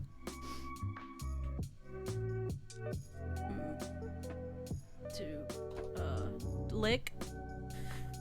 Because Harry Yeager. was. Sussy balls. What are these words? Harry Yeager and sussy balls are not words. You can't just combine two words and just remove the space between them to turn it into one word. Well, your chat clearly doesn't care. Yeah, clearly. Like they're gonna say it. Okay. Last Night we had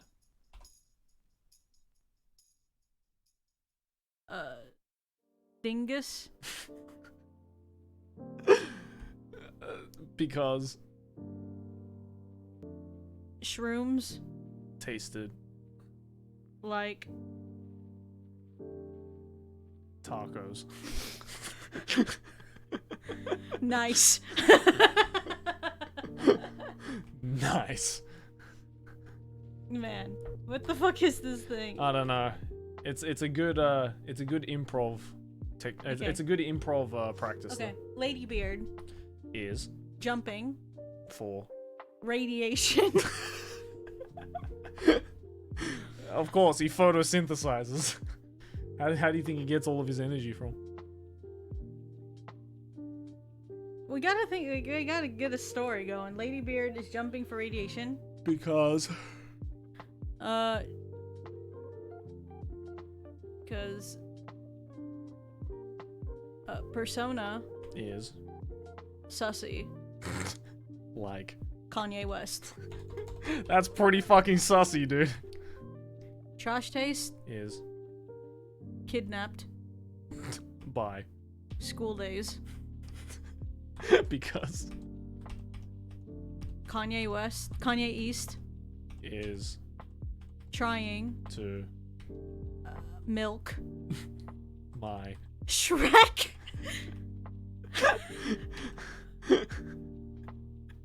My Shrek. Not anyone else's. Mine. No one milks my Shrek. No one milks my Shrek except me and Kanye East. Ow. How fucking dare you assume? Okay. Do you wanna just like make up a story? Did you fart? It fucking stinks in here. I didn't. I think it might be me. Yeah, I think so. Alright. Okay. I just got like a waft of shit. think- Like randomly. I don't know why. I think I'm just losing my mind. I think that's Am I getting a stroke? maybe. I think maybe. Okay, let's make up our own story. Like we can like just say like long things and then just add on to it. Okay. Okay. So one day Joey and I we were going around Japan, and it was a beautiful summer's day, and we were going down Shibuya going for shopping until we stumbled upon a giant mushroom, and it started talking to us, and he said a lot of things that Aki couldn't see because apparently only Joey could see this mushroom. And everyone was just going about their whole day, but Joey was just standing there, and all Aki could hear Joey saying to this apparent magic mushroom was, wow, you're big. You're so big and like glitzy. I just want to eat you up. So I went and I tried to eat him, but then I went across the road, and then I got hit by a car. But it wasn't a car. It was Shrek that was just running at 60 miles it was an hour. really fast. It was running at 60 miles an hour, and everyone's like, what the fuck, is that Shrek? Holy shit. Oh my god, is that Joey the anime man? He's hitting him. And then Joey was saying, help me, somebody, until Donkey came out and was like, bruh, Shrek, you don't eat humans, you eat onions. But there's no onions around here. We're in the middle of Shibuya. So I guess you better resort to eating that giant mushroom that you saw earlier. But it wasn't actually but when he looked, it wasn't a giant mushroom. It was actually, what was it again? It was, John Cena.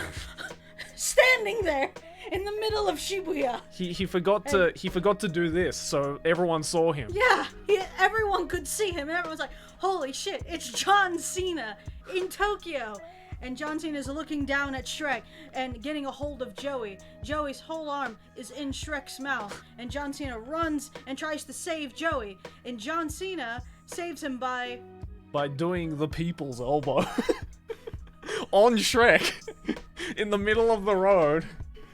He's just like, oh, it's and then like Vince McMahon comes out and it's like, he did the people's elbow. And now Shrek and John Cena are at this brawl, and you hear the same like. It's like da da da da from somewhere in Shibuya. I don't know. But it's a remix of da da da da, and then also like the song from Shrek. That's like. Somebody once told me the world is gonna da roll. da da da. Yeah. But then, as they were going at it, he pulverizes him. Shrek is going down. Joey's arm is still stuck in Shrek and being swung around while all of this is going down. Like my shoulder is like about to dislocate. Aki has no idea what's going on, but she figures to save both, to all three of them, John Cena, Shrek, and Joey. She calls up. His name is John She Cena. Yeah, he calls up Felix and he's like, yo, Felix. Can you help me fight off Shrek? Your friend's about to be eaten by him. And Felix is like, I can't breathe. I got this. I got this. So he flies to Japan. He gets on his private jet. He flies to Japan, and he's like, and gets on the exact coordinates he lands on the tarmac by parachute. by parachute. He jumps off. Go Shock FM. And his parachute is G Fuel. Yeah, it says G Fuel. And everyone's like, oh shit! And then the John Cena Shrek remix is just going at it. Da da da da, somebody wants. And then he flies in, now they're all going at it. And then Shrek, he actually gets Felix and eats him, but he throws Joey at John Cena. So now. But then I go past John Cena because he was doing this. So I just went straight through him because I couldn't see him. And then I land next to Felix and I go, oh, Felix, I'm glad you're here to help me. And then Felix is like, I have to power up breath. So he eats the mushroom. That Aki still cannot see at this point. And then he fuses with John Cena to create the ultimate. Like this? Yeah. Like he does like fusion with John Cena. In the middle of Shibuya. In the middle of Shibuya. Everyone's just astounded by this fucking brawl going on. To create the ultimate life force, Felix Cena. Phil Cena. Phil Cena. Pewd Cena. John Pewd Cena. So then Shrek says, okay, shit's about to go down. And Pewd Cena is going, you can't see me breath. But Shrek says, oh, though you think those tactics will work on me? So Shrek can obviously see this new form of John Cena and Felix, and he charges at him. Yeah. And he regurgitates onions out of his mouth as weaponry and starts throwing them at John Cena. Like these gross regurgitated onions. He's just are like, they onions bleh. or are they mushrooms? They're both. They're both. Yeah, now he's regurgitating mushrooms. The ultimate fucking ammo for this. And then John Cena goes and says, John Pewd Cena goes, It's like, you'll never defeat me, Shrek. I have the ultimate weapon in my hand. I have the giant mushroom. wait. Don't even know anymore. What are we talking about? Now's the main thing with the T1. Dana Wildfire with the $5. I know I'm not the only one who has bugged you about this. This giant penis. Okay. We'll go from there. I haven't seen it yet, Dana. I haven't seen it yet. And he's holding this giant penis. Scam train, let's go. Huh? I'm just going off. Giant penis. Okay, yeah, that's right. Yeah, that's right. He was holding a giant, like a 12-inch dick. Yeah. Not even like a fake dick, like an actual like. And at first it was floppy, and then the Felix side of this fusion says, wait, we can't fight with that unless it's actually at its final form. So they gotta harden it. So in order to do that, they start jacking it, like in the middle of Shibuya. but it takes time. So Shrek has an open. Shrek is like, haha, I can get them. while they do this. So they charge at them, and Shrek takes the big pee-pee and then says, "Ha! I have it now." And Shrek goes at it as faster than the Cena Felix duo could ever do it, and it is instantly hard to the point it is now gold, and now it's become his golden PP sword. Golden PP sword, yeah, the 12-foot golden PP sword. Yeah, and now this fusion is like, what the fuck is going on? He just took our weapon. We don't have anything else. And John Cena is like, no, Felix, we do have one more thing. And Joey's in the background and knows exactly what they're about to plan. And all of a sudden, A piano falls from one of the buildings, lands directly onto Shrek, as if it was like staged. And Shrek goes, ah. and the Shit, that hurt. and the golden PP is out of his hand and it's flying up in the air. And then the Chaos Emeralds appear around it, and it turns into super golden PP. And then Joey's like, somebody catch it! And the Cena Felix fusion defuses, and they all try to catch it together. And John Cena's like, no, we can't do it. And he grabs Joey and launches him towards the big PP. But I miss. And it lands and goes down Cena's throat. Yeah, it's And just like, Felix oh. and then Felix is like, my job here is done, and gets on his private jet back to It's the like, UK. alright, bitch. And goes back And to then the goes UK. back to the UK. And then everyone just walks away, and there is a flattened Shrek on the ground, and John Cena's dead body with a giant peepee, golden peepee, stuck in his mouth. And Joey has been thrown somewhere. And I'm like in fucking Kyoto. I'm like across the country because of how strong John Cena was when he threw me. And Aki was just recording all of this on her phone the whole time. But she couldn't see anything. I still don't know what happened. Yeah. All I know is by the end Joey was missing. It was like a stand fight. It was just... Alright, that's enough of that. Okay, I'm sorry. Jesus Christ. Son of Kai, you think of the tier 1? Oh my god. It is late. Would you ever... Thank you for the applause. For a video, would you ever get launched by John Cena? Seeing how far he can throw you. I mean, as long as, like, I'm okay. As long as I land on something soft. Shrek. Yeah, if I land on Shrek, I'll be alright. How far could John Cena realistically throw me? I don't know. That's a question I thought I never asked. What did Felix do in any of that? Yeah, I'm sorry, Felix, that I dragged you into this. You deserved better, man. Than to be fused with John Cena It's like, they didn't really need to fuse. to fight Shrek. Yeah, but like, they didn't need to fuse. They didn't need to fuse because Felix was doing nothing. He's just stuck in John Cena for a while. Like, he added nothing to his power level. John Cena's already strong enough. Oh man. Yeah, by the way, that was just the title of the light novel. The actual light novel is a little longer. You should do that more.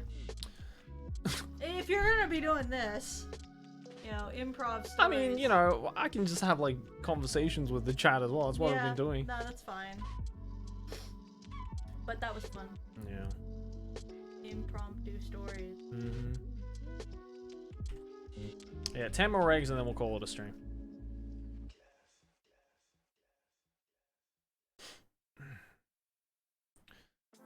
God, I'm bugging after that. I'm just, yeah, I am drugged by the tiredness.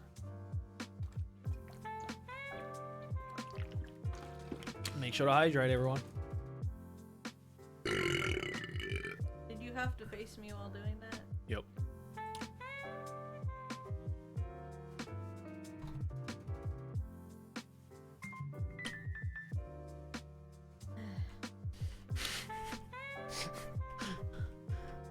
I'm sweating after that.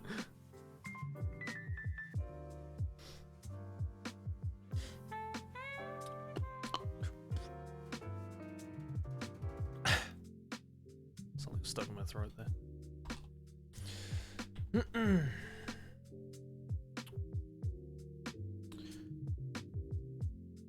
It's so quiet now.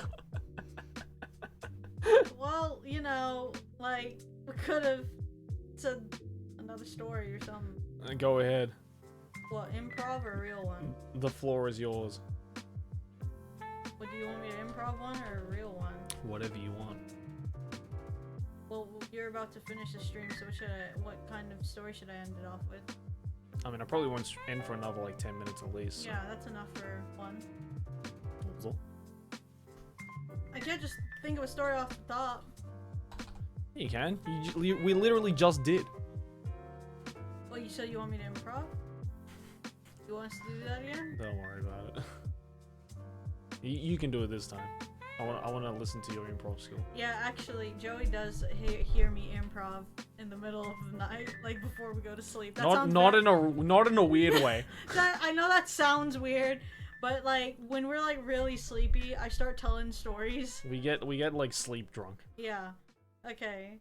Okay. So once upon a time, Joey was sleeping in bed, Okay. or trying to fall asleep in bed. Yeah.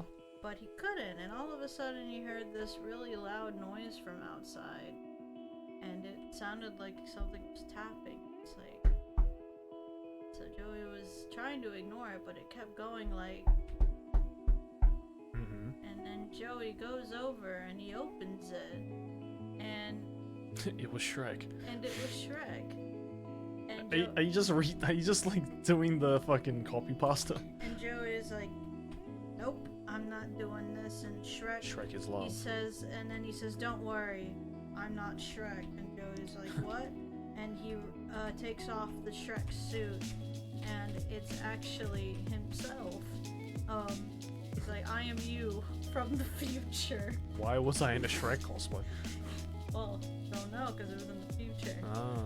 And Joey's like, wait, why do you look like me? And he's like, I am you from the future, and I've come to. How many times do I have to say it? And I've come to warn you about something. And Joey's like, but why the Shrek costume? I don't understand.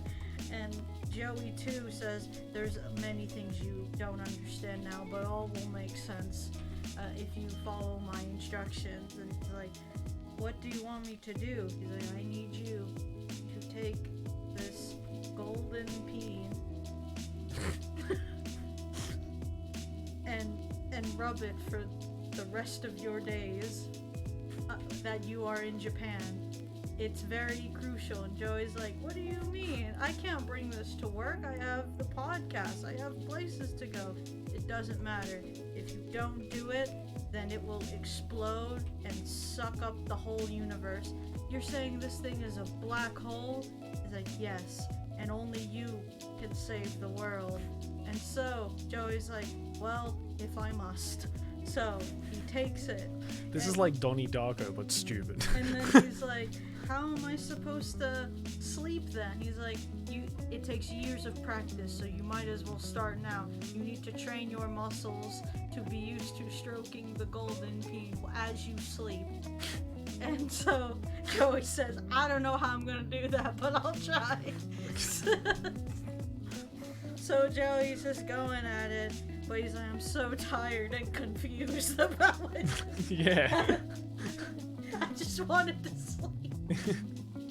And so then the golden peen starts talking to Joey, and he's like, psst, hey, stop doing that. Hey, toots.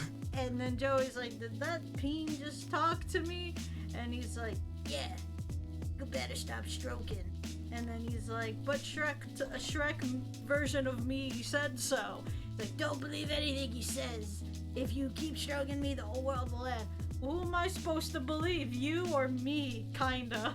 And then he's like, well, here's the thing, I am you. He's like, what do you mean? So the golden peen shines a bright, bright light, and it's a mini, and the head of the peen is Joey's face. And he's like, I'm you from the distant future, past the Shrek version of you.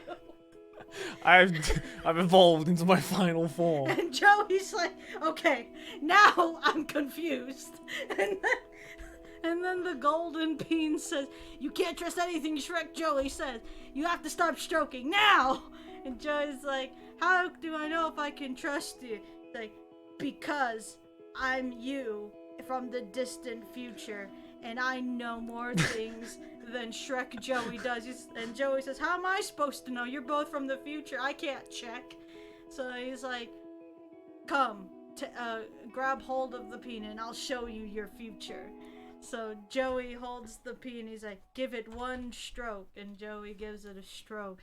And he gets sucked into the peen. And now they are in a galaxy somewhere far across the stars. And he's like, "Where are we?"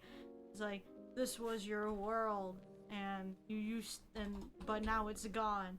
Like, "Oh my god, but how do I know my world used to be here?" And so the golden peen shows him debris that is still floating around. Like, you see all those anime figures? Yeah, that's all yours. And how could it possibly be here? So Joey's like, "Oh my god, those are my figures! They survived! Of all things!" And then he said, "You were very good at taking care of your figures." You're like, "Oh." Alright, I hate to cut you off, but Okay, we're gonna cool. end the stream. Okay. Jesus Christ. You come back for the sequel. Yeah, come back for the sequel. Never. Okay. Happening never. Okay. Oh my god. Can I finish it somehow? Okay. So Yeah, just put an ending. Okay, so they go back to the present time, and Joey's like, "So now what do I gotta do?" He's like, "Just stop stroking me, never stroke me again. And when you see Joey Shrek again, you gotta stroke his peen, but not the golden one. And give me back to Shrek Joey so he can put me back where I went." "Well, why'd he come here?" "You don't want to know." And Joey's like, "Okay." So he's like, "Just plant me outside. Shrek Joey will find me." And Joey's like, "All right." So he plants him into the ground, and then he goes back to sleep, and Joey's just very confused throughout the whole time. The end. It's called the Big Pee-Pee story. Joey and the Big Pee-Pee. Don't say it like James and the Giant Peach. Joey and the Giant Peen. James and the Giant Peach. Joey and the Giant Bean. Not copyrighted. It's like the fucked up sequel. Oh my god. Anyways, guys, we're gonna end it right there. Bye. I'll be here all week. Okay. Thank you for coming. Derek, thank you for the tier 1. Oh my god. Alright, anyways, I guess we'll end the stream right there. Thanks for coming, guys. We're gonna go raid my friend Dakota. He's also playing Pokemon right now, looks like. So go give him some love. But yeah, hopefully you guys enjoy the new stream setup. Looking nice, and I will put you guys through to the end screen before we start off this raid. So anyways, guys, have a good one. See you guys later. Thanks for all the bits, subs, raids, donations, all that good stuff. Love you, love you, love you, love you. And I'll see you guys next time. All right. Peace. Bye.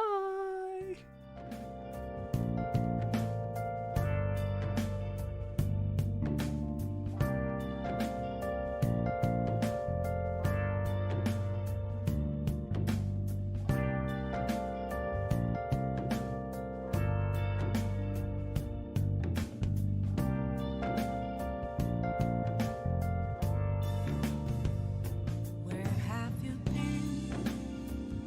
Been searching all along, confessing twilight on and on, without a clue, without a sign, without grasping it. The real question to be asked: where have I been? I'm a shapeshifter. Masquerade, hiding both face and mind, all free for you to draw. I'm a shapeshifter. What else should I be? Please don't take all.